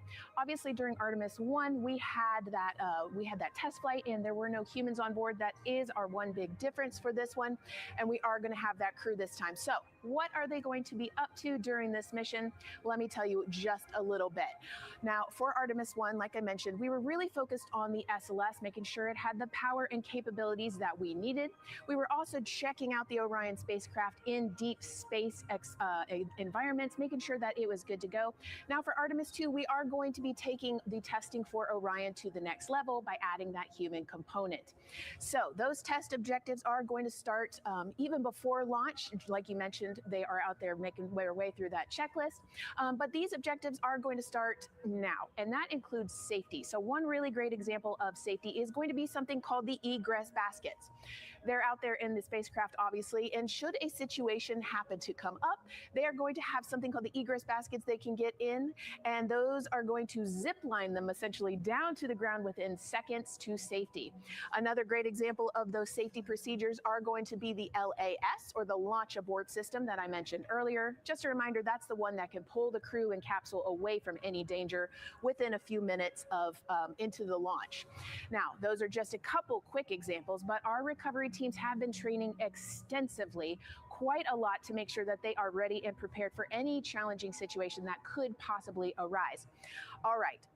Several other objectives that we are going to be looking at are also going to be communication checkouts. That is going to be vital. I know we talked a little bit earlier about all the maneuvering that they're going to be able to do, but we want to make sure that they have full communication ability from space to ground so that we can fully support them here.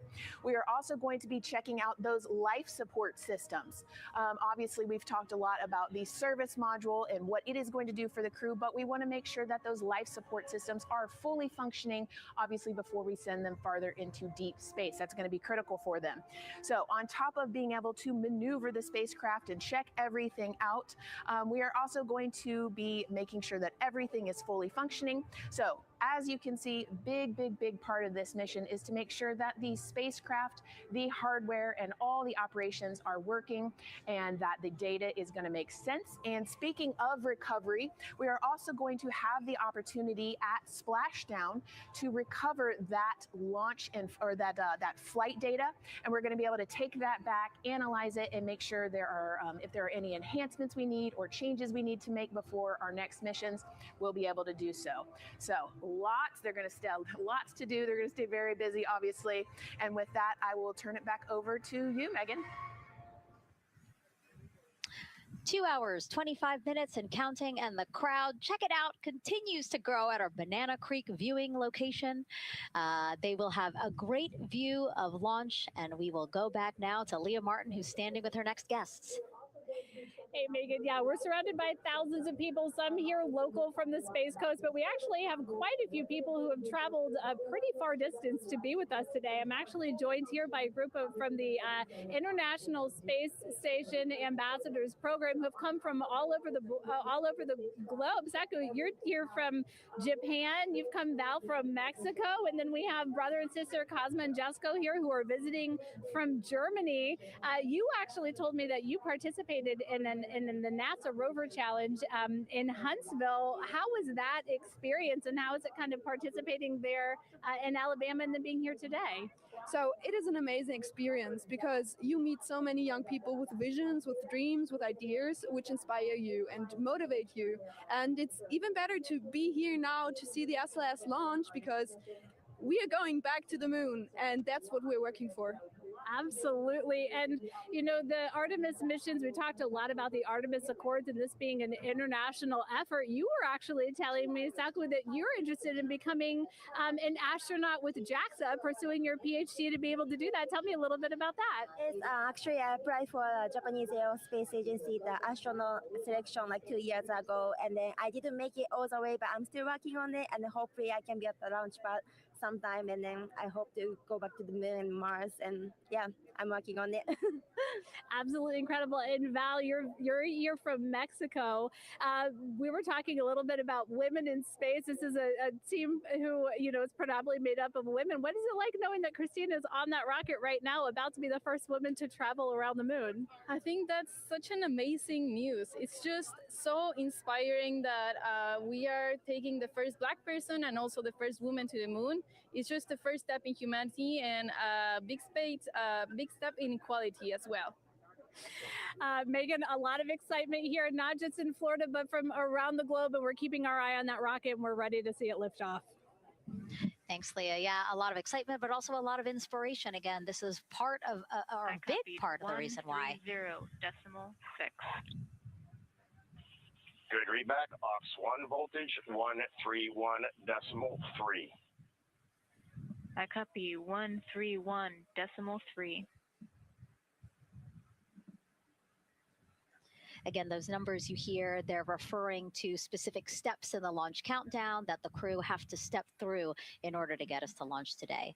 And so we were saying, yes, inspiration, a big part of why NASA does what it does. We want to go together and we want to explore together to learn more about ourselves and here on Earth. Yeah, humans, I think, naturally want to explore. And so going together, like Lisa said earlier, we're going to go farther and faster than we possibly can alone. And, you know, what a way to celebrate that today. Yeah. Going back to the moon in the first time in over half a century.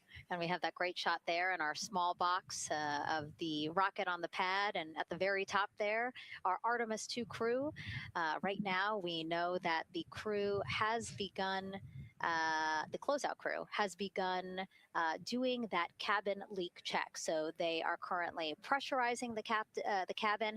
And it sounded like it would take about 6 to 8 minutes for them to get to pressure. And then they have to hold that pressure for 5 minutes, right? Yes, that's correct. Yeah, so there's quite a bit of volume. You know, we talked about it being a 6-person tent. I think it's 330 cubic feet. Don't quote me on that number, but you know, they have to pressurize that capsule and then, like we talked about, take that initial pressure, wait 5 minutes, and take the second pressure.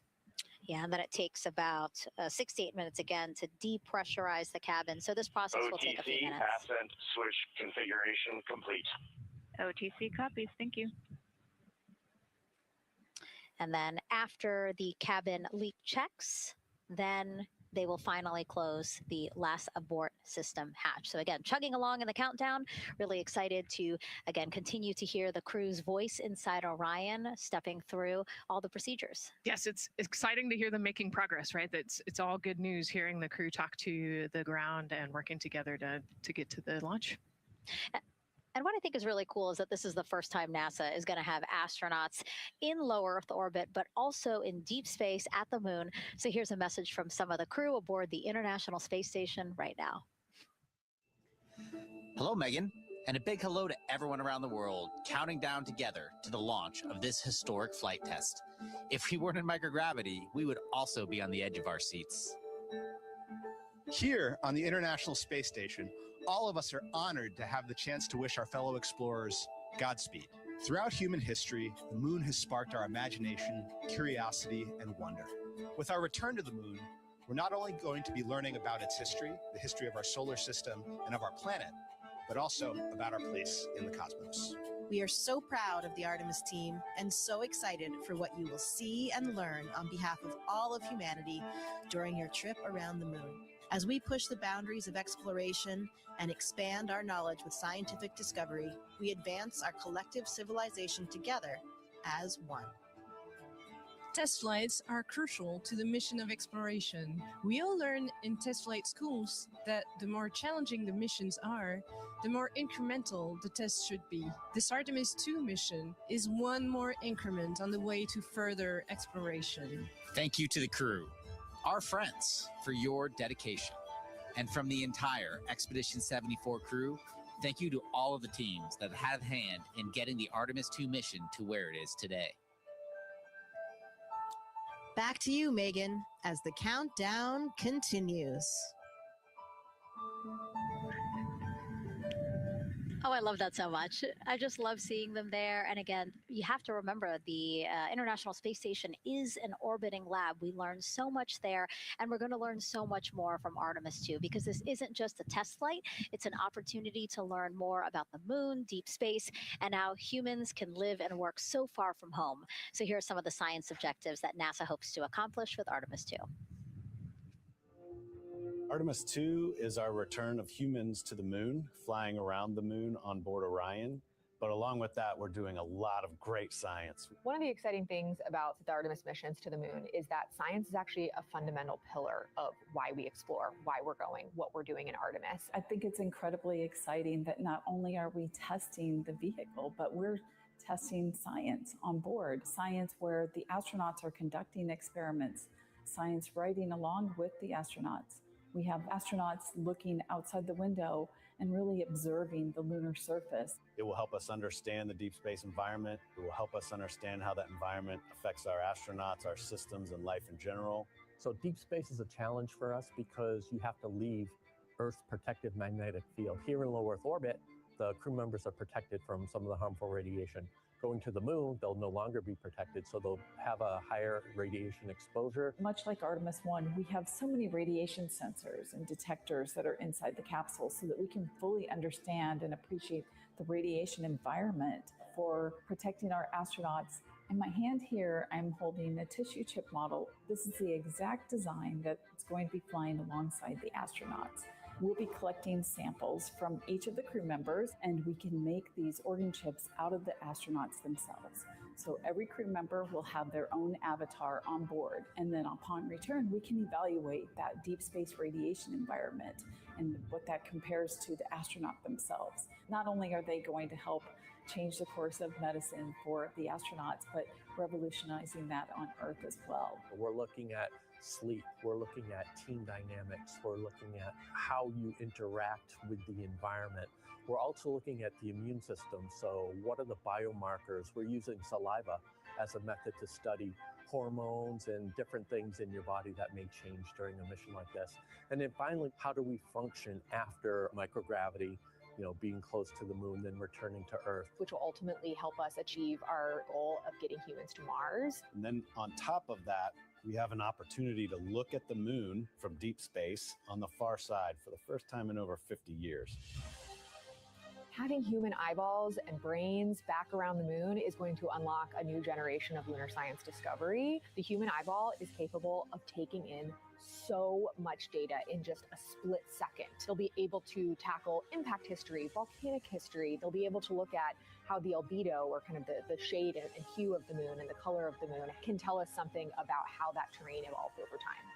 We're integrating science in ways that have never been integrated into human exploration before. We have a front room mission control flight controller position called the science officer. We have a brand new science back room where it's basically our brain trust of lunar scientists and geologists supporting the crews of the future. And Artemis 2 will allow us to really test how this works so that future missions are really set up for success. We'll also be deploying some CubeSats. They're small shoebox-sized spacecraft of their own. They're each provided by another country, one of our partners. As they conduct their research, they'll complement what we are doing at the moon with Orion. It is so incredibly exciting to be a part of this mission. It has been, really one of the privileges of a lifetime. I can see the work I'm doing benefit crew members right now and benefit the crew members in the future. So it's incredibly exciting.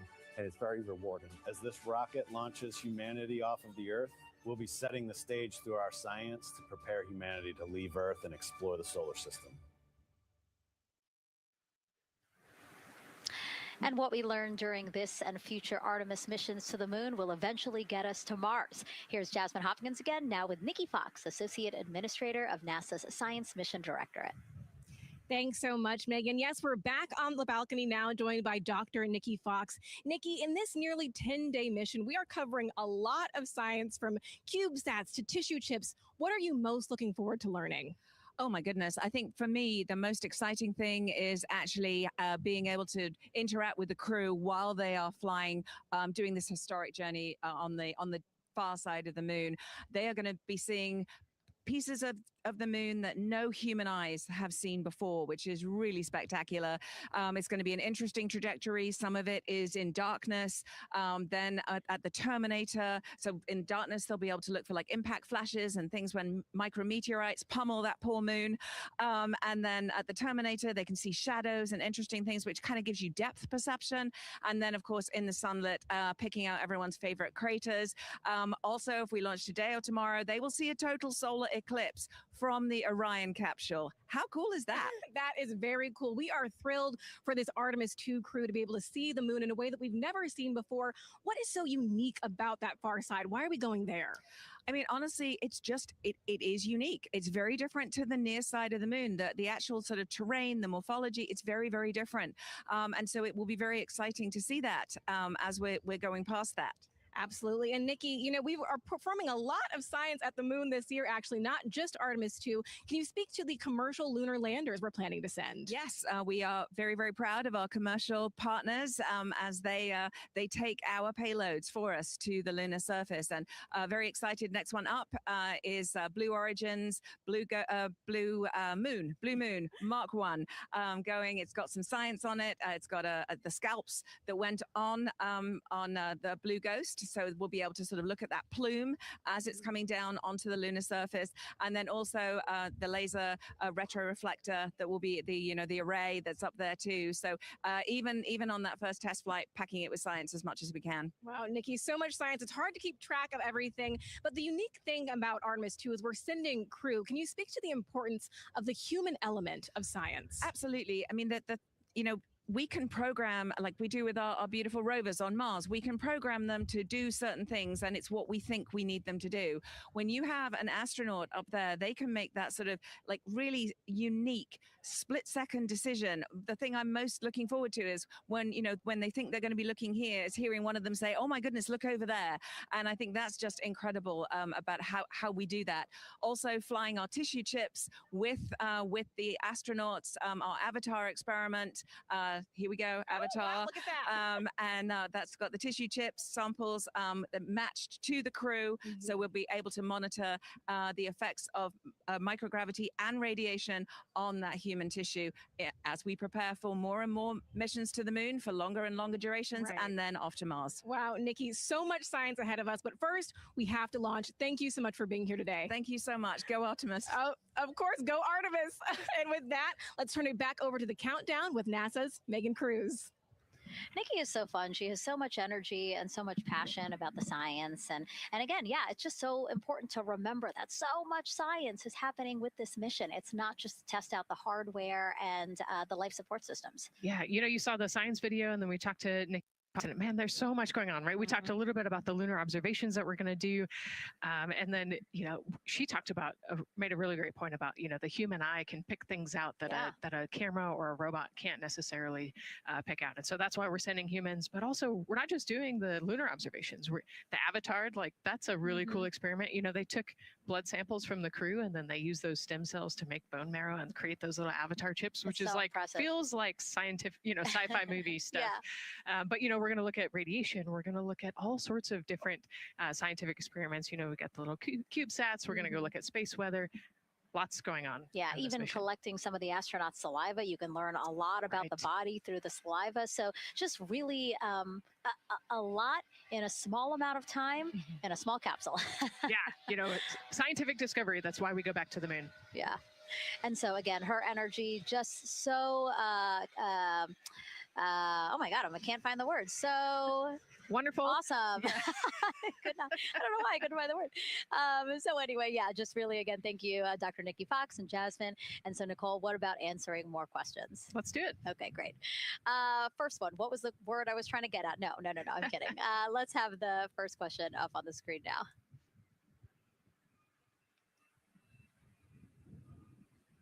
I know we got him. I see him being asked.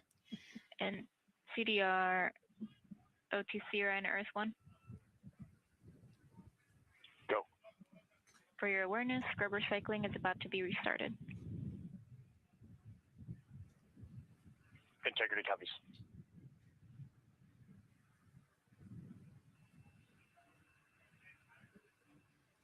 All right, let's try that again. Can we get the next social question, please?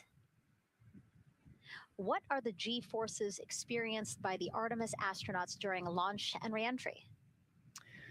Ooh, these are actually pretty similar to a Dragon launch or a shuttle launch.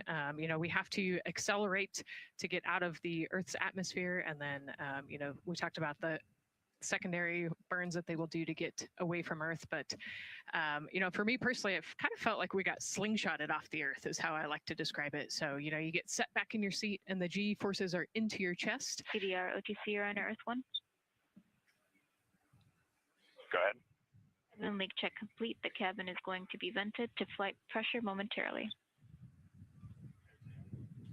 Integrity copies.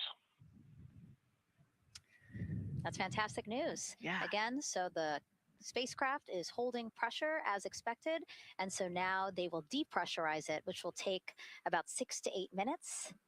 Exciting. Yes. Yeah. Go ahead, Nicole. Like we talked about, continuing to march towards the launch. So the G-forces are into your chest, and it's kind of a slow build, and you can get all the way up to 4.5 Gs into the chest during the launch. And often they have to back off on the thrust a little bit so that you don't get too high in the G-forces.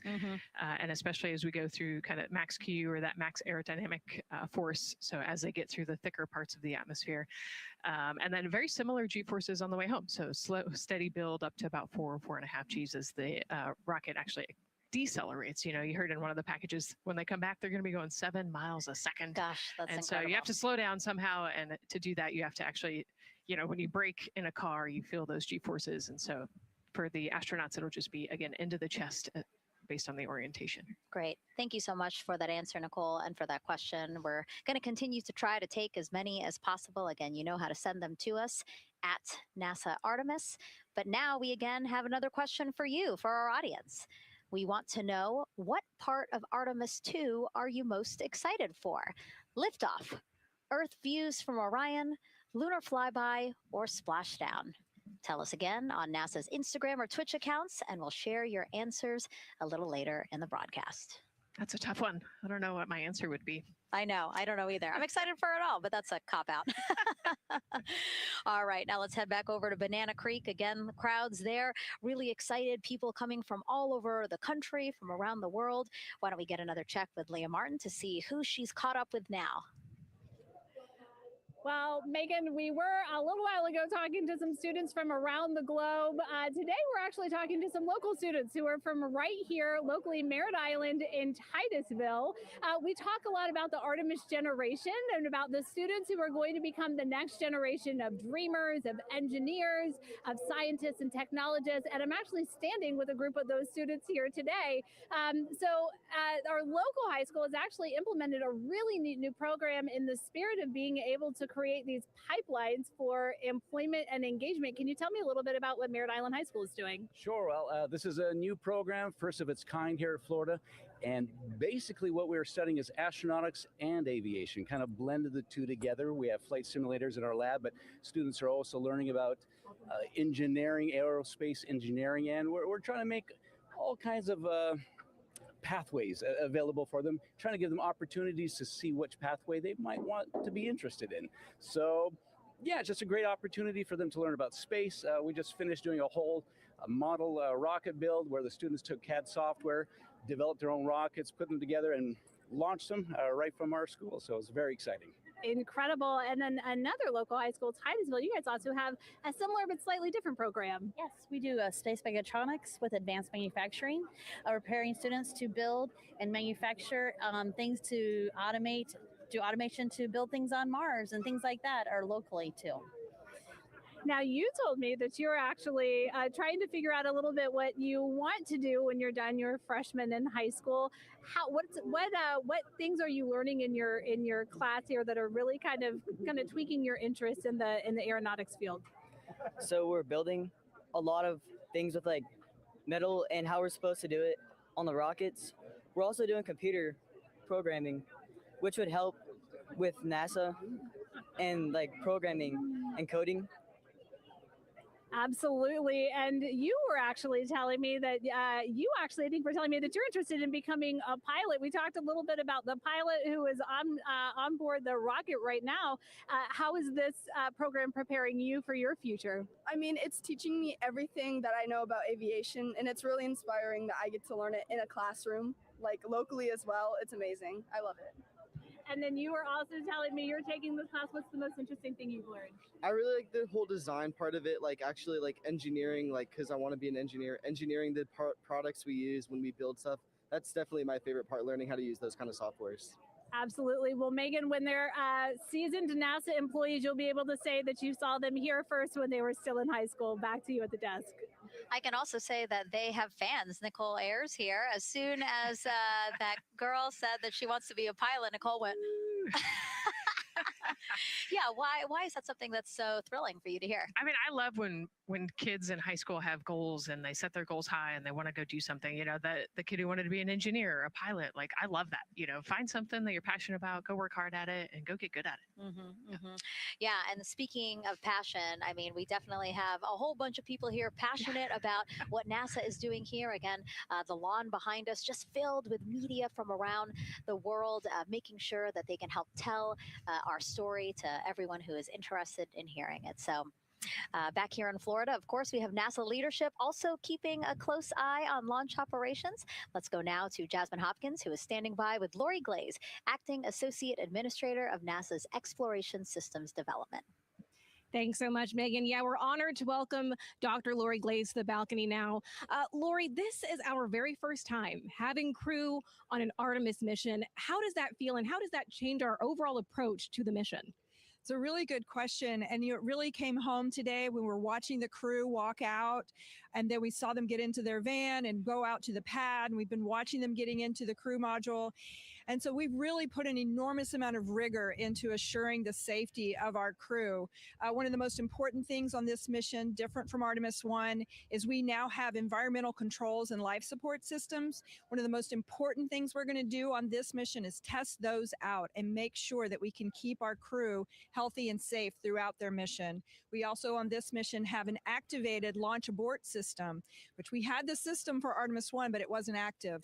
But we definitely had that active on this mission. We want the ability, again, if something goes wrong, to be able to have that ability to abort and get them back to the ground again, safe. Absolutely, Lori. I mean, as you're driving home, safety is paramount here at NASA, and your program is responsible for all of these Artemis elements. We have the Space Launch System, Orion, ground system. So how do you get everybody cohesively on the same page for a day like launch? And that's a great question, and it's really been wonderful to watch our teams working together. We have the ground systems, which are kind of the bookends of our mission. The ground systems help prepare us to get the rocket ready to take off. They're doing all of the loading of the tanks right now and getting the crew into the Orion. And then at the back end, they'll be there to recover the crew when they land in the ocean. But they know that their job is to make sure that that rocket is ready to go and that the crew module is ready to go. And then the rocket itself, the space launch systems, they know that their job is to deliver the crew module to the right point in space so that they can conduct their mission. And then again, they have to make sure that everything is ready, that they set them on the trajectory that is going to bring them around the moon and set them up to land in the right place in the Pacific Ocean. And that's their job, and they know how important that is. And they have to work closely with Orion, which again, they also have to work with all the other teams to make sure that everything's working together. And then on top of that, our flight operations teams, all the people on the ground, they're all working together. They know this mission doesn't work unless every single part of the mission works. Right. Lori, there are so many things that have to work together today. We can't wait to see what happens next. Thank you so much for being here. It's my pleasure. Thank you. Of course. And with that, let's take it back to the countdown with NASA's Megan Cruz. Yeah, and speaking of the countdown, 1 hour, 59 minutes and counting until the opening of our 2-hour launch window at 6:24 p.m. Eastern Time. This is a shot of Jetty Park. It's a nearby popular viewing location of rocket launches, and it is so great to see how many people are here. I mean, this is a Wednesday. Like, people had to take time off of school and off of work, but it's something that they felt like they wanted to do, to be here. Yeah, you know, I think just based on the chatter on the airplane ride yesterday, half of my airplane ride oh, no here way, was, really? They were coming to see the launch. You know, everybody's excited and traveling from all over the world to come see this launch. And it really is a great day. We had some sprinkles here in the crowd, but for the most part, I mean, it's just a beautiful day to witness history. It is, yeah, you know, a little bit of sprinkles, but for the most part, the clouds are staying away, and you can see the blue sky behind us. So hoping for good weather in a couple hours. Absolutely. And so Dr.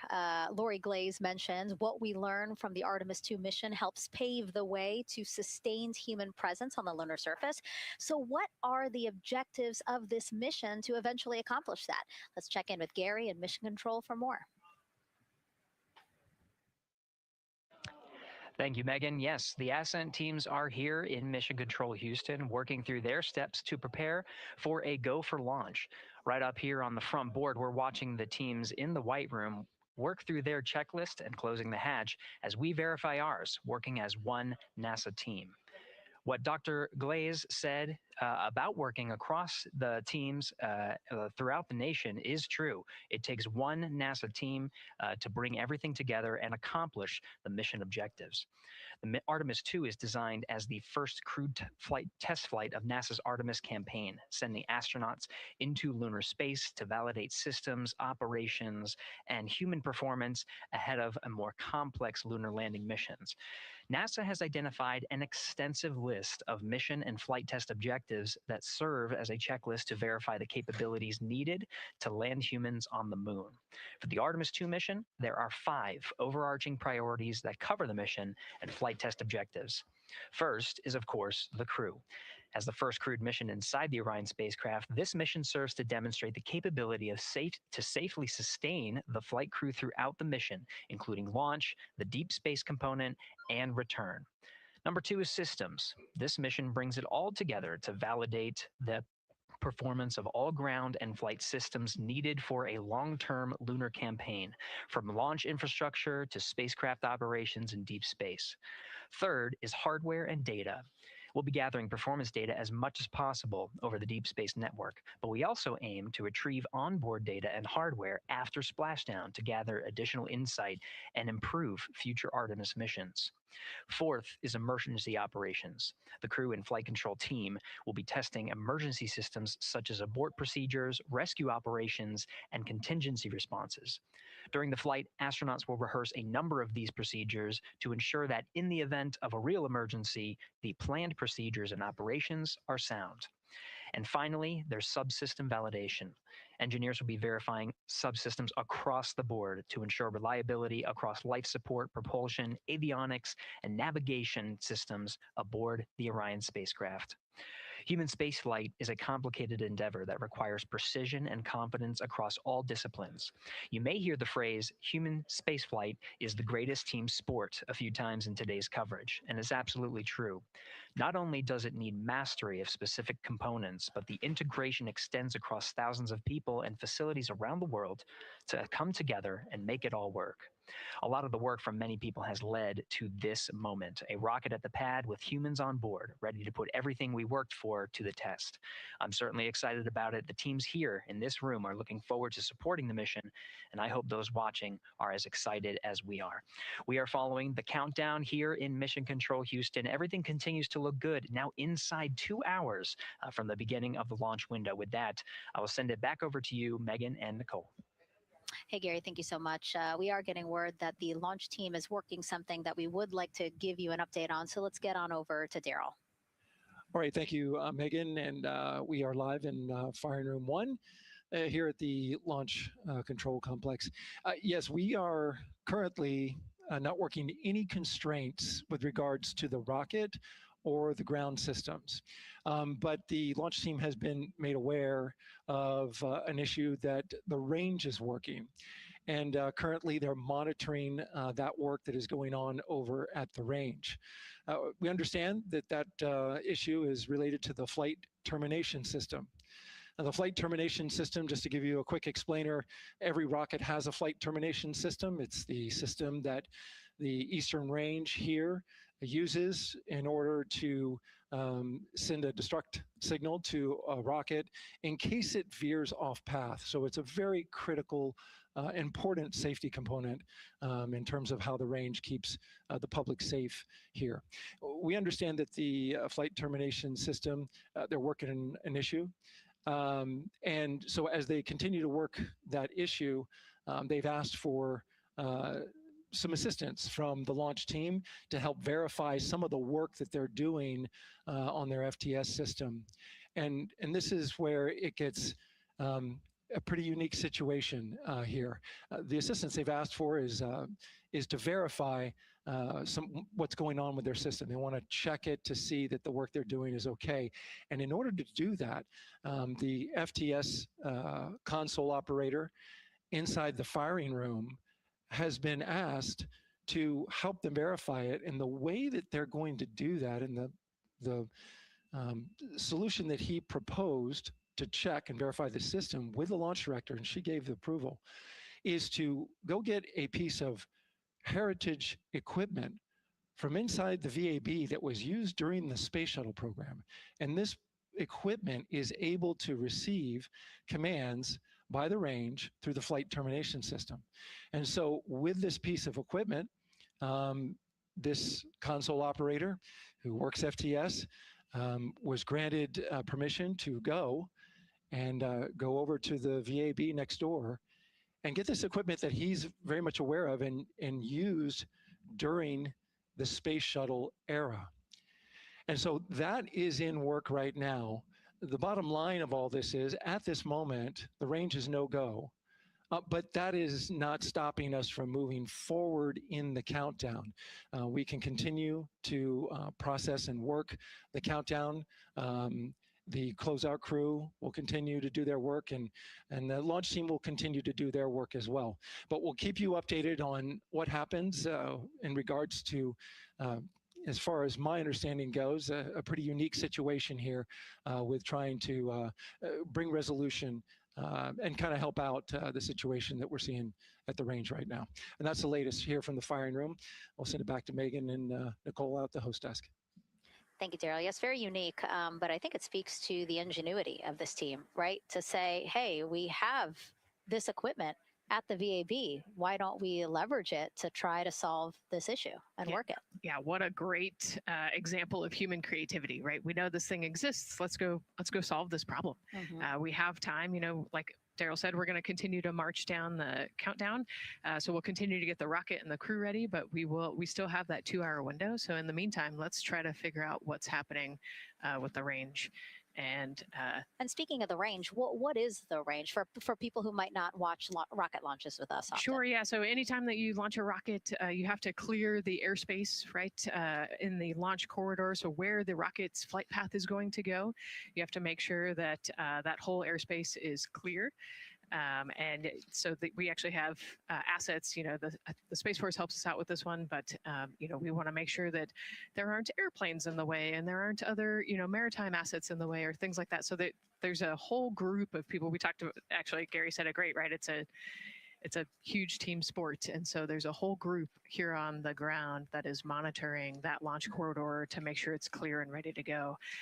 And so if they're having issues, then we definitely can't launch this rocket. We don't want to launch blind into a corridor that we can't see. Yeah, because as Daryl said, I mean, it is very important, the flight termination system, needing to activate it in case of an emergency. So yes, something that we will closely be monitoring throughout the countdown, and hopefully again won't be an issue, that they can fix this issue by going to the Heritage Hardware that's in the vehicle assembly building. Right, what a great idea. Okay, so again, under 2 hours from the opening of our 2-hour launch window, 6:24 p.m. Eastern Time.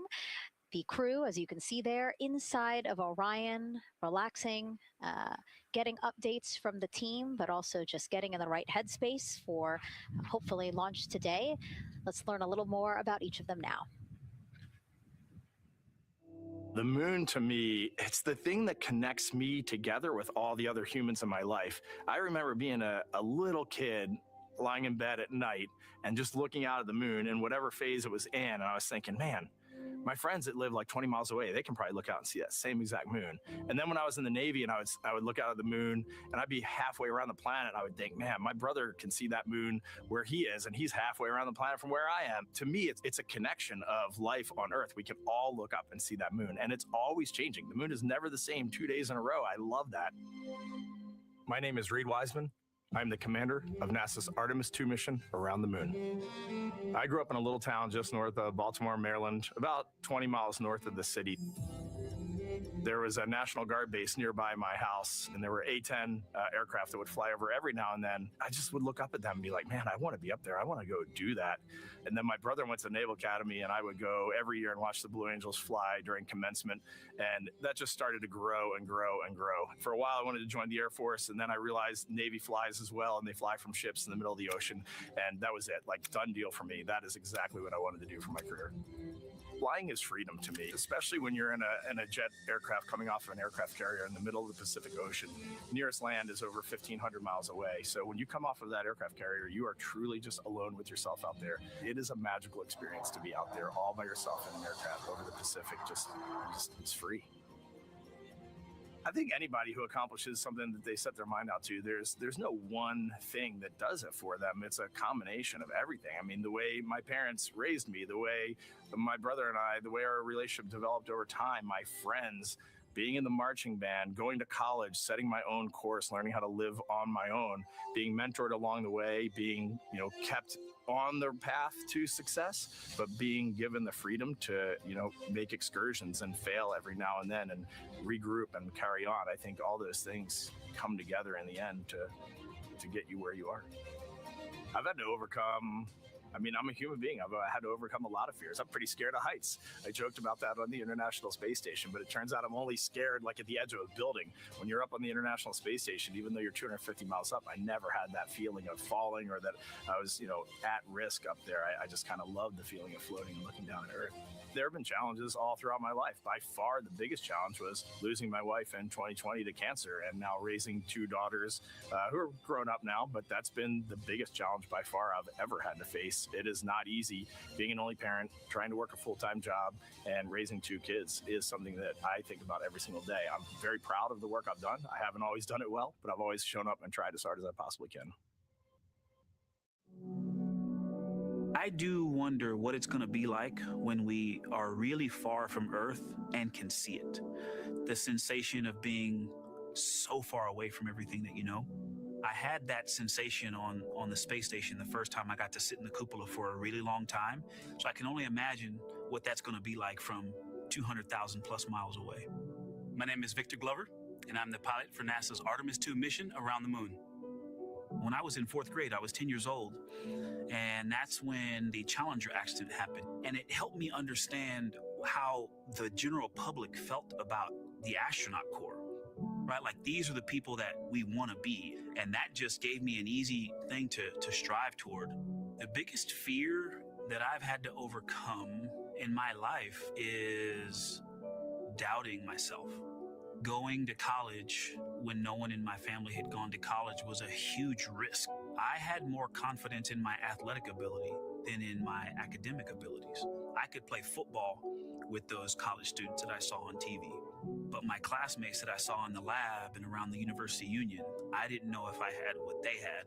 I think addressing that self-doubt was a part of, swinging for the fence and trying to go get an engineering degree, not just go to college, but get an engineering degree and then go do something challenging and technical like flying. Apollo is known for sending humans to the moon. Artemis has an opportunity to continue the Apollo story, but I actually think it's important for this story to stand on its own. Artemis is a new program, and we're trying to do new things. And it's great to compare and contrast.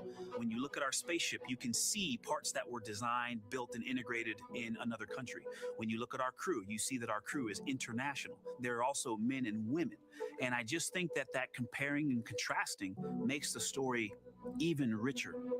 The piloting role specifically, I will have an hour and a half or so where I get to fly the spacecraft by hand.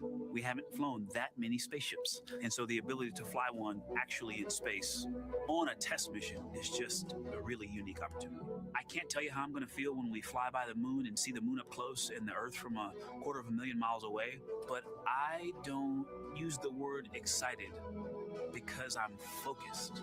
What we do, this is very serious and it's very risky, and we are all intimately familiar with that risk. And so if we go out there and we're successful and we can pass that baton on to Artemis 3, that's something to really be excited about. I tell a story, which is one that my dad told me before the Apollo missions when he was just a very little boy. He was looking up at the moon with his mom, and his mom said to him, "Don't worry, Ronnie, we'll never get there." Fast forward maybe 70 years later, it's his daughter that's actually going there. And I think that long arc is something that we can all learn from. The idea that the seemingly impossible becomes possible if you just believe in it and are willing to work hard and come together to achieve it. My name is Christina Cook, and I'm a mission specialist for NASA's Artemis II mission around the moon. When I look back at my dreams as a kid, I definitely never thought I would actually get here. I was very pragmatic. Even though I'm a dreamer, I knew that the odds were way against me again, so I might as well do something I'm loving in the meantime. I definitely loved science and math in school and, did pretty well in those things, but I also loved being active. I was always outside. I loved things that made me feel small. I loved looking at the night sky, oftentimes between the pine tree branches, or I loved the ocean. North Carolina also has mountains, and when we go there, I just love the vastness of all of those things. I loved how they made me feel and what they made me think about, and the vastness of the universe and how much out there was to learn. I'm drawn to exploring. I'm drawn to challenges that involve both mental and physical, and I'd much rather be solving problems wearing a whole lot of equipment and in a harsh environment, and that's just something I've carried with me ever since I was a kid. Thinking about the fears or challenges that I've had to overcome, there are just so many. I mean, basically, that has been the journey. I always say to people, do what scares you. And that means I have to follow my own advice. So doing what scares me meant getting on a plane and going to the Antarctic, getting on a plane and going to study abroad in Ghana, applying to become an astronaut, opening the EVA hatch in the airlock and going out of it into the darkness, strapping myself onto a rocket. And so for me, I think that no matter what the challenge, recognizing that if people believe in you and you believe they believe in you, the challenges seem always a little bit easier. To me, the moon, it represents history. It is a witness plate. Everything that's ever happened to the moon is still written on the moon. Every single person has looked at the moon their entire lives. We see the same moon. That's something really special. It's just the epitome of a symbol of something that's in each of our hearts, but that's also represents exploration and reaching. I have this very distinct memory of seeing an image of an astronaut standing on the moon. It's burnt in my brain because I went back to it so many times in my childhood, and I would look at that image, and I know it had a huge impact on me that humans had walked on the moon. My name is Colonel Jeremy Hansen. I'm an astronaut with the Canadian Space Agency, and I'm a mission specialist on NASA's Artemis 2 mission around the moon. My elementary school years, I grew up on a farm outside of London, Ontario. I spent as much time as I could with my dad on the farm. I learned the value of hard work, for example. If I wanted to go to work with Dad, it was going to be a long day, and I was going to have to not complain, or I wasn't going to get to go the next day. I had a treehouse. I had a vivid imagination. And I changed my treehouse into a spaceship. I made all these dials and controls. I had circuit breakers for switches that I found in the barn. And I was exploring space in my imagination. The most important thing I did to get to where I wanted to go in life, which was flying fighter jets and eventually becoming an astronaut, is I shared those desires with other people. And it turns out, just like you don't go to the moon on your own, if you could, I would have done it a long time ago in my treehouse as a kid. You have to go as a team. I think the biggest impediment to achieving my goals was, of course, myself. And I think that's a common human experience. There are many times where just little things would get in my way, and my immediate interpretation of that was, well, now that goal is out the window. People must have lifted me back up, and somewhere in the back of my head, that persistence came through. And I think that's a common human experience, to doubt ourselves. I've come to this realization that I believe that we all have gifts to contribute, and the goal is to figure out how to use your energy towards adding positively to humanity's existence on this planet. But I love it when humanity sets big goals, like sending humans to the surface of the moon with an eye to eventually going to Mars, because when we do that, we can bring together genius from not just even in one country, but around the world. I've also learned from my indigenous mentors that they refer to the moon as Grandmother Moon. So you've probably heard of Mother Earth. They use Grandmother Moon because Grandmother Moon is responsible for the water in their community, just like the moon moves the water around the planet, affects the tides. And I think that's a really beautiful thing for us as we go back to the moon, to think about all the different cultures around the world and how they view the moon differently. And that's really neat because we all share that same moon in the night sky.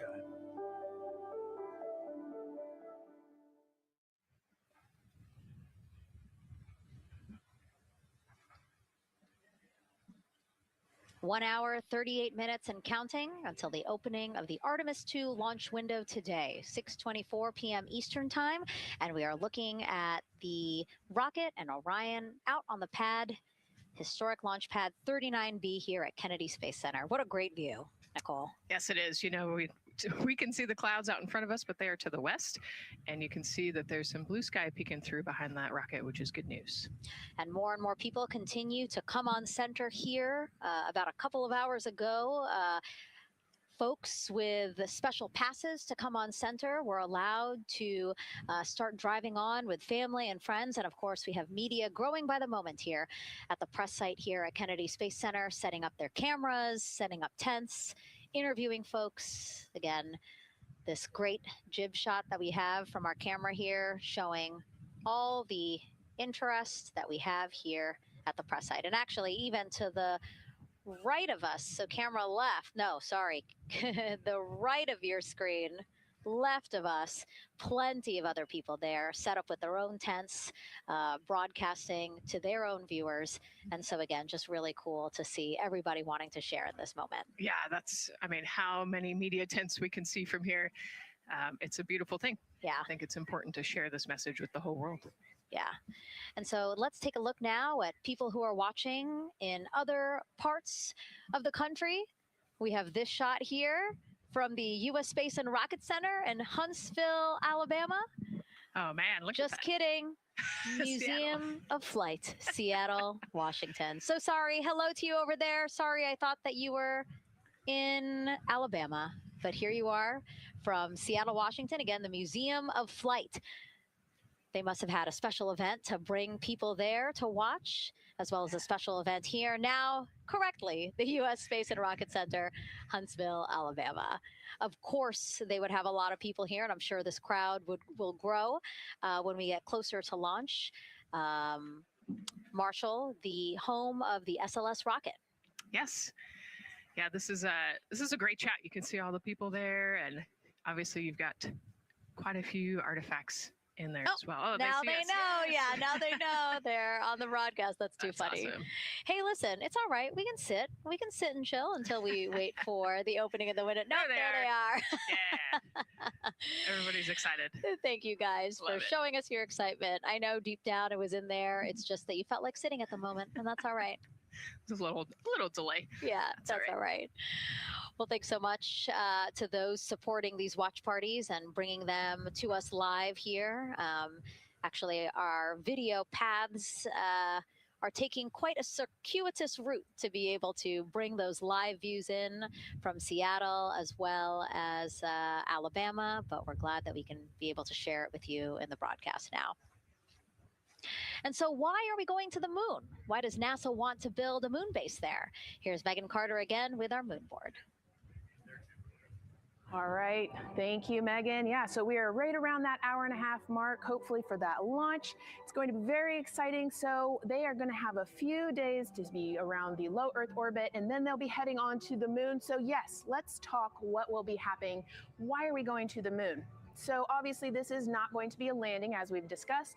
They are going to be coming with 4,000 to 6,000 feet around the moon's surface, and this is going to connect us directly to our past. Those Apollo missions did have 6 lunar landings, and the Artemis campaign is looking to build on that past by going back to the moon, staying longer, and then going farther. So how are we going to do that, and why? We have obviously talked a little bit about that lunar South Pole, and we are focused specifically on the far side of the moon for this one for a specific reason. You might have guessed we're going to be looking for some resources, especially, and that's going to be water or water ice. That is going to be giving us some really critical pieces for future missions. And as you can see here, we have identified 9 potential landing zones. So this is going to be a critical objective for our crew. Depending on when they launch, it will determine what is going to be visible, but we do have these 9 landing zones right here around the Shackleton crater. And as you can see here, a lot of that area is deep and dark, and that is where we are going to be looking for that water ice, because that is obviously going to give us not just water to drink, but as we know, that can actually be converted into our propellant potentially, that hydrogen and oxygen. So that is going to make the moon a critical place for that moon base, because we want to think of it essentially as a backpacking trip. If you have your tent and your hiking boots and your camping stove and all your gear, you don't want to take that out and be on the trail for the first day and then try everything out.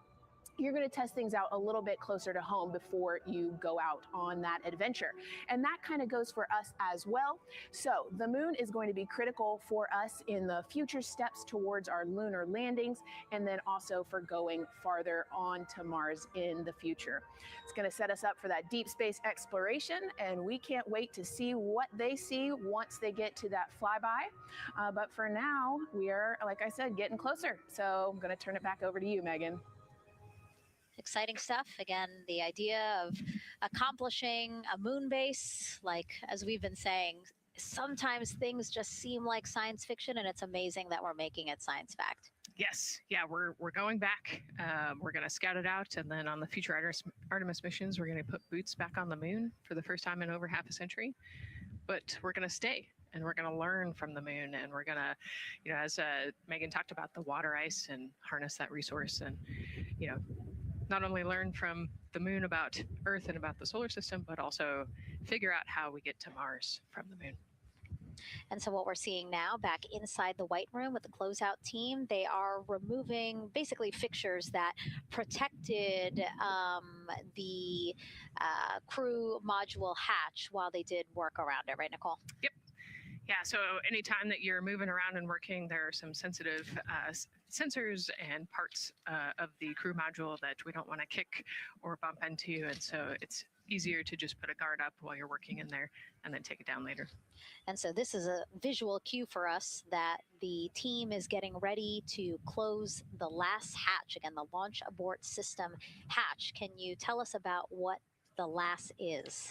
Yeah, so launch abort system, this is, you know, we have the crew module, and then what sits out on basically on top of the crew module is the launch abort system, and it has its own motors, so that we'll arm it about 5 minutes prior to launch, and then it stays with the crew module until about the Kármán line, so that 100-kilometer point in space. Once the crew could safely get to orbit, it will actually be jettisoned, and the crew module will then be exposed. So this is just a safety mechanism that stays on the outside of the crew module, and then as they monitor the attitude and the thrust and all sorts of the roll, all sorts of different data points to make sure the crew is safely getting to orbit. And once they are safely to orbit, then we will get rid of that launch abort system.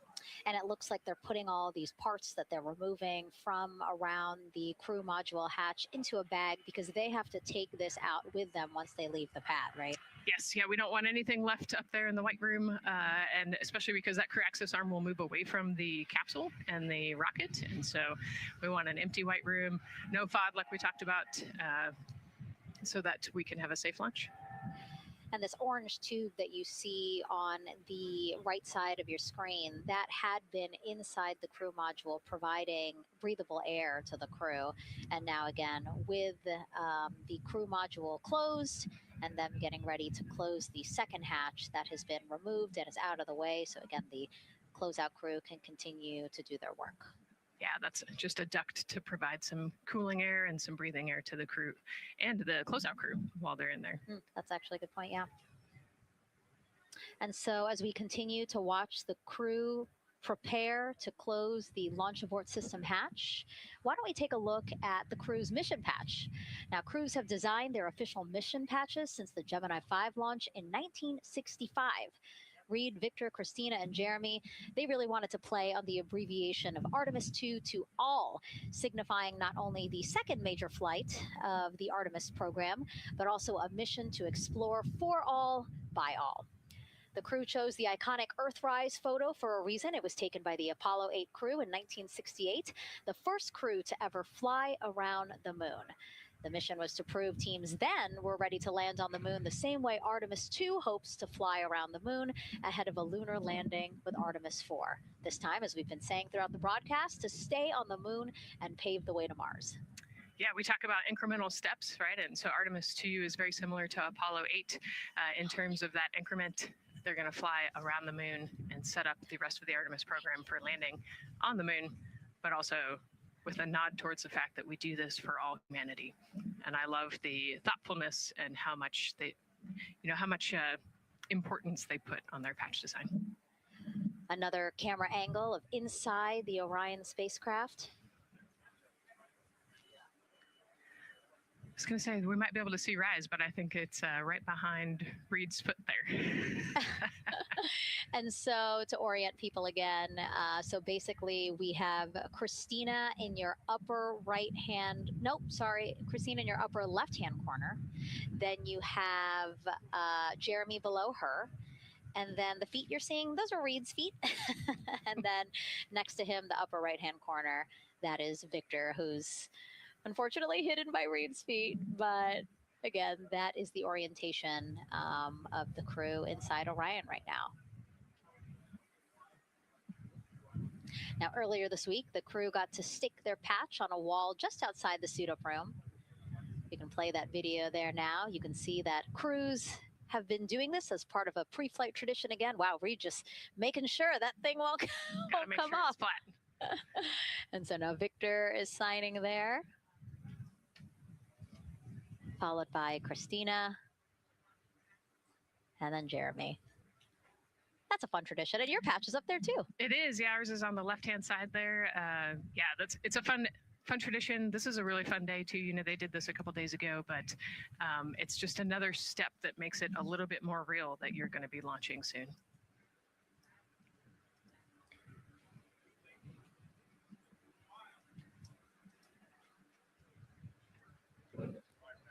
Again, we talked a little bit about this before. The basically like a computer there on Jeremy's leg, a way for him to just check out the data, see some of the data that also Reed and Victor are getting to see, but in those much bigger displays for Orion. Right, yeah, it's basically a tablet on his leg, and it's actually plugged into a cord nearby that allows him to have a screen repeater so he can see what they're looking at. And it looks like he's taking notes. Can you talk a little bit about what that is? It's part of, all of them have like a little procedural book, right? Right, yeah, so they have what we call a knee board, and they'll have blank pages to take notes on. They might have a cue card or procedures, or they can be kind of custom built to what each crew member wants for their knee board. This mission, of course, built by people and companies in all 50 states, as we've been saying throughout the broadcast, and with our international partners as well. Let's take a look at some of the people playing such a big role in today's test flight. What we're doing here is a collaborative effort of hundreds of thousands of people. This is about the parts, the hardware, the software, the services, all coming together to make that mission possible. My dream for this space program is that we would not just push the boundaries, but that we push them together. And liftoff of Artemis 1. We rise together, back to the moon and beyond. It takes a team to do great things. And Artemis has an incredible team. We have international partners. We have commercial partners and industry partners. It takes unity to accomplish great things. And that's what this mission's all about. We're not sending our money to the moon and lighting it on fire. We're putting that money right back into the economy in ways that benefit everybody. So every dollar that comes out of the Treasury that goes to support this mission goes back into the Treasury 3 times. What is very important to me is that we do it the right way, and that we do it with our values, that our industries grow, that our communities grow, that our families are healthy and safe and have amazing things to work on. Then we're going to build machines to go even further onto Mars. That is our generation, the Artemis generation, that defines the starting point of our exploration future. I just want to say thank you to all of the hands that have touched a part of this program and the hearts that have moved everyone to this goal, because we're going to the moon and we're going beyond. One team. One team. One team, one dream.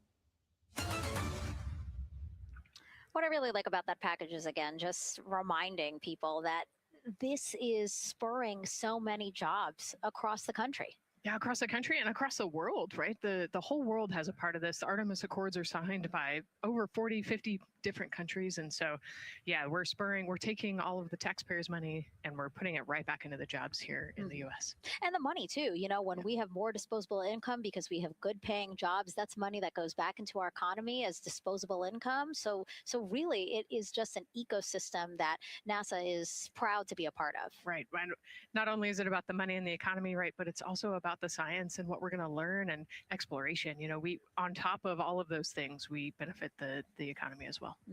Obviously, Nicole is a wealth of knowledge. We're very lucky to have her. We're going to be tapping into that knowledge throughout the broadcast, and we have been for now close to 4 hours. So thank you, Nicole. I hope you're holding up okay. Yeah, I'm loving it out here. It's been great. Let's learn a little bit more about Nicole. Her first mission to space was actually last March. She launched from here at Kennedy Space Center as pilot of NASA's SpaceX Crew 10 mission to the International Space Station. And what a beautiful launch that was. She spent 148 days in space conducting science experiments that could benefit us on Earth. For example, one studied the physics of liquids, which could help researchers deliver medicines more effectively. She also conducted an almost 6-hour spacewalk to help upgrade the orbiting lab's power system. Nicole is a lieutenant colonel in the U.S. Air Force and flew one of its most advanced aircraft. She was born in San Diego, California, and is a twin. That's a cute photo of the two of you. Oh, that one too. Young explorers. Yeah. Yes. Yes. That's so great to just see how far you've come. Again, I think that speaks to what we've been saying. Like, you know, just if you're passionate about something, go for it and see where that takes you. Yeah, I think that's a great example. You know, I was a serious little kid with really high goals and, you know, just kept working hard and never got bumped up the path and ended up here.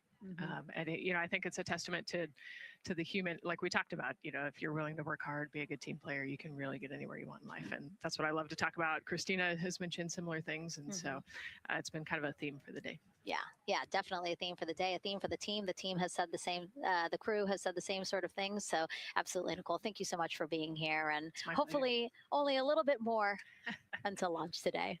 Hopefully. So today's Artemis 2 test flight will mark only the 7th time NASA astronauts will launch on a new NASA spacecraft designed for crew. And then controlling the flight will be Mission Control in Houston. Our Gary Jordan is inside with flight controllers. Hey, Gary. Hey, Megan, you are right. This is a significant milestone, and we may be putting the names of a few more astronauts in the history books today. The Artemis 2 crew is set to launch today will join a select list of humans to fly in a spacecraft for the very first time. And Artemis 2, like missions before it, is a test mission. During ascent, the crew and the teams here in the room are prepared for a variety of scenarios. Some of these will be called out directly by Capcom's Stan Love during ascent, and some are a little more subtle. These calls can be split into 2 categories: alternate main engine cutoff or MECO targets and aborts. First, there are 2 alternate MECO targets, or AMTs. These note milestones to give flight control teams and astronauts an idea of what would happen after that moment should the core stage lose one of the main engines. First is AMT low. You won't hear it called out by the crew or Capcom since this happens right at liftoff. If the core stage loses one engine at this moment, an abort once around option could be made at main engine cutoff, meaning the crew could target a splashdown in the Pacific. The second is AMT high, which will be called out by Capcom's Stan Love around 22 seconds. After this moment, if the core stage loses an engine, we can still pursue an alternate mission in low Earth orbit to accomplish some of the test objectives. And at about 5 minutes, 16 seconds into the flight, you'll hear the call 3-engine press. This is a good moment. After this point, if the core stage loses an engine, we can still make a nominal main engine cutoff and pursue a moon mission as expected. Again, these MECO targets give the flight control teams and crew an idea of what lies ahead should one main engine be lost, but assumes we are otherwise continuing to a main engine cutoff target. This differs from an abort, where the Orion capsule separates from the Space Launch System prior to the planned separation time. There are abort options at every moment that integrity is attached to the Space Launch System, from the pad to more than 3 hours into the mission. During the first 8 or so minutes of powered flight, there are 3 abort options. First is the use of the launch abort system, which you see at the very top of the rocket and here in the White Room where the hatch is open and teams are working to close it. This particular abort capability can be used from here at the pad through roughly 3 minutes and 22 seconds into the flight. Next is an untargeted abort splashdown, or UAS. This uses Orion service module engines to escape the SLS and becomes available immediately after the launch abort system jettisons. Third is an abort once around, or AOA. You'll hear Capcom Stan Love call AOA open around 7 minutes 30 seconds into the flight. This also uses the service module engines, but the burn profile is a bit different to aim for a splashdown in the Pacific after one trip around the Earth. NASA's expedited recovery teams are staged off the coast of San Diego to get to the crew and integrity quickly for this abort option. An AOA option continues to be available until solar arrays are deployed on the Orion service module a little more than 30 minutes into the mission. At this point, an abort to orbit, or ATO option, becomes available until separation from the upper stage around 3 hours and 23 minutes. Mission profiles can vary depending on when an ATO is executed in that window, but with power being drawn from solar arrays, it buys more time for astronauts and flight control teams to make decisions and stay in Earth orbit, return for a splashdown, or continue to the moon. The Artemis II crew and flight control teams are well trained on all of these scenarios, and the calls you hear to the crew on Orion to Earth may help them be in a ready state for whatever challenge may come their way. At this time, we're not tracking any significant issues here in mission control in Houston, Texas. That would be showstoppers for today's launch. We're continuing to, of course, monitor the countdown along the way MS1, and make sure all systems are go for when we reach T0. With that, I'll send it back to you, Megan, at the Kennedy Space Center. All right, we are ready for another reading if you are ready over there. Yes, sir. CBA is steady at 2,600 PSI. All right, copy that. And you know, the more times we ask you to do that, the closer we get to launch. So that's a good thing. Copy. You heard it there from NASA Test Director Jeff Spaulding. The more that they keep on asking her how the pressure is holding in the counterbalance assembly mechanism is a good thing, because it means we are getting closer to launch. So that's amazing news over the loops that we just heard on Orion to Earth 1. Again, that communication channel with the crew. But now I want to get back over to Daryl with the launch team. He has an update now on the flight termination system that the team was tracking. All right. Thank you very much, Megan. And we're getting an update now from the launch team as we speak.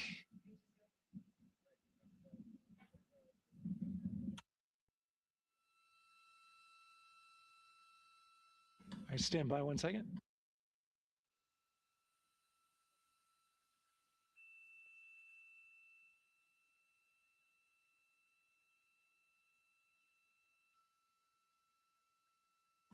Okay. Sorry about that. We're just getting an update, in fact, about what I was about to report out on the range. And the good news is the range is go. So we reported that they were working to verify their equipment regarding the FTS system. And they asked for a little of that verification work to be done by one of the FTS engineers here in the firing room. He went out to the VAB to get some legacy hardware to help out with it. But in the end, this is a fix that the range had come up with to get clearance, to clear the range rather, and to as well work the FTS system. And so now they are go. Again, the range is go. That is no longer a constraint.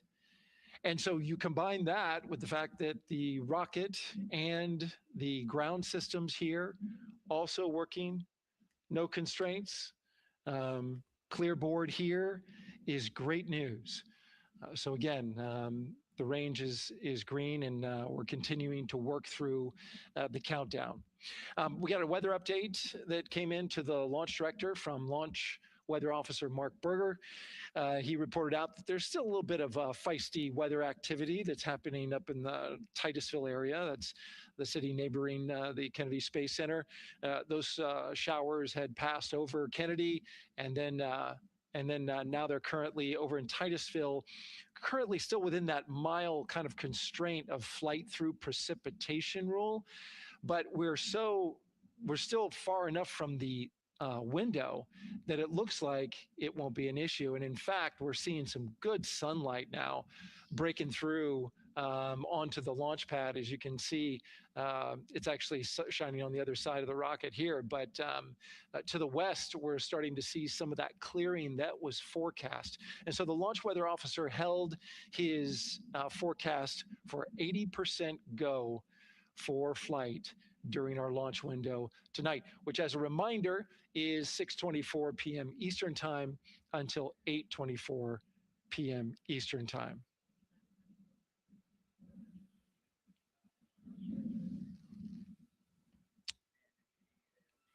And we're also hearing that the last hatch closure, as you can see in the bottom corner of your screen, they're starting to work on that. That's the launch abort system hatch. There are two hatches, the crew hatch and the launch abort system hatch, and the closeout crew that you see right there, right on time with their work as they go to shut. And you can see it in motion right now, that launch abort system hatch.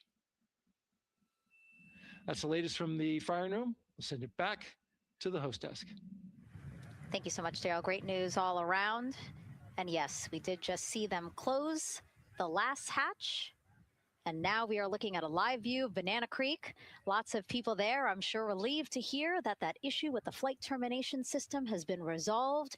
And we are go for launch.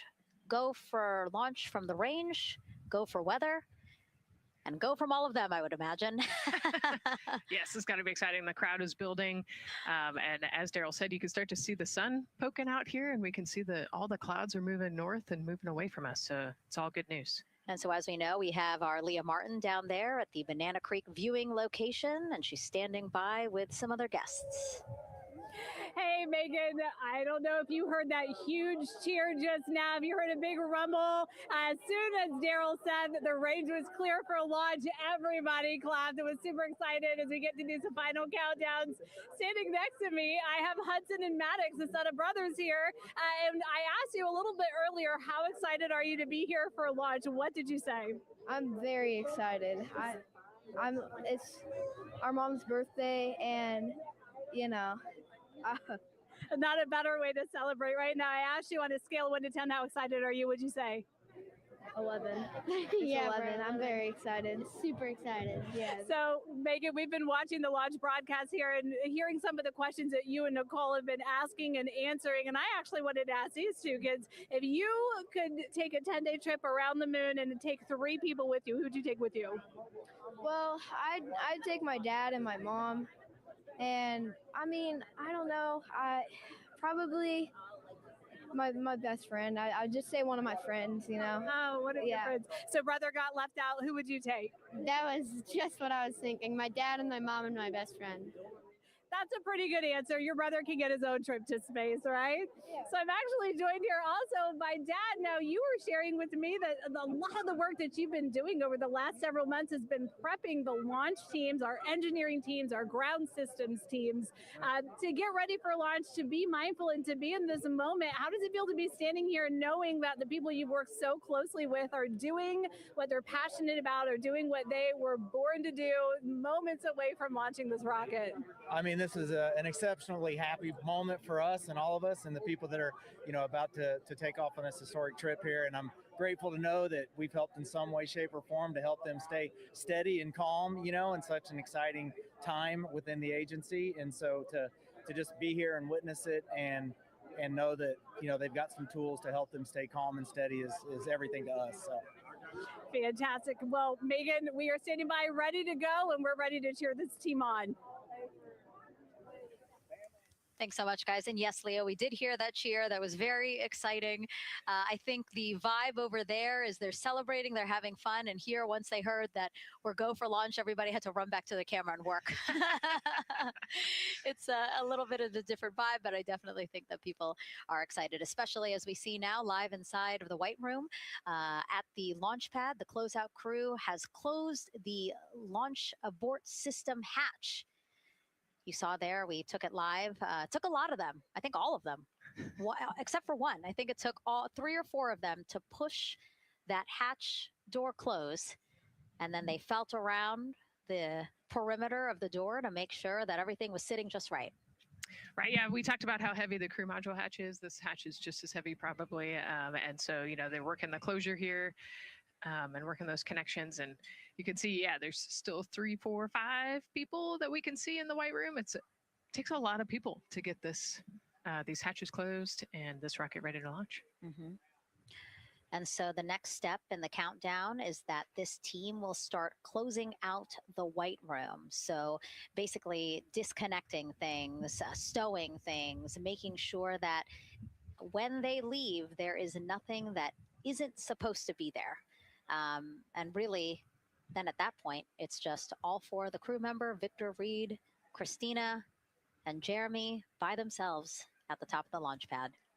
Yeah, and then eventually that crew access arm will move away, and then it'll really just be them up on top of that rocket. Mm-hmm. Yeah, your eyes lit up when I said that. That's exciting. It is. It is. Yeah, we had a moment, we talked a little bit about my fear of heights, but most of our crew is afraid of heights. And so there was a moment where I realized that it was just us, you know, 100 and some odd feet up and no crew access arm. And may or may not have said something that made everybody go, huh. Were you wondering to yourself, how did I get here? We're pretty far up. That crew again, bringing that drag-on camera. That camera is a handheld camera that is a live look for teams who are remotely watching these operations closely. Again, verifying that things are as they should be before the crew starts, the closeout crew starts leaving the White Room. You see them checking their procedures. You can see they're covering the ends of those hoses. That's to protect those hoses from FOD. So we don't want any dirt or anything to get into those while we transport them and stow them. So you can see Andre there working to close out the hoses as well while they're cleaning up the White Room. And so they'll tape that close. You just saw number 5 holding some tools. Again, we'll stow those away. You have to account for everything. Obviously, you know, they did have tools out. They did have procedures, paper, notes out. Like all of that has to go. Yes, and you can even see on number 3's hat, he's got a string that's connected to his suit there. Mm-hmm. That's, again, just to make sure that we don't lose anything. If, you know, a gust of wind or you get knocked or something, you don't want to lose a single thing in the White Room. So everything is tethered, everything is accounted for, and everything is protected. The crew now, another live view of them inside Orion. Jeremy, Christina, and Reed and Victor on the right side of your screen. What do you think they're thinking right now, Nicole? Oh man, just over an hour to launch. You know, there's probably a little bit of a lull right now, monitoring some systems, but you can see Reed's got his feet crossed. So I think just trying to relax and, you know, pass the time by maybe thinking through the items that they're going to monitor through the launch, you know, the different jobs that each of them have throughout the launch. And once they get to orbit, you know, this first day on orbit is actually really busy for them. Mm-hmm. They've got, you know, 2 burns that they have to monitor. They've got to get the system set up and they've got to get the cabin set up. So there's a lot going on in the next 24 hours for this crew. I think they've got a couple sections where they get to take a nap, but I don't think they get a full night's rest for quite some time. So, yeah, you know, going through what's next. And so as we say that, I mean, imagine what it would be like to live in a spacecraft for 10 days. Let's take a look at what life will be like in Orion. Artemis 2 is our first crewed mission back to the moon since the Apollo program. A lot of the focus of Artemis 2 is really checking out systems to be sure that we're ready and well positioned for continued human exploration. My name is Susan Baggerman, and I'm the Chief Health and Performance Officer for the Orion program and the Artemis 2 mission. And this is 10 Days in Orion.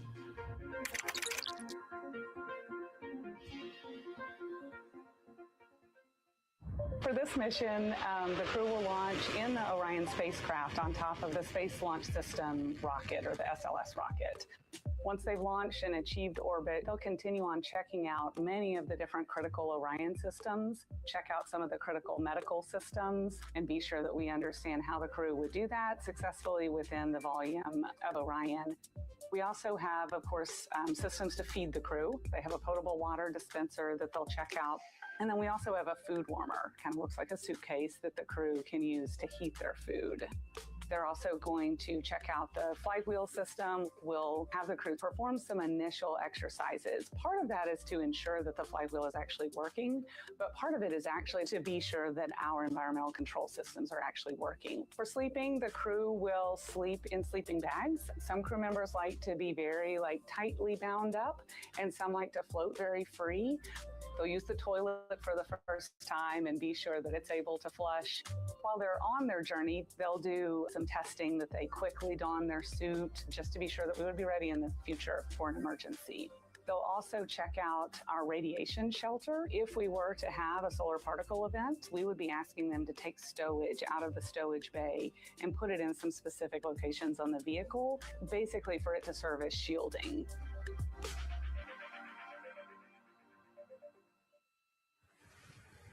And so I want to talk a little bit more about what we just heard in that package. I am interested in the space food.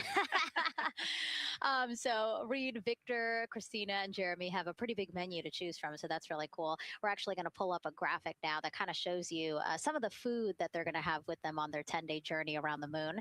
We know of more than 10 types of beverages. There's coffee, a mango peach smoothie, apple cider, lemonade. So those all sound delicious. And now I've just remembered I haven't eaten lunch. They're actually not too bad. I actually have a mango peach smoothie with me today. No way. Yeah. So you can see they come in these little packets here, but it's just kind of a dried powder that you add water to. So this would actually, you'd add 175 milliliters of water and let it sit for 2 to 5 minutes. And then you can stick a straw in it. You saw in that package, they put a straw on the top septum portion there. And then you can drink it. And so this is the packaging. This is food that you brought up with you or that you had while you were at the ISS. Yes. Yeah, actually, this is all food that we have available to us on the standard, what we call the standard menu on the space station. And so actually the graphic there showed quite a bit of the standard menu that they're going to take with them. So yeah, let's pull space it back food up, is space actually. food. Yeah, we can use the food that we have been using. You know, our food lab at Johnson Space Center actually creates that food and then they stabilize it and they package it for us and everything. So they do a really wonderful job out there. We've got different types of food. You know, you can see I've got this is a soup, tomato basil soup. So thermal stabilized, it's already hydrated. So you just throw it in that food warmer that we talked about and then you can eat it. But then we also I have some shrimp cocktail here that's, you know, irradiated. So it's in a package that protects it. I'll show you. I've got a brownie too. That's probably my favorite one. But are we eating it? We might, if you're. Yes. Look, see, they want us to eat. I don't know what happened, but it worked out. Yeah. With what we were saying here. So it's in an outer package to help protect it against, you know, radiation, and then it's in this inner package. And so this cosmic brownie, actually, the trick, Anne McLean, my crewmate, taught me. The trick is you got to put this in the food warmer and get it nice and warm, and then you can get it. But so what we do is we just take scissors and you open it up and then it comes right out. So these brownies are nice because they don't have a ton of crumbs, and so you can actually just eat it pretty easily in space. You know, if you imagine, that would not happen in space. It would not fall. But yeah, so we've got all sorts of things that you can actually eat. The menu's pretty good and pretty diverse on the space station. And then, as you saw, pretty diverse for Orion. Nice. Yeah, that's amazing. And again, here's a look at the crowd that's starting to continue to grow here as we get closer and closer to launch. We are now under an hour from the opening of our 2-hour launch window at 6:24 p.m. Eastern Time. And so let's take some questions from social media. We haven't taken some of those for a while. You put that brownie away, Nicole, or I'm going to steal it. Nicole, we have another celebrity who submitted a question. Let's take a look. Okay. A quick question for the Artemis crew. What food from Earth would you bring with you into space? And why would it be lasagna? Because that's the greatest food. Again, not really a question. Yeah. Because he was like, it's lasagna. It's got to be lasagna. You know, there is lasagna on Space Station, and it wasn't too bad. Probably not my favorite food of all, but yeah, lasagna is not a bad option. It's a high calorie meal. If you're trying to, carb load for a spacewalk or something, it's a great option. Yeah, I remember Christina saying that her favorite food on the menu, and actually, she was saying that she was getting in trouble because people kept on saying, you can't eat mac and cheese every day, Christina. We mentioned the mac and cheese and brisket earlier. Man, I would put those two on a tortilla. That would be great. That sounds delicious, delicious. Well, thank you so much, everyone, for sending in those questions. For everyone from a 5-year-old that we got a question from to all the way to Roy Woods Jr. there, a comedian. So thank you so much. And if you're just joining us, welcome to the Space Coast of Florida, where we are counting down to liftoff of Artemis 2. You see a beautiful aerial shot there of our rocket on the pad. For the first time in more than 50 years, we are sending humans to fly around the moon and back, and we're taking you all of you with us on this next chapter of human spaceflight. I'm NASA's Megan Cruz, and this is NASA astronaut Nicole Ayers. Great to have you here, Nicole. Yes, this has been a beautiful day. Excited. We're continuing to march towards this launch. Yeah, and if all goes as planned, this crew could travel farther from Earth than any other humans before them and see parts of the moon no one has ever laid eyes on. How exciting. Yes.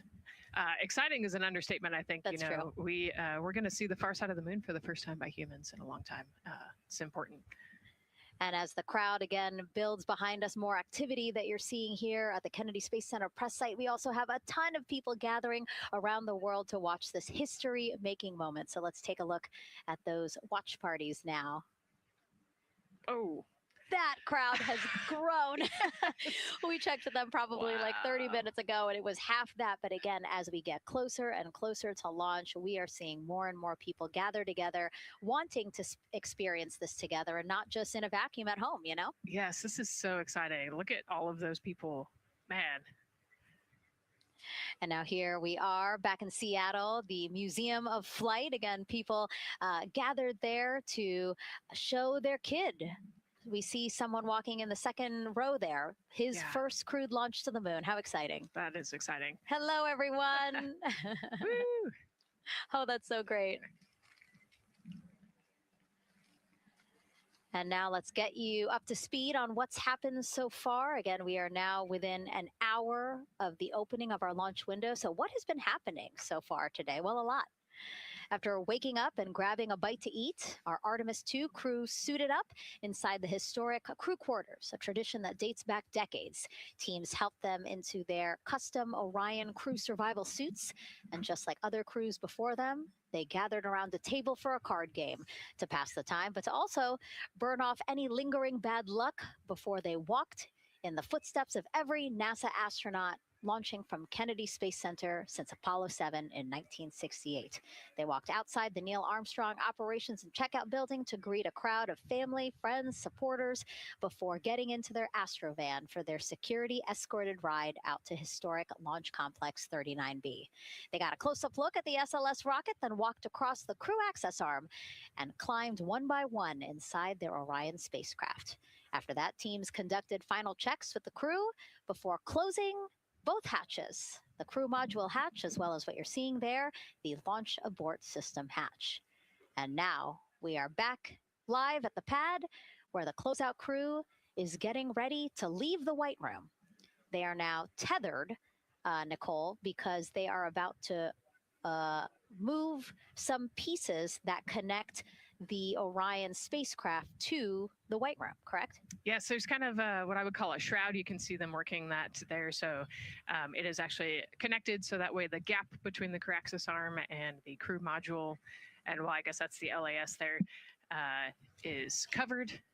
but they're about to remove that so that the crew access arm is not connected to the rocket in any way, so that it can retract here in the next few minutes. And for how we're looking with the launch countdown milestones, let's go to Daryl Nail in the Launch Control Center.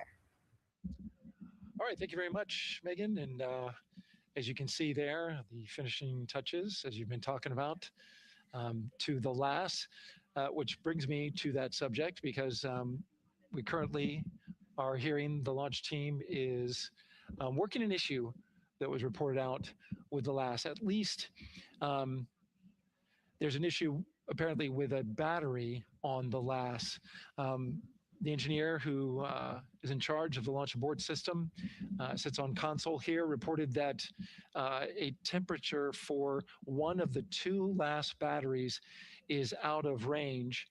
And although it's not a constraint for launch right now, it would be when that temperature is checked inside of T-minus 6 minutes, which is inside of terminal count. So right now, the team is working some troubleshooting on this issue. Going to follow, of course, along closely with what they learn. But again, a battery temp for one of the two batteries on the LAS is out of spec.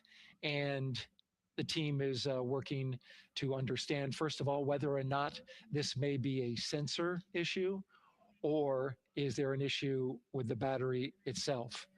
So again, looking into it, troubleshooting and researching as we speak. With regards to the weather, we did get some good news there. Launch Weather Officer Mark Berger reporting to the launch director that the weather chances have now improved for the window. We are up to 90% go, which is great news. Again, 90% go. That is up from the 80% that we started when we had the first weather forecast come out officially 3 days ago. And so that is great. And for anybody who's here in the launch area knows that is certainly viewable. They can see that by just looking up. So we're getting some good clearing as forecast. And then just a reminder for those people who are watching the launch from the nearby area that if you're watching on an internet-enabled device, just remember that there may be a little bit of a delay. Can't tell you how much of a delay, but since it's on an internet device, sometimes this broadcast might be a little behind what you're actually seeing. So just keep that in mind as you are watching. Don't wait to the last second to run outside if you're inside your RV or your camper or your house. That's the latest here from the firing room. Of course, we'll keep track of that last battery issue. We'll send it back now to Megan and Nicole at the host desk. Two of them there had to be tethered to the inside of the white room, because obviously now we have detached the white room from the Orion spacecraft. Yes, that view is quite something. Yeah, spectacular. Yep. Oh, no, I'm sorry. I forgot. Nicole's scared of heights. An astronaut afraid of heights is actually not uncommon, as we've learned today. But yes, so obviously, again, things proceeding as we march closer to the opening of our 2-hour launch window at 6:24 p.m. Eastern Time. Again, the closeout crew just finishing up those last couple of things they have to do before leaving the white room and then leaving the pad, leaving only the 4 Artemis 2 crew members inside the spacecraft by themselves at the pad. Yeah, and then we'll be curious to follow the battery issue on the LAS as well. I think sometimes it's just a sensor issue, sometimes it's a battery issue. So hopefully they figure that out quickly. Mm-hmm. And so if we can take a shot of the crew inside the capsule, if one's available, why don't we talk a little bit more about each of them? So we have Artemis 2 Commander Reed Wiseman, Baltimore native, and he's actually, you see his feet in that shot there from inside Orion. He's been in space once before as flight engineer for Expedition 41 aboard the International Space Station from May through November 2014. During the 165-day mission, Reed and his crewmates completed more than 300 science experiments in areas like human physiology, medicine, physical science, earth science, as well as astrophysics. They actually set a milestone for station science by completing a record 82 research hours in a single week. He also served as chief of NASA's astronaut office from December 2020 to December 2022. His two daughters were out to wave goodbye to him as he made his way to the launch pad. And again, there's Reed's feet. Reed is the one sitting in the seat to the right, closest to our camera there. So looks like he's relaxed by the body language of his feet. Yeah, I think they're kind of in a holding pattern, if you will, or a waiting period. So it makes sense that he's a little bit relaxed. He's also kind of just a relaxed person in general. He's wicked smart, but has a demeanor that keeps everybody calm. And so I think we're seeing that here today. And so in this shot, Reed is the one sitting on the left, and to his right, Artemis II pilot Victor Glover. NASA selected the California native as an astronaut in 2013, and at the time he was actually serving as a legislative fellow in the United States Senate. His first trip to space, November 2020, pilot of NASA's SpaceX Crew 1 mission. That was the first operational mission of NASA's Commercial Crew program, which resumed launching American rockets from American soil to the International Space Station since the end of the shuttle program. Victor is a U.S. Navy captain and naval aviator who served as a test pilot, racking up more than 3,500 flight hours in more than 40 different aircraft. So again, he probably feels pretty at home in the pilot seat of Artemis II. Yeah, I think he does. He got to say goodbye to his wife and 4 kids. Again, those were the family that he had here at Kennedy Space Center before the 4 of them drove out to the pad. Yeah, and you can see there, we talked about Victor's energy earlier, and you can see him working through, pushing some buttons on the displays. Looked like he was pulling up a procedure, so he's following along and ready to go, looks like. And then mission specialist Christina Cook, sitting on the upper left-hand corner of the screen there, native of Grand Rapids, Michigan, was selected to the Astronaut Corps in 2013, same class as Victor, served as flight engineer on the International Space Station from March 2019 to February 2020. During that time, she set a record for the longest single spaceflight by a woman with a total of 328 consecutive days in space. How cool. She also participated in the first ever all-female spacewalk. And before becoming an astronaut, Christina helped to build space science instruments and led scientific fieldwork in some of the most remote environments on the planet. Her hobbies include surfing, rock climbing, and community CDR, service, yoga, and photography. Go ahead, NTD. Those couple of suppressed overvolt messages, we're going to go ahead and clear those off your screen. We see them and we copy. All right. NASA test director. We're still working here, trying to get through everything. So we're getting close, and then trying to talk that other issue that we just picked up a little bit ago. But I think work-wise, we're doing really well. Sounds good, NTD. We're doing great on board. Glad to hear it. NASA test director giving an update to the crew. Some messages flashed on their displays. Just wanted to say that they didn't have to worry about that. We're going to clear that. And that also just reassuring the crew, again, that they are tracking and working the issue with the launch abort system battery. Yeah. All right. And then first-time flyer, Canadian Space Agency astronaut Jeremy Hansen will fly to the moon as a mission specialist on the Artemis II mission. The London, Ontario native, selected as an astronaut in 2009. After that, he worked as Capcom at NASA's Mission Control Center in Houston. Capcom stands for Capsule Communicator and is the sole direct voice communicating with astronauts while in space. Jeremy also participated in training exercises, really cool ones, like living on the ocean floor off the coast of Florida to simulate deep space exploration for a week. In 2017, he became the first Canadian to lead a NASA astronaut class. He also enjoys getting out on a sailboat, rock climbing, and mountain biking. He has a wife and 3 children. And he's the one that you see bottom left-hand corner of your screen. I know, I'm trying to see what he's doing there. Christina's looking too. And so there is your Artemis II crew inside the Orion spacecraft. And this is actually the 7th time NASA astronauts will launch on a new NASA spacecraft designed for crew. And if you're wondering about the first 6 crewed test flights, here they are. All systems are go.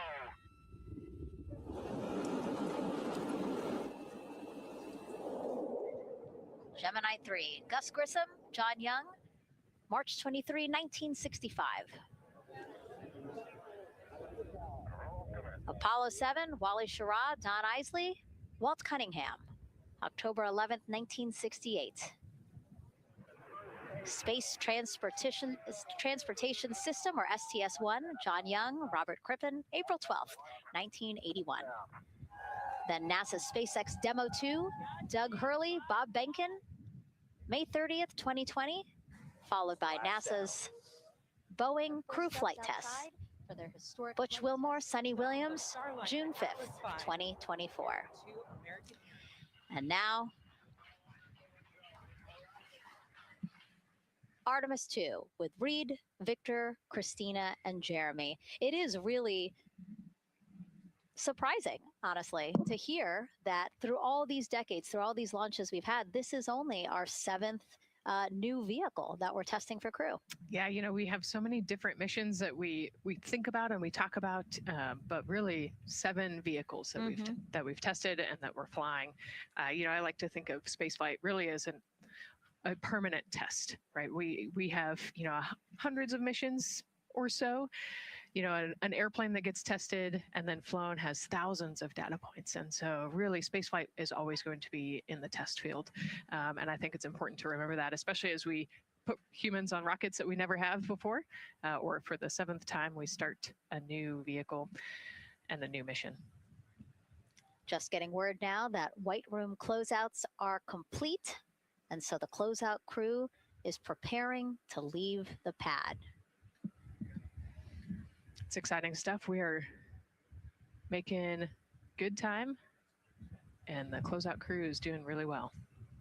41 minutes, 43 seconds and counting until the opening of our window. And Artemis 2 is a 10-day mission that will send the 4-person crew on a journey around the moon and back to Earth.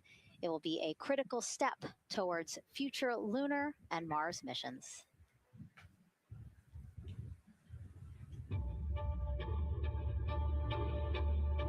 We're going back to the moon because it's the next step in our journey to Mars. We need to go explore the moon. There's vast regions of unexplored areas with the coldest, darkest places in our solar system. This is a test mission, and when we get off the planet, we might come right back home. We might spend 3 or 4 days around Earth. We might go to the moon. That's where we want to go, but it is a test mission, and we are ready for every scenario as we ride this amazing space launch system in the Orion spacecraft. But another reason we're going back to the moon is to fulfill NASA's mission, which is to explore the unknown in air and space, to innovate for the benefit of humanity, and to inspire the world through discovery. And when we succeed and when we accomplish the things that we set out to accomplish, that inspiration not only can set up new things to happen, but it also is a reminder in tough times that we're capable of doing great things when we work together. The thing I love about the moon is that it's not just a beacon for exploration and this platform of possibilities for incredible missions like this, but it has benefits. That's actually why we're racing towards it. Those benefits are really wide in nature. You have everything from innovation, technology development, not only for future missions going deeper into the solar system, but technologies that come back to Earth. You have inspiration, a whole generation of people starting this pipeline of STEM workers and manufacturers and operators that are excited to see what you can do when you work hard and you come together as a team. When I think about the 4 of us flying around the far side of the moon, seeing that Earth rise, taking images and video and sending them back to you, the feeling that I have inside is hope. We know that Artemis 2 is not the solution for humanity on planet Earth, but it is a contribution in the positive column. We hope that just for a moment that people will pause and say, wow, it's extraordinary when you look back upon the Earth with over 8 billion people. And you see this concrete example of what humanity can do, this extraordinary thing when we set big goals And CDR NTD to achieve them.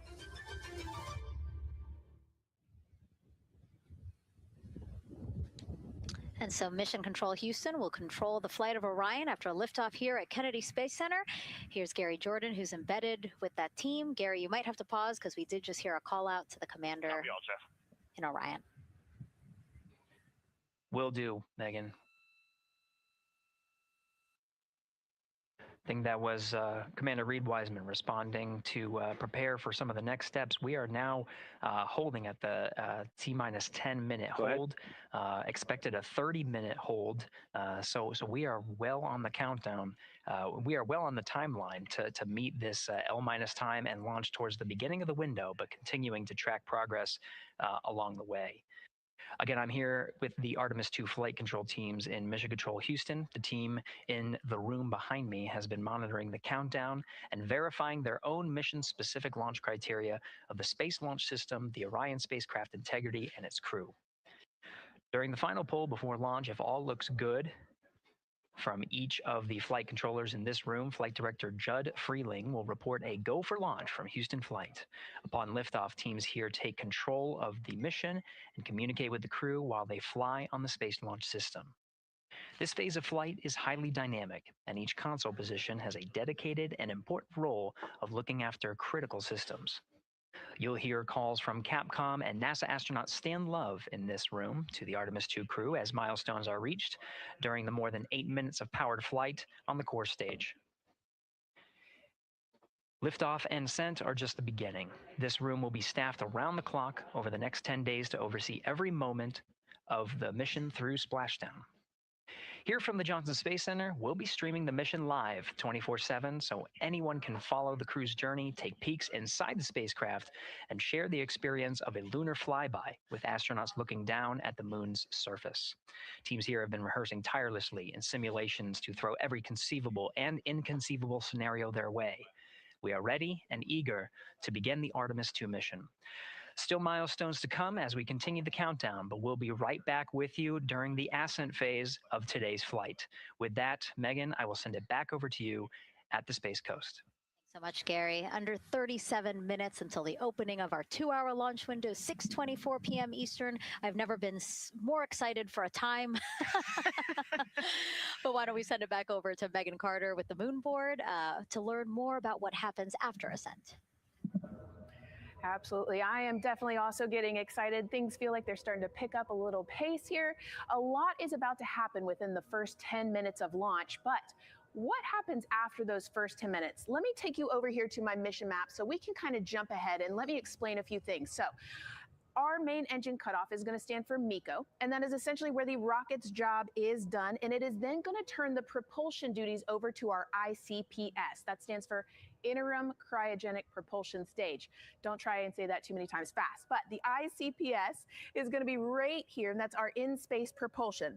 About 50 minutes into, after about 50 minutes into launch, it is going to conduct that first burn, and that's going to be the perigee raise maneuver. Essentially what that is going to do is going to raise the spacecraft from a lowest point of Earth just a little bit higher into space, and then they are going to conduct that nice path that's going to set them on that nice circular path around the Earth. That's when they're going to start to be able to really check out the spacecraft. The Orion spacecraft is going to be able to, like we've talked about, be maneuvered by the crew. They're going to check out those life support systems, and communication checkout's going to be vital at that point as well, obviously. Then they will be conducting that another burn, and that's going to raise them just a little bit higher again. And then they will, it'll be about time for the ICPS to separate, and they will start another lap around the Earth as well. Now, the ICPS, but even after it separates, its job will not be done because they will have the opportunity to conduct something called the Proximity Operations Demonstration. And this is going to be really important for our future lunar missions because the ICPS actually has a target on it, and the crew is going to have the opportunity to manually maneuver these spacecraft like we've mentioned and practice those docking maneuvers. Now, obviously, they will not be docking for this mission, but that is, again, going to be critical for those lunar missions in the future. Now, All right, after that ICPS has separated and they've done that second lap, they're going to conduct 2 more burns. And what these burns are going to do is set them up to the high enough orbit and a fast enough speed in order to conduct the translunar injection. This is going to be that critical moment and that critical milestone where they are going to produce about 6,000 pounds of thrust. And this is that point that is going to take them out of low Earth orbit into deep space, and it's going to set them on that nice path towards that lunar flyby. And I know we have talked a little bit about why this could be a record-breaking flyby and journey to the moon. And with that, I'm going to turn it back over to Megan so she can tell us just why. Yeah, she's talking about the distance record set by the Apollo 13 astronauts in 1970. They were 248,655 miles away from Earth, and this Artemis 2 crew might surpass that on flight day 6 when they fly around the moon by more than 4,000 miles. Yeah, it's a long ways. It's tough to fathom 250,000 miles from Earth, right? I mean, space, the space station is only 250 miles. And so we're going, I don't want to do the public math, but we're going much further than that. But it's important, right? Because we want to get back to the moon. We want to see the surface. We want to see the far side of the moon. And the way we do that is by breaking distance records. Yeah, and the exact distance record depends on exactly when they launched, like the time, the day. So we'll learn more as we go into this 10-day mission with the Artemis 2 crew.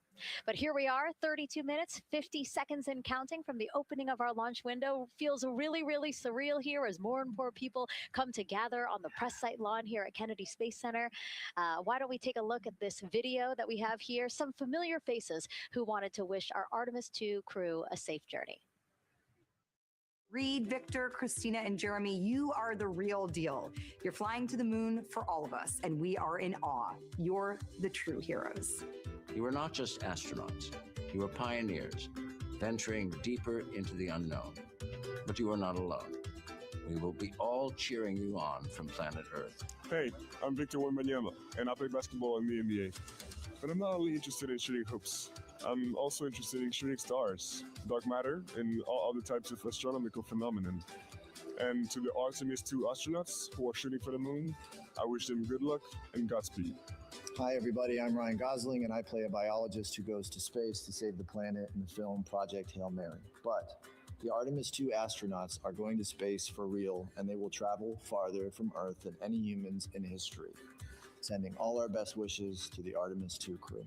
I just want to say how proud I am of each of you and how inspired you make me. But it's not just about me.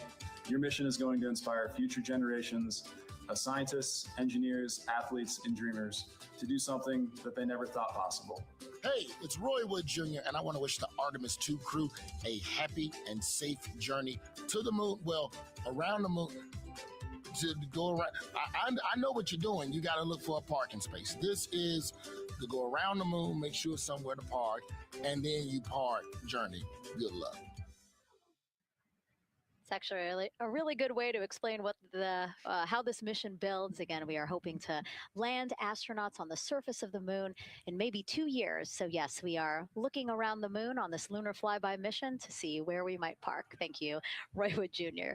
Okay, and as we look at this live view of the rocket on the pad, there is a spectacular place here at Kennedy Space Center to watch launch from, and that's the Banana Creek viewing area. Why don't we go back there where the crowd is excited, and Leah has the best assignment ever talking to people who are super excited about being here for Artemis 2. Oh my gosh, Megan, you talk about the excitement being palpable. I'm telling you, everybody here on pins and needles as we get just about half an hour away from launch. I've been walking around talking to people, and I'm just struck again and again by how many people are here from across the agency. I want to introduce you to just a small portion of the people across NASA who have been supporting this mission. Patty Ortiz, NASA Armstrong Flight Research Center, Orion program. Orion. Kathy Graves, Glenn Research Center, Office of STEM Engagement. David Alexander, NASA Glenn Research Center, Office of STEM Engagement. Jennifer Becerra, Johnson Space Center, the Office of STEM Engagement. Here we go, right back here. Where are you from? I'm from NASA Glenn Research Center, Joseph Pinakides. Joseph, here we go. Wes Furman from APL. Maria Arredondo from Headquarters, Next Gen STEM. Mark Robinson, Stennis Space Center, Commercial Space. Amira Flores, Armstrong, Office of the STEM Engagement. Molly Kearns, NASA Glenn, Space Communications and Navigation. Matthew Pierce, Goddard Institute for Space Studies in New York City. Here we go, and right over here. Lauren Ring, Ames Research Center, Data Integration.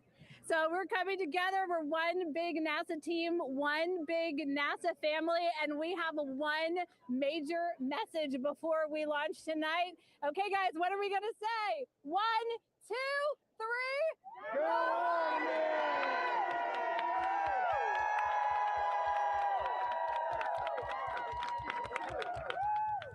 Oh my gosh. Oh my gosh. That made me so emotional. That was so inspiring to see. I mean, wow. Yeah, that was great.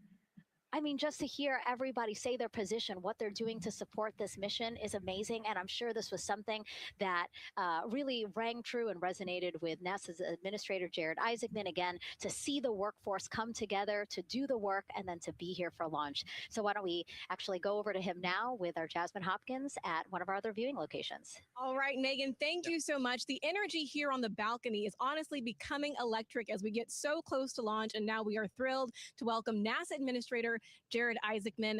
Jared, we're really entering a golden age of exploration. How will Artemis 2 set the pace for the coming years? Well, I mean, Artemis 2 is the opening act, right? This is the test mission.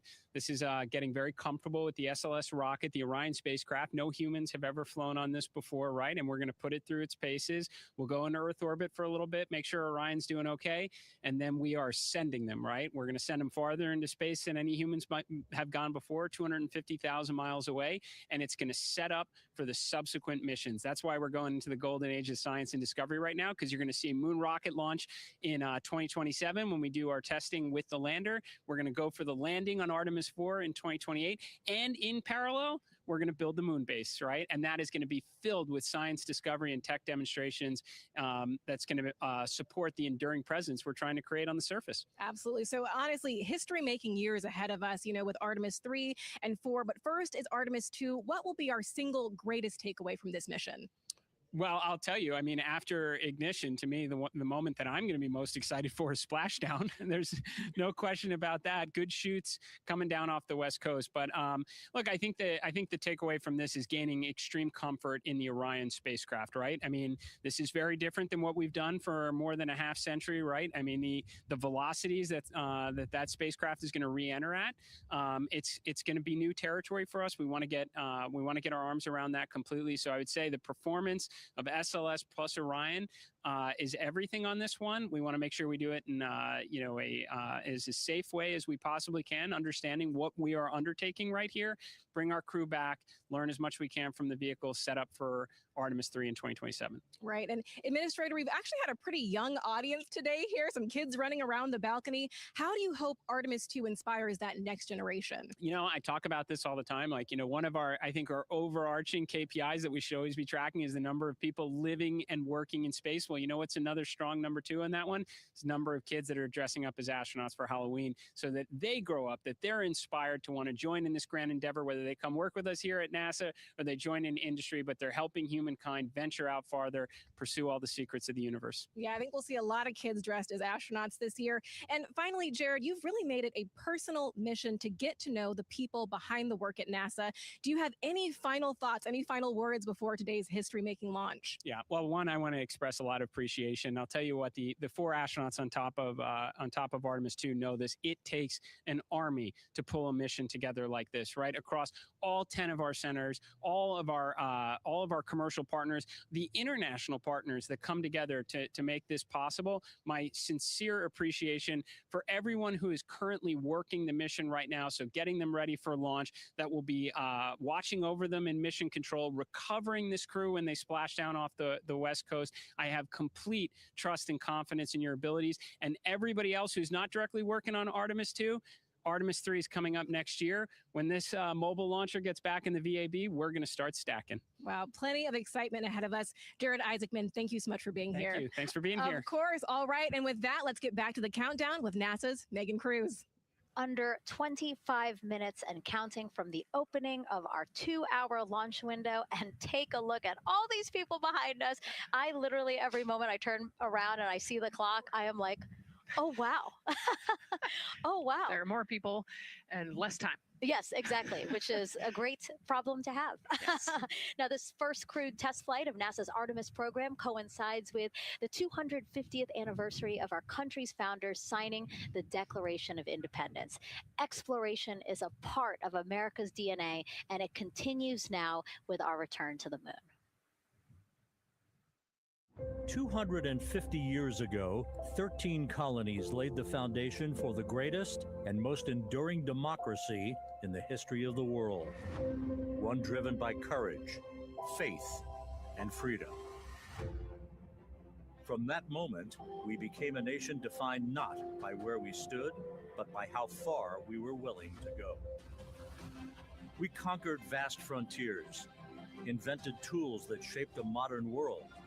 We found light in the dark, and we rose from the earth. Faster, higher, farther. We pushed beyond the sky and into the unknown. We carried our courage into the cosmos, and we planted the American flag on the moon, the defining achievement of American superiority in space. Today, our curiosity stretches farther than ever. American robots search ancient rivers on Mars. New telescopes unfold to glimpse the first stars. And a new generation prepares to return to the moon, this time to stay. For 250 years, America has carried the light of humanity forward. But American exceptionalism isn't inherited, it's earned. Our greatness comes not only from what we've done, but what we're still determined to discover. Because in every era, across every horizon, America is at its best when it's reaching for something greater. America celebrates 250 years, and we are leading the world into the future. 22 minutes, 15 seconds and counting from Artemis 2, NASA's boldest test flight in a generation. The crew has said this often, that they hope it inspires children around the world. And recently, a group of kids here at Kennedy Space Center got a surprise of a lifetime while watching that rocket roll to the launch pad. So tell me what color it is. And you're going to be on that rocket. We're going to be on that rocket. I could make it a little bit longer. Did you see it? Okay, so everybody's looking at the rocket because it is kind of cool and impressive. One of the coolest things happening over there right now, though, is it's on top of a giant tractor. Doesn't all food come in like tubes? It's in these like little plastic bags. You have to like rehydrate it. Sushi. There's not haven't seen sushi in space. It's probably hard to keep that back. Constructed sushi mashed together. My favorite part was this one little girl. She had a question. She patiently held her hand for a long time, and Christina turns to her and says, "Okay, what's your question?" She just goes, "I forgot." It was like, that's a perfect little kid moment. I just Wait, are you my mother's cats too, astronauts? What's say that again? Never mind. It's really hard to say. Go Artemis! These two? Yeah. Yeah. There you go. I like your dabbing astronaut back there. It's just so fun to see the enthusiasm, the energy, and a little bit of chaos. 3, 2, 1. Wasn't that so cute? I love kids and their excitement and, you know, even just being real. Like, I don't remember what I was know, gonna he ask. goes, but I'm glad you're here.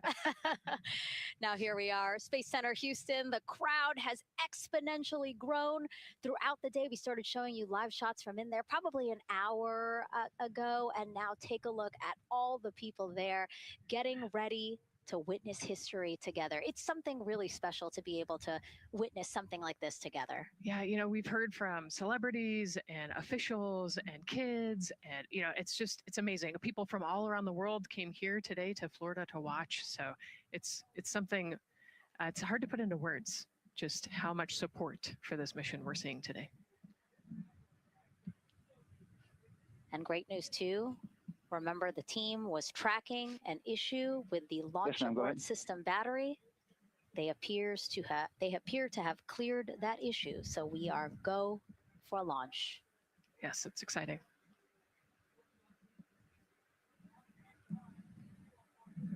U.S. Space and Rocket Center here, Huntsville, Alabama, waving to the Artemis 2 crew sitting right there inside Orion. Inside of 20 minutes from the opening of our launch window. And right now we are targeting the top of that launch window. So we could be launching here in about 19 minutes, Nicole. Wow, I don't know if I expected this today. I'm excited, and I'm glad they were able to clear the problem with the battery on the LAS, and everything has gone really smoothly today. It's been great. The weather cleared up. It's a beautiful day for a launch. And so now, as we are so close to possibly launch now, just what are your final thoughts as we are about to embark on a mission back to the moon, the first time in more than 50 years? Yeah, just so proud of the crew and all of the teams here on the ground that made this happen. They are carrying the torch from the Apollo era into the Artemis era. And, as the crew likes to say, they want to be the shoulders that the next Copy all. generation. And let's see, JLS, can you help us with that, please?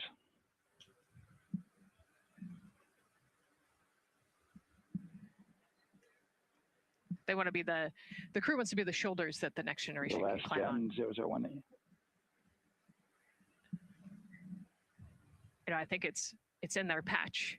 We're going for all. It's in the name of their capsule, integrity, representing humility and the professionalism of everyone that got them there today. So proud of them. We love them. We're excited for them. And we cannot wait to see what they see.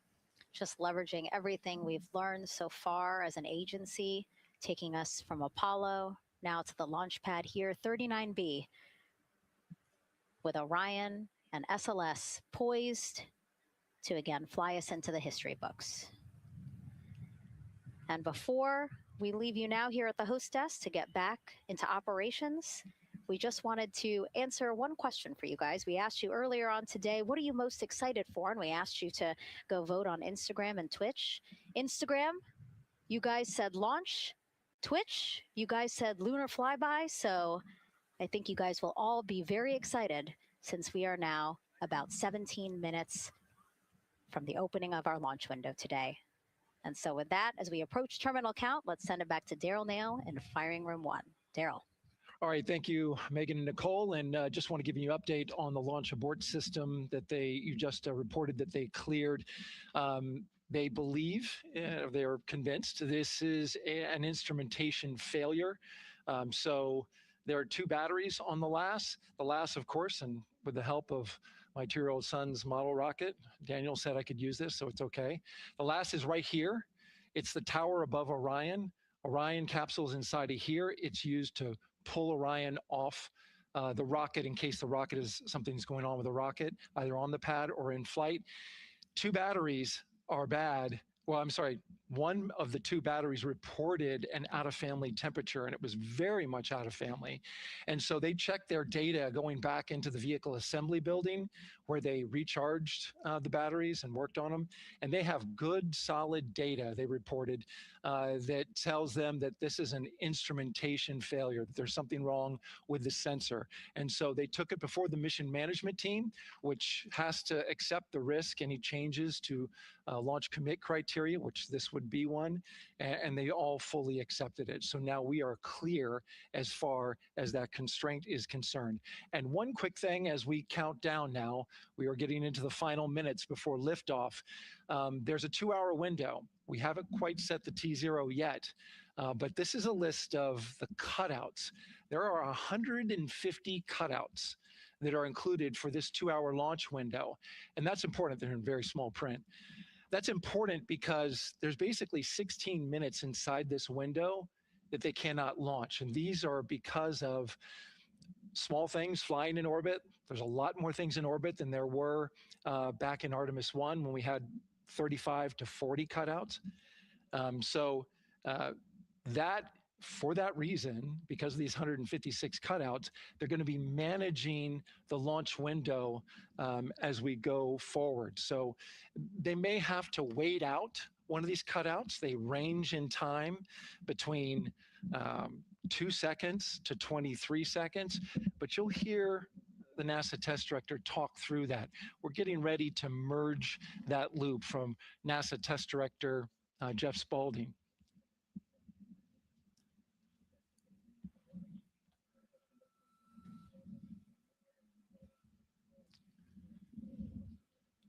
And so now I'm listening to the launch team get ready to merge their operational channel.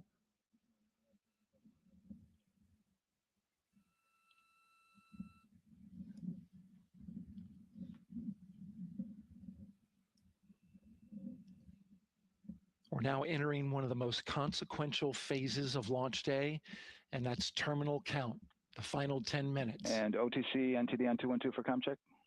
Good comm. How me? I hear the same. STC? GTC? GTC is on 212. All right, copy that. NASA Test Director Jeff Spaulding confirming communications with his team.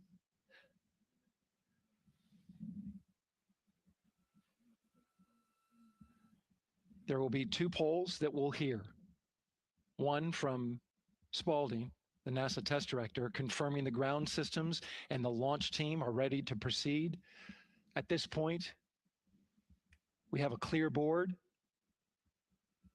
no constraints, but we need confirmation from each individual on the NASA Test Director team.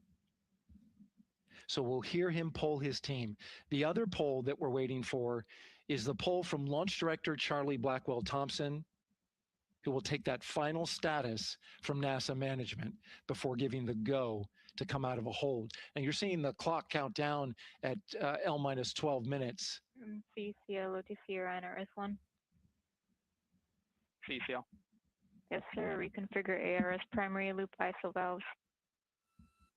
Copy, that's in work. And CDR, OTC, Orion, RS1. Go. ARS loop ISO valves are being closed at this time. Integrity copies. NGDLP. Go. Yes, I had a discussion with sea ice and with MER manager regarding the observation the sea ice had a few minutes ago. They were able to confirm with BCI photos that the condition that they observed has been there since 2025. MER manager has had a chance to review the findings, and they do not have any constraints from either a sea ice or MER manager perspective. Okay, copy all. And Launch Director NTD, you copy? Yes, sir. I copy. That's good news. OTC, CCL 212. OTC. ARS primary loop isolation valve configuration is complete. Copy.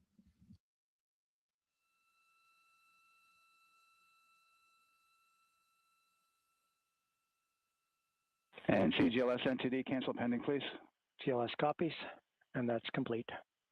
All right, and for all personnel, we got a little bit more work to do before we pick up the clock, and we're about a little over a minute from getting to T-minus 10 minutes, but we've canceled the resume time there, and then we'll pick it up after we get through all of our work and anything else that we need to do to get through the remainder of counts. So we'll continue working that to get to our T0 today.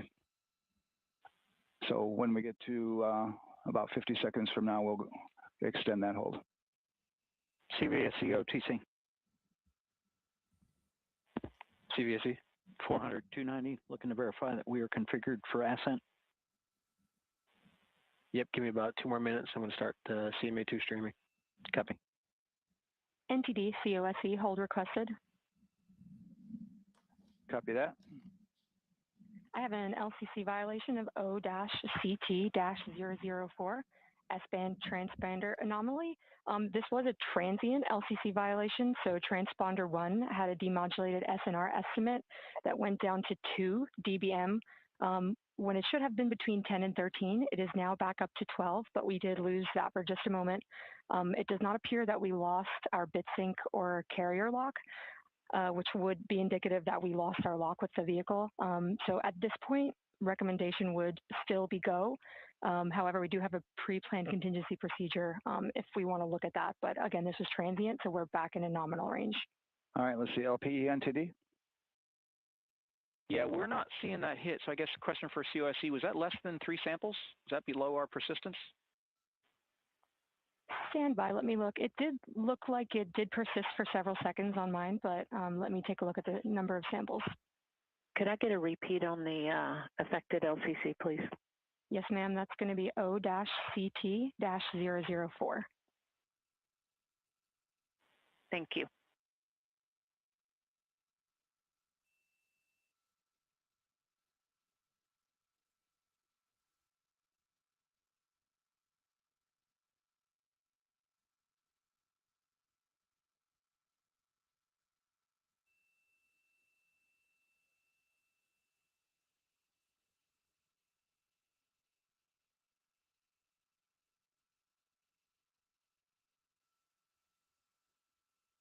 Yeah, us taking a look at the data right here, looks like that was a single sample.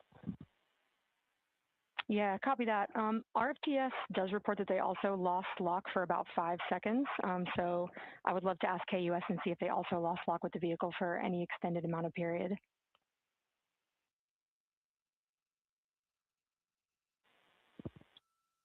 And COSE, while we're doing that, these are 1/10 hertz measurements, correct? So we would have had to lose it for over 10 seconds to get a second sample? Yes, sir, that's correct. It is 1/10 hertz. Yeah, so from our perspective, the allowance is effectively up to 30 seconds, up to 3 samples based on the 1/10 hertz. This is not an LCC violation, I believe. Yes, sir, I would agree with that at this point. Copy that. We're checking with KUS on 232. I don't think they have 212 access. We're trying to verify, but it sounds like they have a loss of lock as well. About 2 seconds. Okay. And I guess for both KUS and COSE, do we have lock now? That's affirmed. We do have lock for COSE.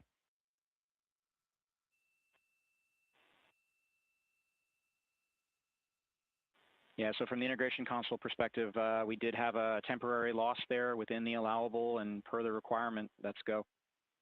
And this is Houston Flight. We have lock and we have good telemetry here in GSE. And KUS is reported to they have good lock now. So with all of that, OSC, then are we in a go configuration per your LCC? Yes, sir. Recommendation would be go. Right. LP, you concur with that? Yes, sir. LP concurs go. And Launch Director? Yes, sir. Launch Director concurs go. All right, and I'm going to go ahead and just verify everybody has everything else complete, Launch Director, and if we do, we'll be ready to pick up the poll at that time, unless there's something else that you're aware of. No, sir. Let's verify all our work is complete, and I would like one last check of our constraints list. All right, let's see. OTC, are you still waiting for ComConfig, or are you? That is affirmed, sir. Okay, yeah, you only open item? Yeah, OTC, this is CVSC. That 400 step 290 is complete. Copy. Okay, so OTC, you're complete with all of your work? That's affirmed. All right, copy that. STC? STC is complete. And GTC? GTC is complete. Okay, excellent. All right, and LPE, just want to verify we have no open constraints at this time. No open constraints. We have a clear board, sir. Okay, tracking the same here. And Launch Director, with that, we are clear and ready to pick up the launch readiness poll with your go. All right, sir, I am go for the poll. All right. And for all personnel, this is the NTD conducting the Artemis 2 launch readiness check. Verify ready to resume count and go for launch. OTC. GTC is go. STC. STC is go. GTC. C's go. MCO. CO's go. Safety Console. The Safety Console is go. LPE. LPE's go. RTD. RTD's go. Houston Flight. Houston Flight is go. ROC. ROC is go. And CDR. Crew is go. Copy that. Thank you, Reed. And Launch Director, NTD, our launch team is ready to proceed at this time. All right, NTD, I copy all. At this time, I'll perform my poll.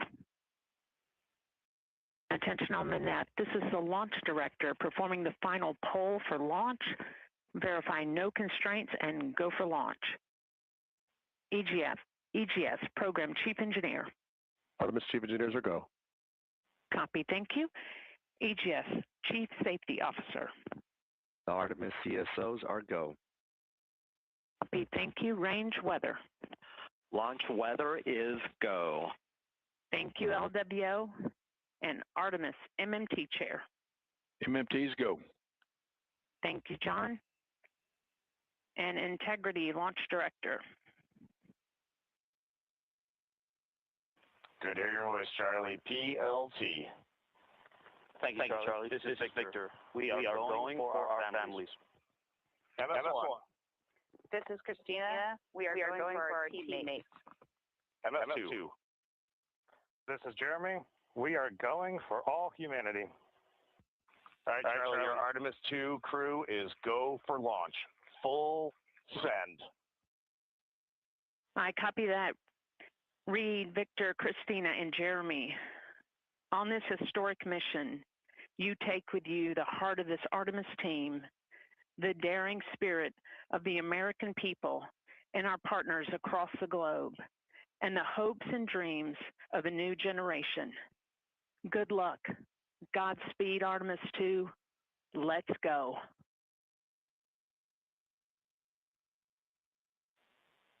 And NTD Launch Director. Go ahead, Launch Director. Yes, sir. You have a go to proceed with countdown. Copy that. I'll put it in work. CDR, NTD. Go. Gear risers and initiate short purge per your EPROC 10.1.1, steps 8 and 9. 10.1.1, 8 and 9 going to work. Copy. CVSE NTD, start and verify recordings of our Orion cameras. Copy. Okay. Well, there you heard it. RSR NTD. RSR. They're getting ready to start terminal count. arm rotation enable at this time, please. It's currently at T-minus 10 minutes. Once we wrap up this last bit of work, SNA arm rotation enable complete. we're going to start that clock. Copy that. Thank you. Integrity crew, close and lock visors.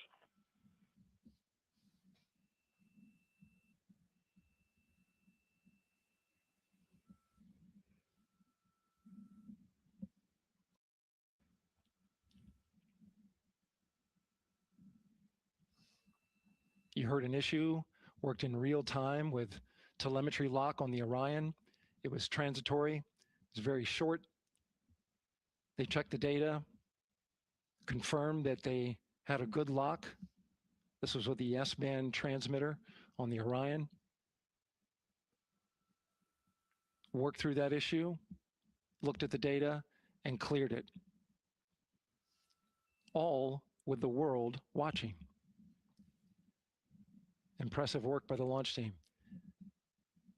So we have a 2-hour window, which starts in just a few minutes at 6:24 p.m. Eastern Time and goes until 8:24 p.m. Eastern Time.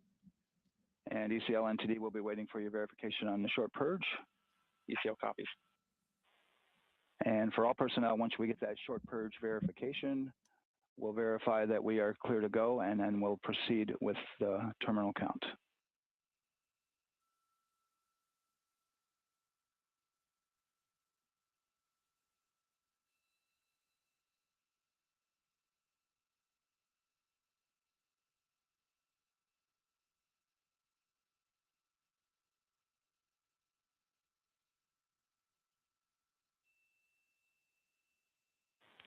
ECL time estimate?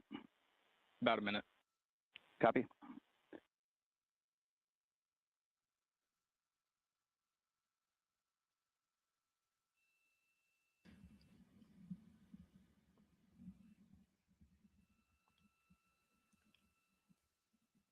So we're going into the launch window, but not by much, it looks like.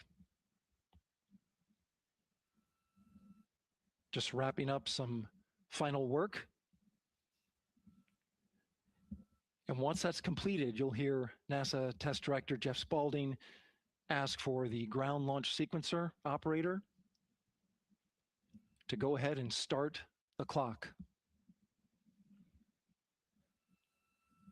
The ground launch sequencer is an application software. It runs on top of the launch control system in the firing room, acts like a conductor of an orchestra, executing hundreds of commands in precise order and timing. It's all autonomous. NTD CCL212, short purge initiations verified. All right, copy that, and we're verifying our constraints.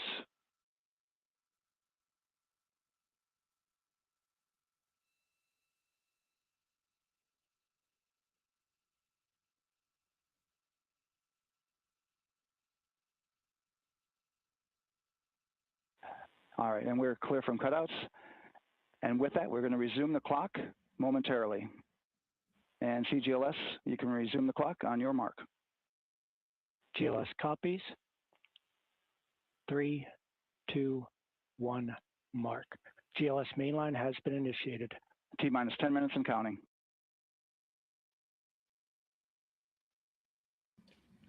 And that begins terminal count. Our new T0 is 6:35 p.m. Eastern Time. 6:35 p.m. Eastern Time. We are now counting down to liftoff of Artemis 2.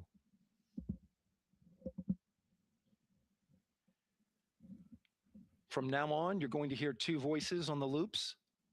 If everything goes nominally, NASA Test Director Jeff Spaulding, who's directly managing the launch team, and Alex Bendelos, the GLS operator who closely monitors the software. He has the ability to stop and restart the countdown.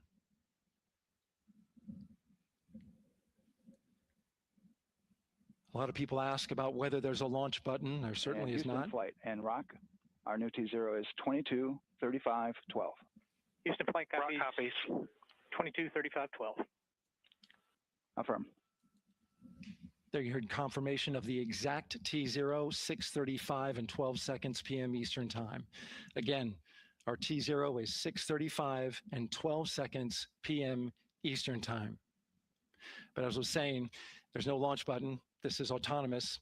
But there is a button that keeps you from launching, and that button allows the GLS operator to pause the countdown outside of terminal count and during terminal count and submit a hold to the next holding point. So the clock won't stop right away. If there's an issue, we'll go to the next stable holding point. This is how GLS configures the rocket and ground systems to a stable point where they can stop the countdown if that's needed. But right now, we are counting down. Our next big milestone, looking to retract the crew access arm. GLS is go for crew access arm retract. And there you see the crew access arm moving away.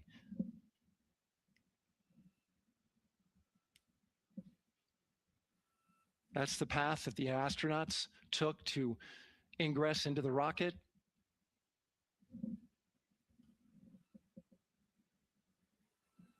Until this point, that was their way off the pad if they needed to evacuate. But now with that arm retracting, the backup transitions to a launch abort system, and they'll begin arming that shortly.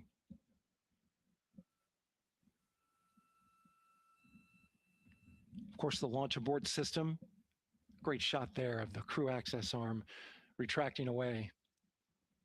The launch abort system is the tower at the top, and that's what would pull Orion and its crew off the top of the rocket in case of an emergency, whether it's on the ground or in flight. This is critical safety hardware that protects the lives of the astronauts.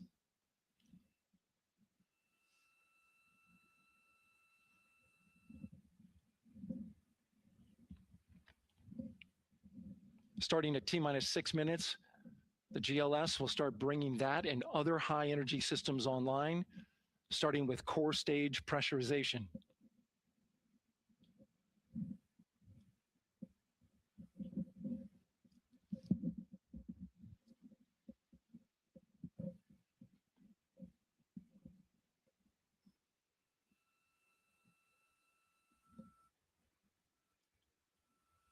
Weather is 90% go, the range is go, all systems are go.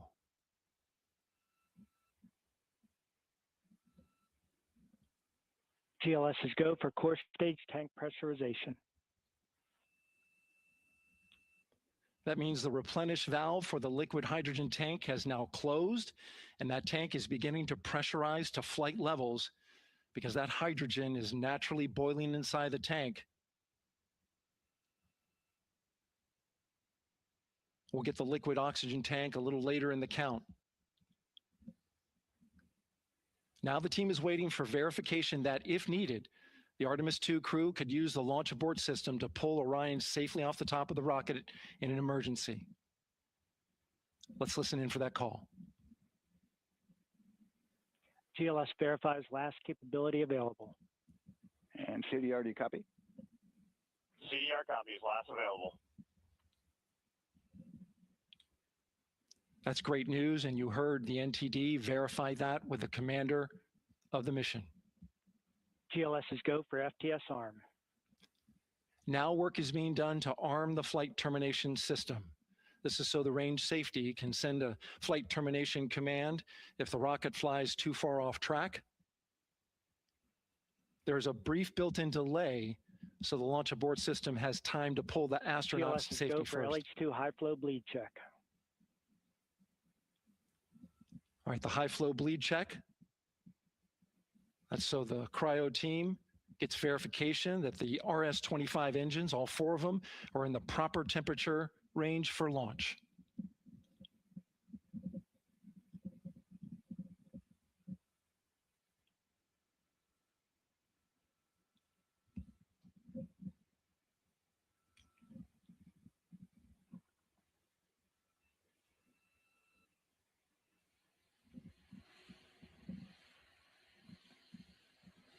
GLS is go for core stage APU start.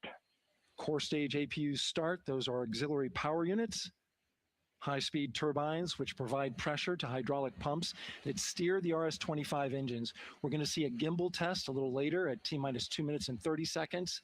This is what allows that to happen.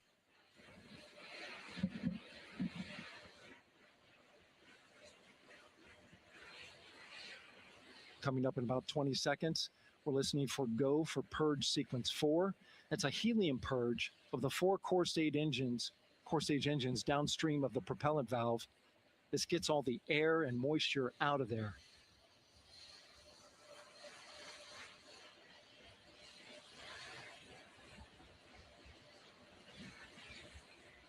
GLS is go for purge sequence 4.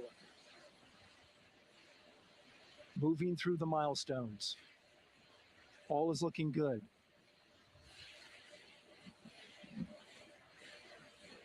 Coming up in just a few seconds, we're going to get that thrust vector control actuator test. This is a gimbaling of the engines.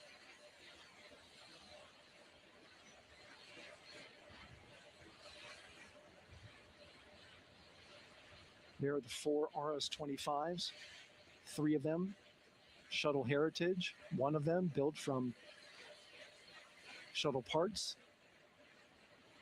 And there you see them moving.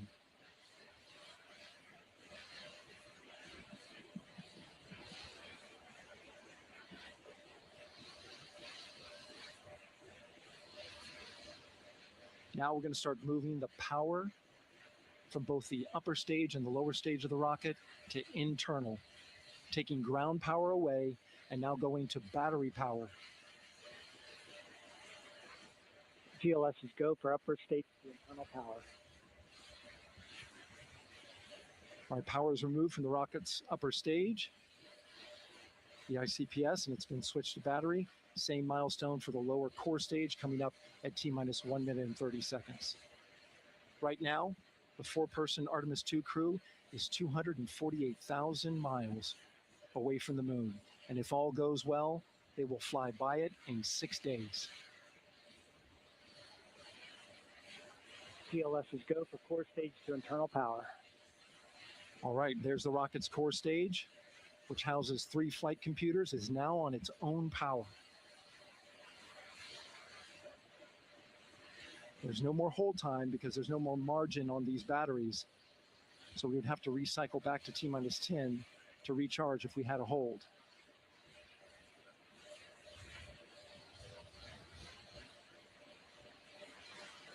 One minute. Right now, the rocket does not know what the T0 is, but coming up at T-minus 33 seconds, control shifts from the ground launch sequencer to the rocket's onboard autonomous launch sequencer, or ALS.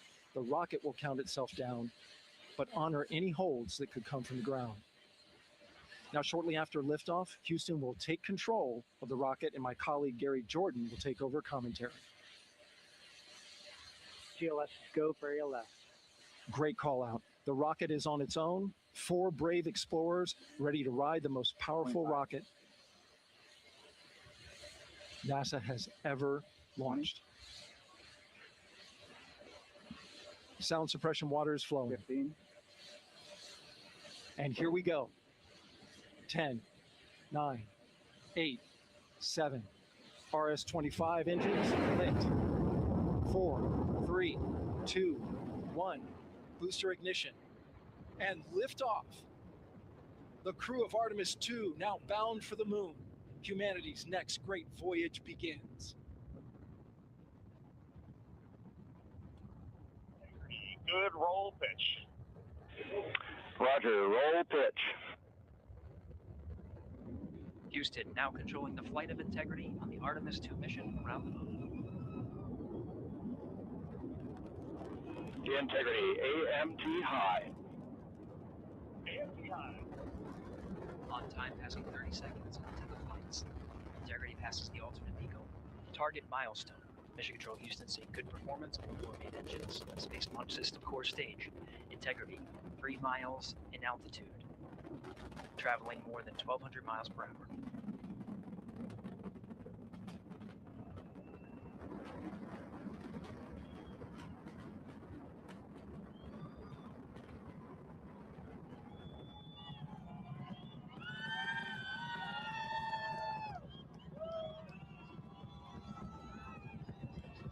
Mission elapsed time, passing 1 minute, approaching max Q. On, Ponce de Leon. Stan, we have you loud and clear on Ponce de Leon. Have you the same. Communication signal transfer confirmed as Integrity and its crew go supersonic. Approaching 90 seconds into the Artemis 2 mission. Integrity is 14 miles in altitude, 8 miles downrange, traveling more than 2,600 miles per hour.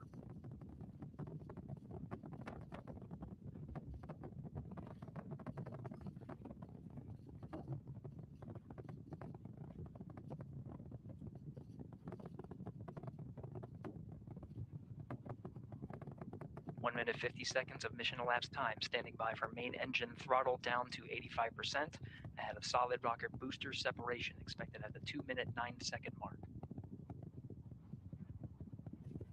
We see throttle down.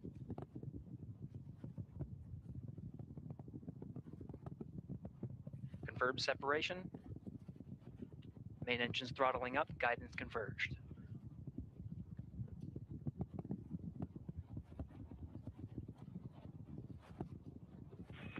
Integrity, guidance converged, performance nominal, upper stage RCS ready. Copy all, Stan.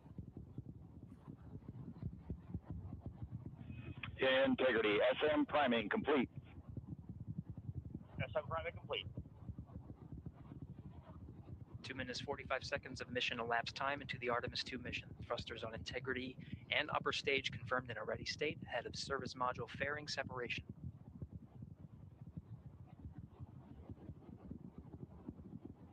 Three minutes into the flight, Integrity 49 miles in altitude, 78 miles downrange, now passing 5,000 miles per hour.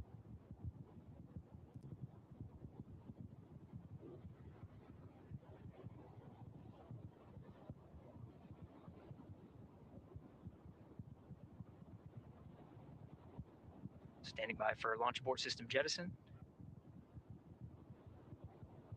Houston Integrity, good last jettison, great view. Copy jettison, Team Eco 8+02.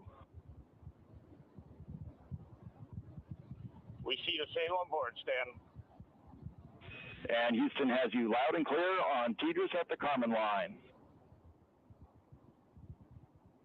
Outstanding, Stan, we have you the same. 3 minutes 50 seconds into the flight of Artemis 2, Wiseman, Glover, Cook, and Hansen crossed the boundary to space with good comm checks. GPS signals acquired after last jettison now working on internal checks to verify accuracy. Flight Dynamics Officer analyzed the time of main engine cutoff, confirmed at 8 minutes 2 seconds, time of MECO.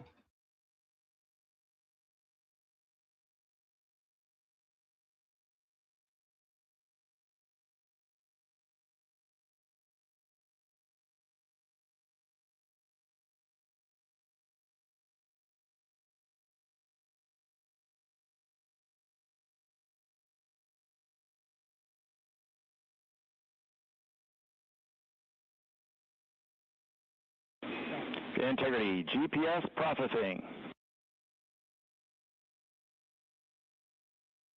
Outstanding, Stan. We see the same, and we have a beautiful moonrise. We're headed right at it.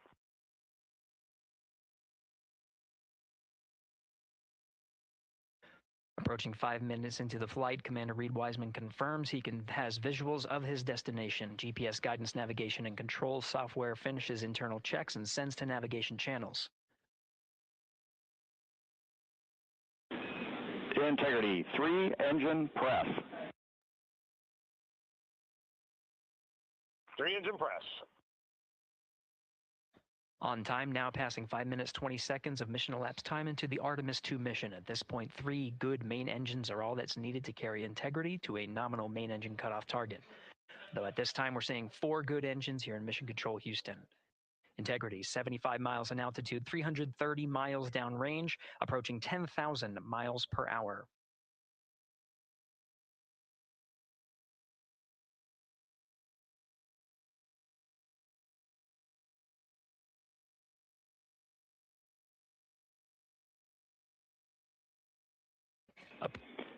Integrity, looking good at 6 minutes.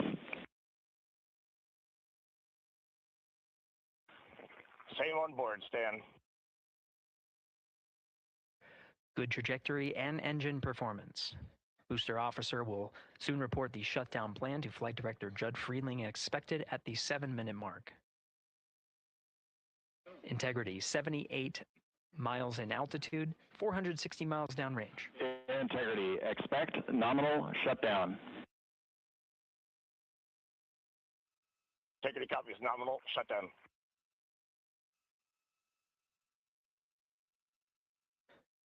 Six minutes 40 seconds of mission elapsed time. Shutdown plan is as expected. Again, the time of MECO was confirmed at 8 minutes 2 seconds into the flight.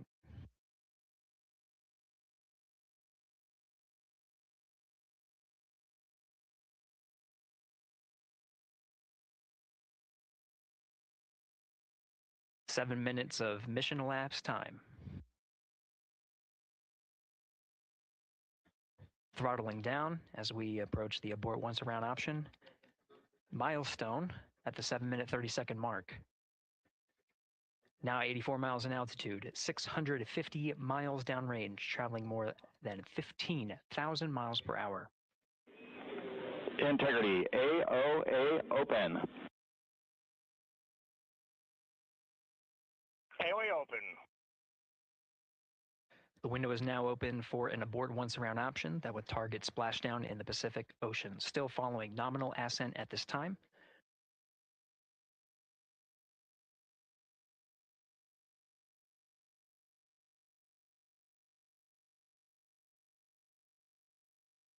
About 10 seconds remaining until the main engine cutoff of the Space Launch System core stage. Standing by for confirmation of MECO and core stage separation.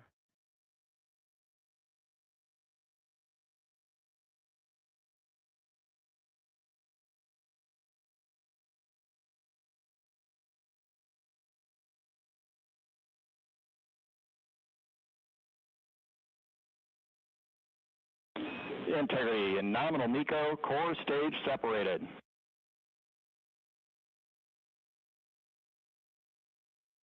We see the same on board, Stan.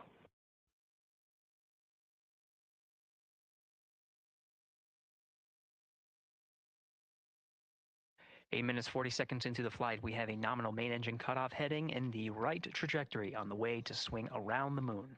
core stage has separated, done its job. The Space Launch System upper stage, the Inner Rim Cryogenic Propulsion Stage, or ICPS, still attached to the Orion spacecraft.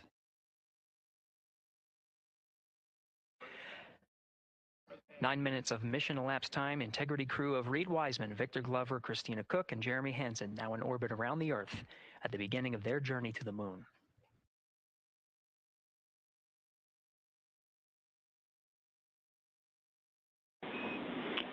Integrity Houston, looking ahead to PRM numbers so far per the pad.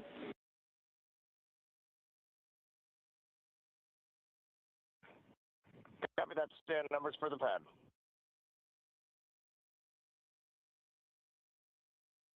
Capcom Stan Loves now reminding the crew that the perigee raise maneuver time of ignition is as expected prior to booster ignition. That time being 49 minutes, 50 seconds of mission elapsed time.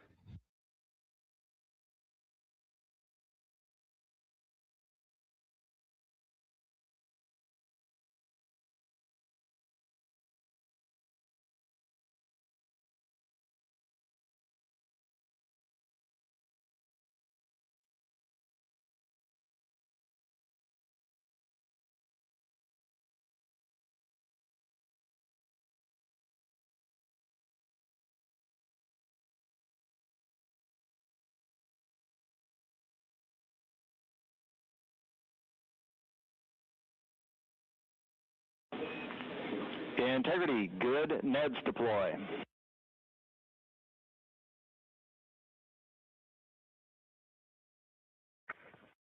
Copy that, Stan. Good, Neds.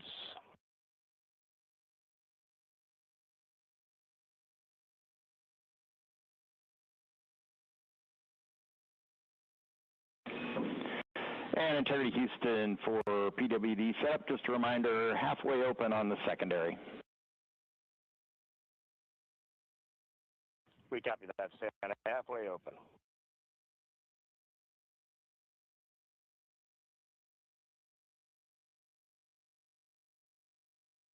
Passing 11 minutes of mission elapsed time. Here, overhearing the conversation between Capcom Stan Love and Commander Reed Wiseman, already passing some milestones. We have a good nozzle extension deployment system. That is confirmed, complete. We also have the visors are confirmed up, now past the dynamic phase of flight, that is ascent. Their launch and entry suits that provided them an extra layer of protection. Now not as needed. They're going to raise those visors.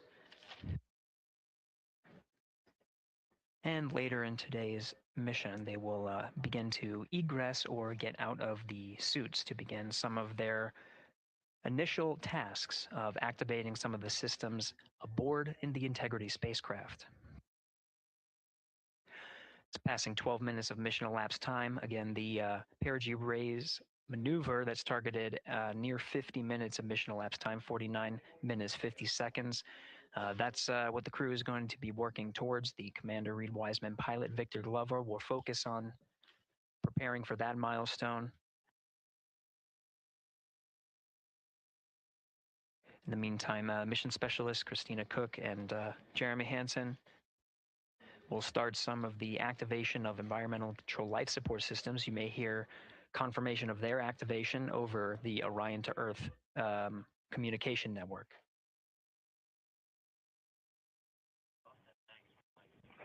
Houston, C3 aux power back in auto.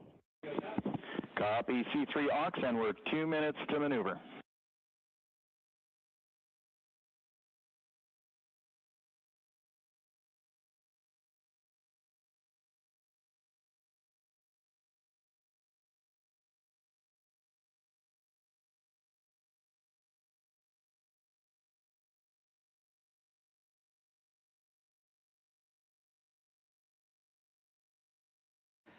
"13 minutes and 30 seconds of mission elapsed time. We're going to continue to follow the crew of the Artemis 2 mission. They are beginning their journey around the moon to verify the systems that will take us to its surface. An incredible ascent. Artemis 2 is underway. Reed Wiseman, Victor Glover, Christina Cook, and Jeremy Hansen begin their journey to the moon. Still milestones to come up as we await solar array deploy and the critical burns that will get Integrity into high Earth orbit around the Earth before engines are fired to get us around the moon. We'll keep tabs on Integrity and its crew from here in Mission Control Houston. But for now, we're going to send it back to you, Megan and Nicole at the Kennedy Space Center. Very jealous to hear how the launch experience was over on the Space Coast. Yeah, Gary, if people are just joining us, welcome back to the Space Coast, where we just saw Artemis 2 lift off 14 minutes ago. And wow, what an amazing launch, and an emotional one, too, as soon as the rocket lifted off. Nicole, you had tears in your eyes, I had tears in my eyes, and we had all these people around us cheering. It was amazing. Yeah, the energy was wonderful. I mean, it was a beautiful launch. You know, we've got 4 friends and family members headed to the moon. It's pretty amazing. Yeah. How does that make you feel as someone who, you know, is an astronaut as well, but also, as you said, friends? Yeah, so proud of them. You know, man, we don't have the words in the English language to describe this kind of an event, and pride, love, so many emotions. You know, they are truly breaking some barriers, and hopefully, you know, as Gary just said, they've got a long day ahead of them. So wishing them well on everything. But so far, what a beautiful launch to watch. Yeah, to be returning to the lunar orbit in more than 50 years. Maybe they go farther from Earth than any other humans before them. Maybe they see parts of the moon that we've never seen before. I mean, what a great start to what could be all of these milestones that we break in just a 10-day mission. Yes, what a way to welcome in the Artemis generation. Yeah, how do you feel? I mean, we saw some beautiful shots we were covering of course, the rocket, of course, the Earth falling away as we continued up into our ascents, but also some of those crowd shots where we saw young and old, just emotional, overcome by this history-making moment. Man, we are going back to the moon for all, and we saw that today. We saw that in all the crowds. And yeah, you guys just saw that view, the sunrise or sunset, I guess. They just made it over the crest of the Earth, and you could see the sun peeking over. One of my favorite views from space, and I can't imagine what they're looking at now, and I can't wait to see what they're looking at in about 5 or 6 days. Yeah, and you know, I know a lot of people are like, you know what, I'm surprised this launched on the first try, because we know, like any little thing, we have to be keeping safety in mind, and we want to make sure we're ready to go. But we were ready to go, and I think it surprised a lot of people. What a wonderful surprise on this Wednesday evening. It did, you know, and it kind of surprised me as well. But you know, it's just a testament to the team here that has been working so hard on Artemis. You know, Artemis 1, we learned a ton of lessons. We learned a ton from the wet dress for Artemis 2. We were able to go in, fix those things. We even had a couple mishaps today, not mishaps, but a couple, you know, anomalies today that the team creatively came up with solutions for.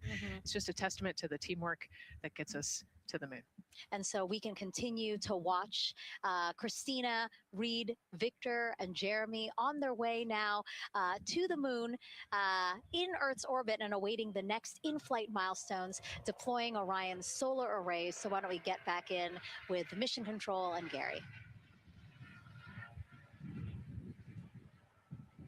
Hey, thank you, Megan. Again, we're following along in the action.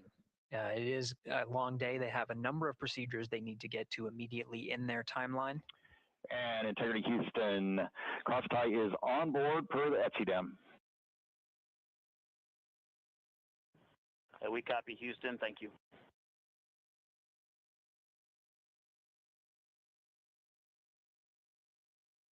Crosstie referring to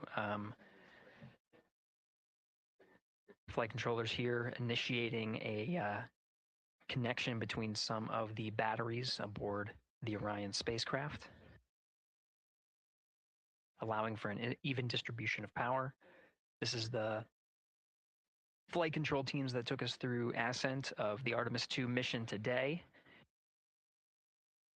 Right now we're, as you see, passing 18 minutes of mission elapsed time. The Orion spacecraft Integrity and the interim cryogenic propulsion system are maneuvering tail to sun. It is in this orientation, this attitude. Integrity anywhere until that momentary prop caution.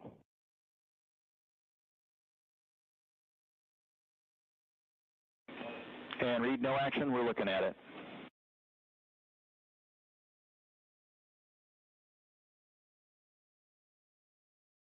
Commander Reed Wiseman verifying what is being routed to his displays aboard Integrity.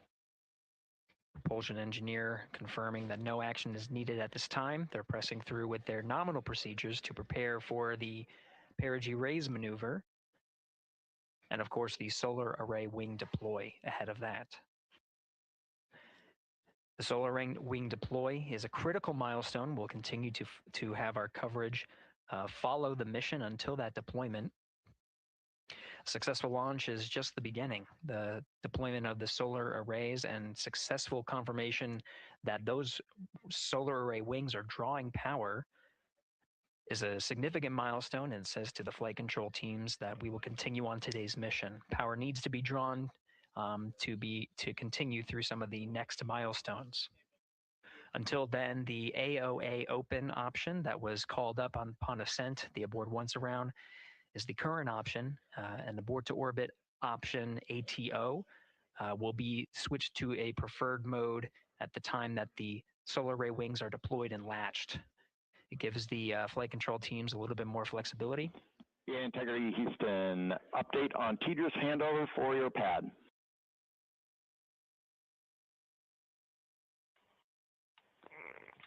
Give us just 1 minute. And Stan, you can read it. Ike is ready to copy. Roger. TDRS handover east to west expected 1 second earlier at 5:1 minutes, 26 seconds.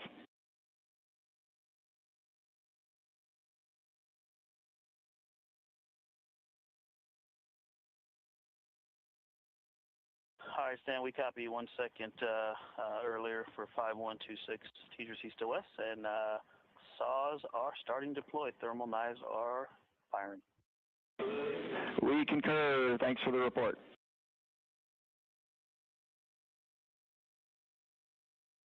Read back of the reports that you just heard on the Orion to Earth network. Integrity has maneuvered tail to sun. The RL-10 nozzle on the end of the ICPS is pointed towards the sun, and the solar array deployment sequence has begun. With the deployment confirmed, it'll be several minutes until they are what is called in a latched position. Once they are latched and confirmed to be drawing power, they can switch the mode to ATO and continue along the mission. The teacher's handover at the pad, that message meant the crew was provided some preliminary numbers of when to expect handovers between the tracking and data relay satellites. Currently orbiting Earth at an altitude of 545 statute miles above the Earth, they are in a near-Earth network communication system. The tracking and data relay satellites, geosynchronous satellites that are stationed about 23,000 miles above the Earth. After the apogee raise burn that occurs later today, the burn itself will put them in an altitude that surpasses the range of the tracking and data relay satellites, and they will transition to the deep space network today. And Integrity, for prop messages, we see 2 temperature measurements right near the line. It's that momentary message you saw earlier. We're going to suppress those. It's CM helium heater 2 T1 and heater 1 T1. They're going suppressed. Integrity, thank you. We see the same.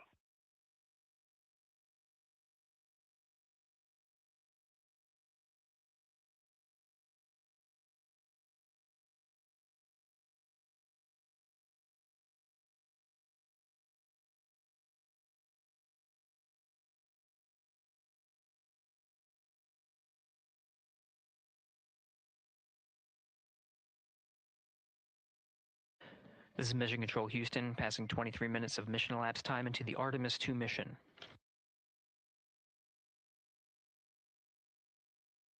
This is after a launch that began at 5:35 and 12 seconds Central Time, 6:35 and 12 seconds p.m. Eastern Time. Right now, the orientation you're seeing from our aero visualization that translates some of the telemetry that we're getting from the spacecraft and puts it into a model so you can follow along on some of the milestones that we are following here. The RL-10 nozzle that you see at the left end of your screen, though it is currently not firing, that nozzle is pointed towards the sun, and the solar arrays are currently deploying. From this visualization, they look fully stowed in a position. Integrity, we are happy to report that Jeremy has the O2 sensors on. Copy O2 sensors.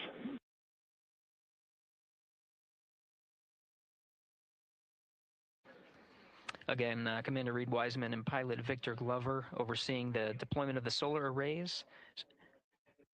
And we'll follow the attitude maneuver changes ahead of the first burn of the ICPS engine, the perigee raise maneuver. Integrity Houston, we see 4 saws deployed and latched, ready for ATO preferred. Yeah, we're almost there in the procedure stand, and we see the same thing. And Integrity Houston, we are seeing a 7-second miscompare between the MET on Orion and ICPS. We'd like you to read us the MET from your center status bar and for the ICPS on StackSum.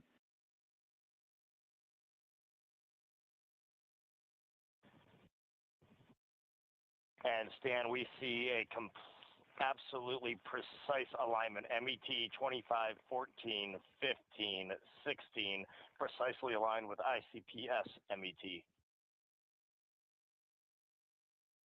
Copy, thank you for that. We'll investigate a ground issue. And Houston Integrity, ATO preferred set. Copy, ATO preferred.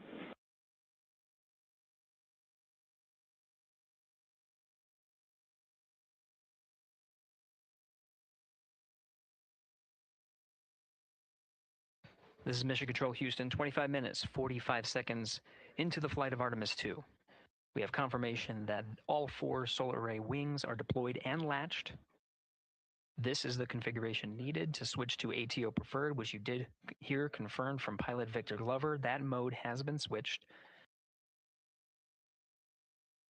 There's also a discussion with Capcom Stan Love and Commander Reed Wiseman about the alignment of the MET clocks on the Orion spacecraft and the ICPS. Commander Reed Wiseman confirmed the clocks are in sync, no issues. They're going to investigate it on the ground. We're proceeding with today's mission.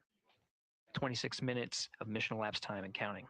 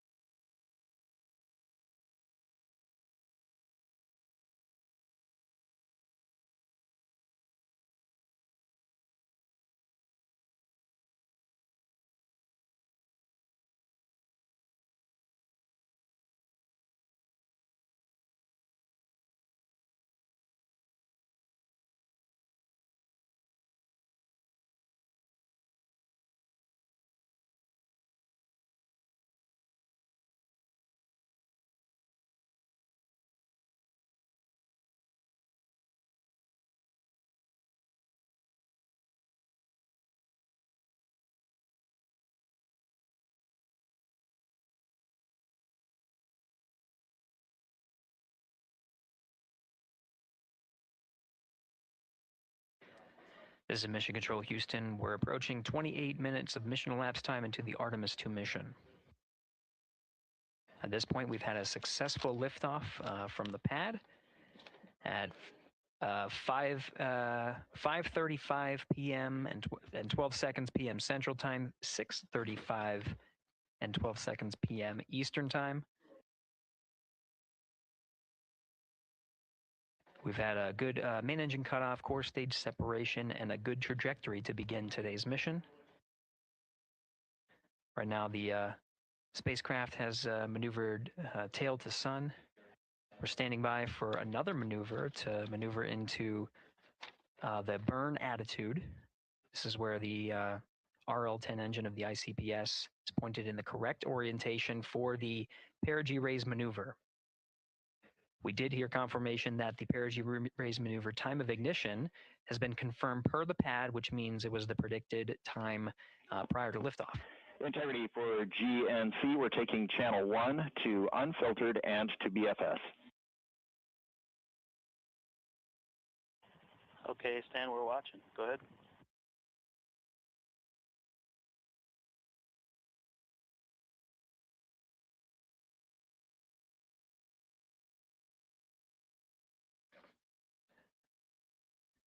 Capcom Stan Love reading up to the crew of Integrity.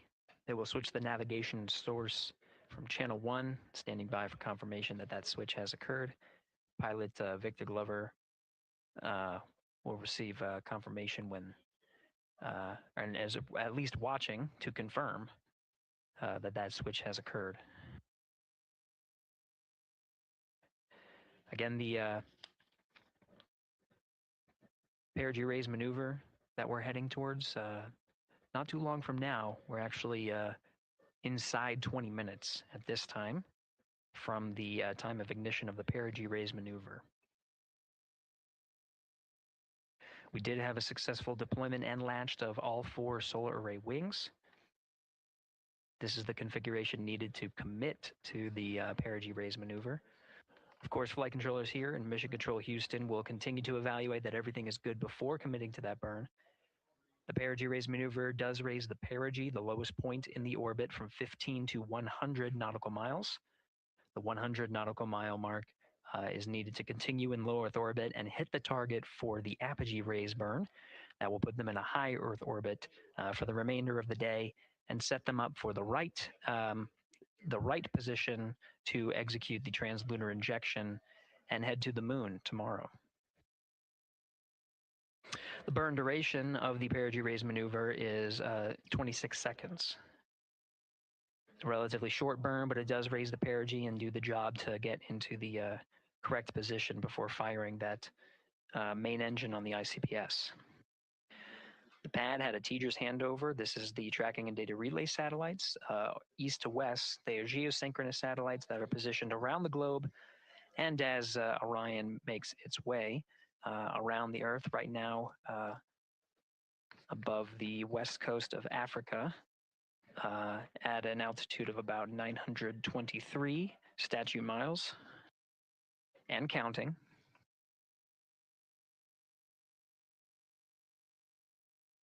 The perigee raise maneuver is not executed at the perigee.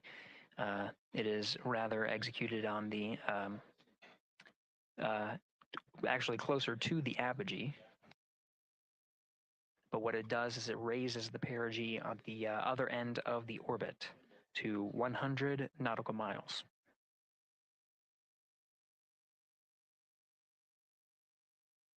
The 26-second duration burn does not conflict with the time that they've reported of the tracking and data relay satellite handover from TGERS east to west. Again, geosynchronous satellites that are used not only by Integrity today, but the International Space Station as well.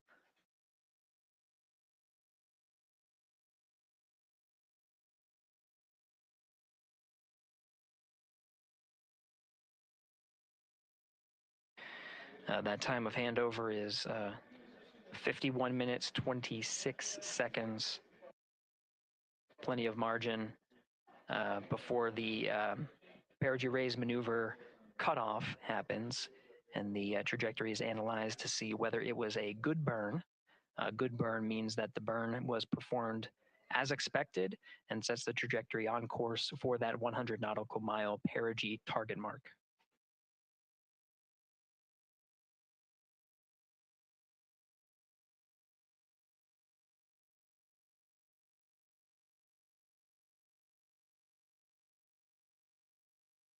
Again, for those sticking with us on NASA Plus and following along on our coverage, we will continue to follow and to cover the mission until,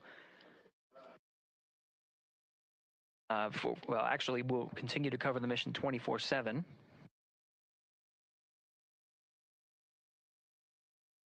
But we'll wrap up our coverage here shortly. And now that solar array wing deployment has occurred on NASA Plus and Amazon Prime. Again, we will continue coverage 24/7 at the NASA YouTube channel. For those that want to see all of the upcoming milestones, there are select times where we will be coming back to NASA Plus and other streaming platforms. You can go to nasa.gov to find the latest on when to find those activities. Given that this is an operational mission, we do want to make sure that we are maintaining transparency in the mission and providing you all the information on what's happening in space as Reed Wiseman, Victor Glover, Christina Cook, and Jeremy Hansen head on their mission around the moon.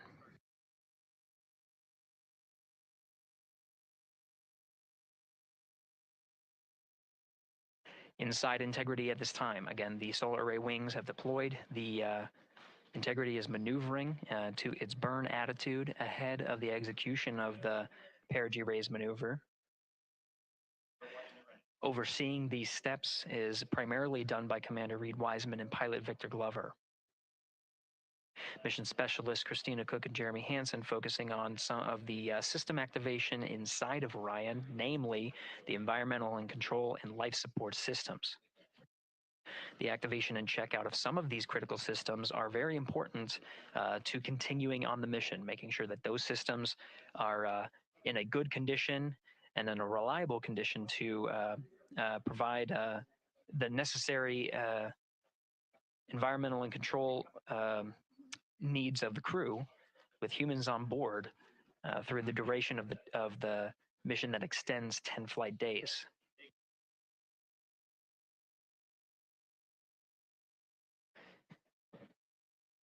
Standing by for an update to the perigee raise maneuver time of ignition. Should be right up to the crew very shortly. Integrity Houston, updated PRM numbers when you're ready to copy. All right, Houston, we are ready to copy. TIG is 2 seconds earlier at 4 minutes, 48 seconds. TIGO unchanged at 26 seconds. 49, 48, TIGO 26.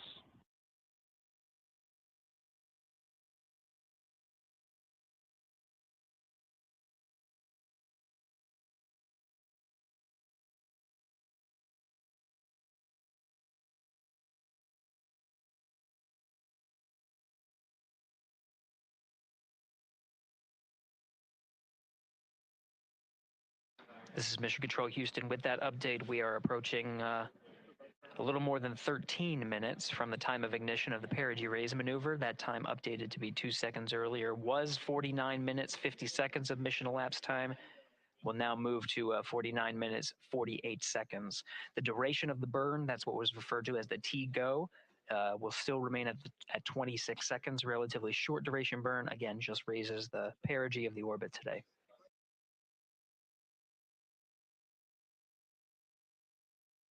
Making sure they hit the mark on that time of ignition is the primary concern of Commander Reed Wiseman and pilot Victor Glover. Mission specialist Christina Cook and Jeremy Hansen inside activating those environmental control and life support systems.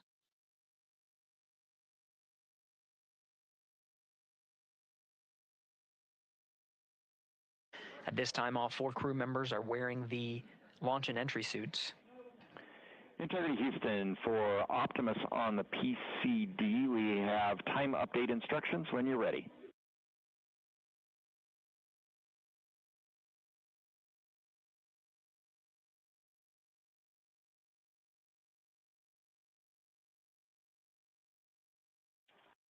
And Houston, Integrity, we copy. Hands are pretty busy at this time. I think we will call you back when we're ready for that. All right, that one is not urgent. 2 minutes to maneuver to PRM attitude. We are watching and concurred. 90 seconds-ish, maybe. Pilot Victor Glover confirming that maneuver less than 2 minutes. Again, the point of that maneuver is to point the main engine of the ICPS, the RL-10 engine, in the proper orientation to execute that 26-second burn. It needs to point in the correct position to achieve the goal of raising the perigee to 100 nautical miles.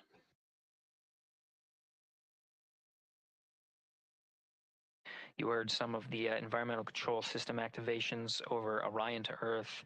Jeremy Hansen activated the O2 sensors. They'll be measuring the cabin of Orion.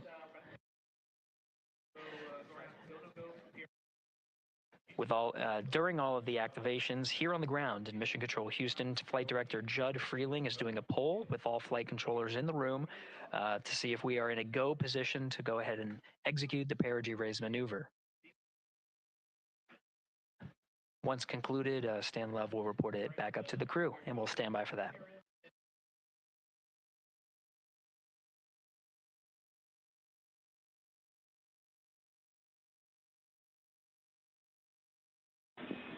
Integrity Houston, MCC polls go for PRM pending attitude and SAWS.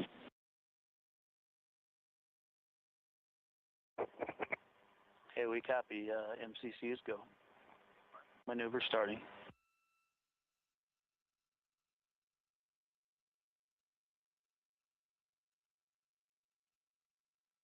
40 minutes of mission elapsed time. The maneuver to the burn attitude has begun. The maneuver also is paired with reorientation of the solar array wings that have been deployed. They will have various positions throughout the duration of the flight. Of course, solar array is meant to maximize the draw of power from the sun. So when deployed, we're in a biased solar array wing configuration that was called solar normal.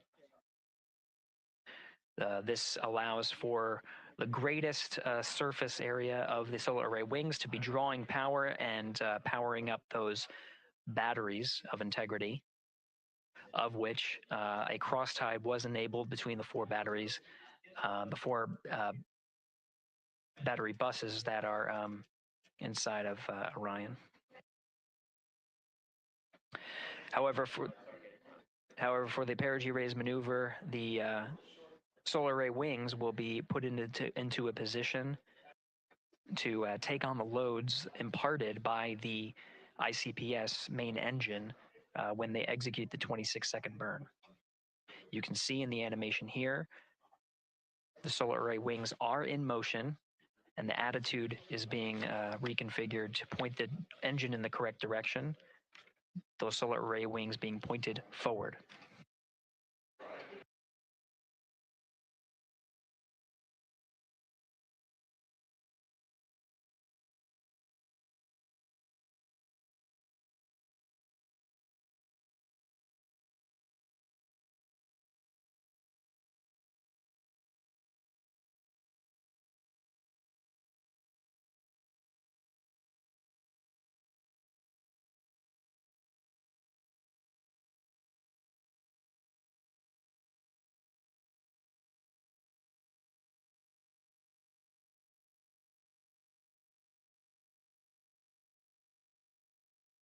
You're getting a live look inside the Artemis 2 mission flight control room. The team you see here oversaw the ascent of our four astronauts inside Integrity, launching at 6:35 and 12 seconds p.m. Eastern Time.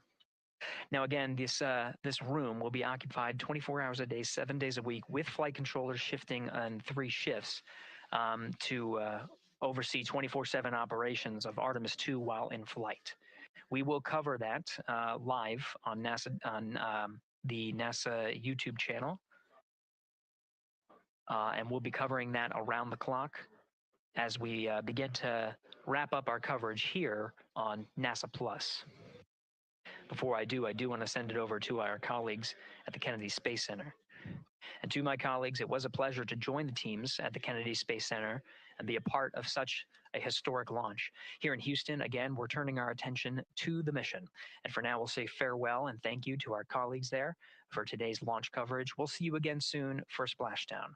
This is Mission Control Houston, sending it back over to Megan and Nicole at the host desk. Thank you, Gary. And yes, it was such a pleasure to be a part of this historic mission that started right here at Kennedy Space Center. It was such an amazing sight to be a part of. And now, as Reed Wiseman, Victor Glover, Christina Cook, and Jeremy Hansen begin their journey, we here at the Kennedy Space Center are about to wrap our broadcast. We'll, of course, though, have 24/7 coverage with our colleagues at Johnson Space Center starting as soon as we sign off, so don't worry. You can follow along our 4 astronauts every minute of their nearly 10-day journey to the moon and back. Nicole, I'll definitely be watching it, and I'm sure you will too. Yes, of course. You know, they just started, right? The launch was beautiful. This was a historic day. They're on their way back to the moon for the first time in over half a century, but they've got a lot of work ahead of them, and so we're excited to see what they have to do and excited to test out the Orion spacecraft. This is a test flight after all, and we're excited to see what we can learn from this mission. Very humbling, inspiring. It was really amazing to be a part of this, and I'm so glad that so many people joined along by either watching here in person or watching online. And of course, Nicole, thank you so much for sitting through this, answering questions, adding so much context and information that really brought a lot out of what we saw today. Oh man, I had a blast. You're a rock star. You're a professional. Gosh, this was great. Oh, you're great. So this was a wonderful day.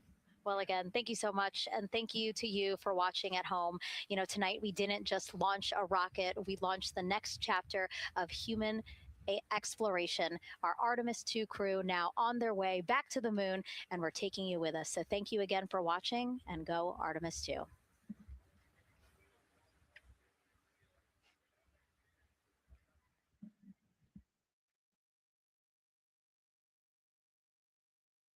All 4 astronauts, and it appears all of them are undergoing their suit leak checks. Yes, a pre-flight tradition that we have seen with our crewed flights, the card game. The astronauts who have just left crew suit up and are now walking down a hallway. And here they are, NASA's Artemis 2 crew, taking their first steps outside for their historic test flight.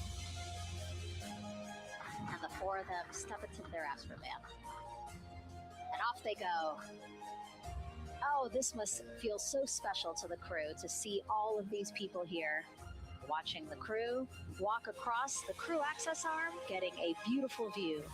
Everybody configured with their suits, so in we go. The closeout crew has closed the launch abort system hatch. 3, 2, 1. Booster ignition. And liftoff. The crew of Artemis 2 now bound for the moon. Humanity's next great voyage begins.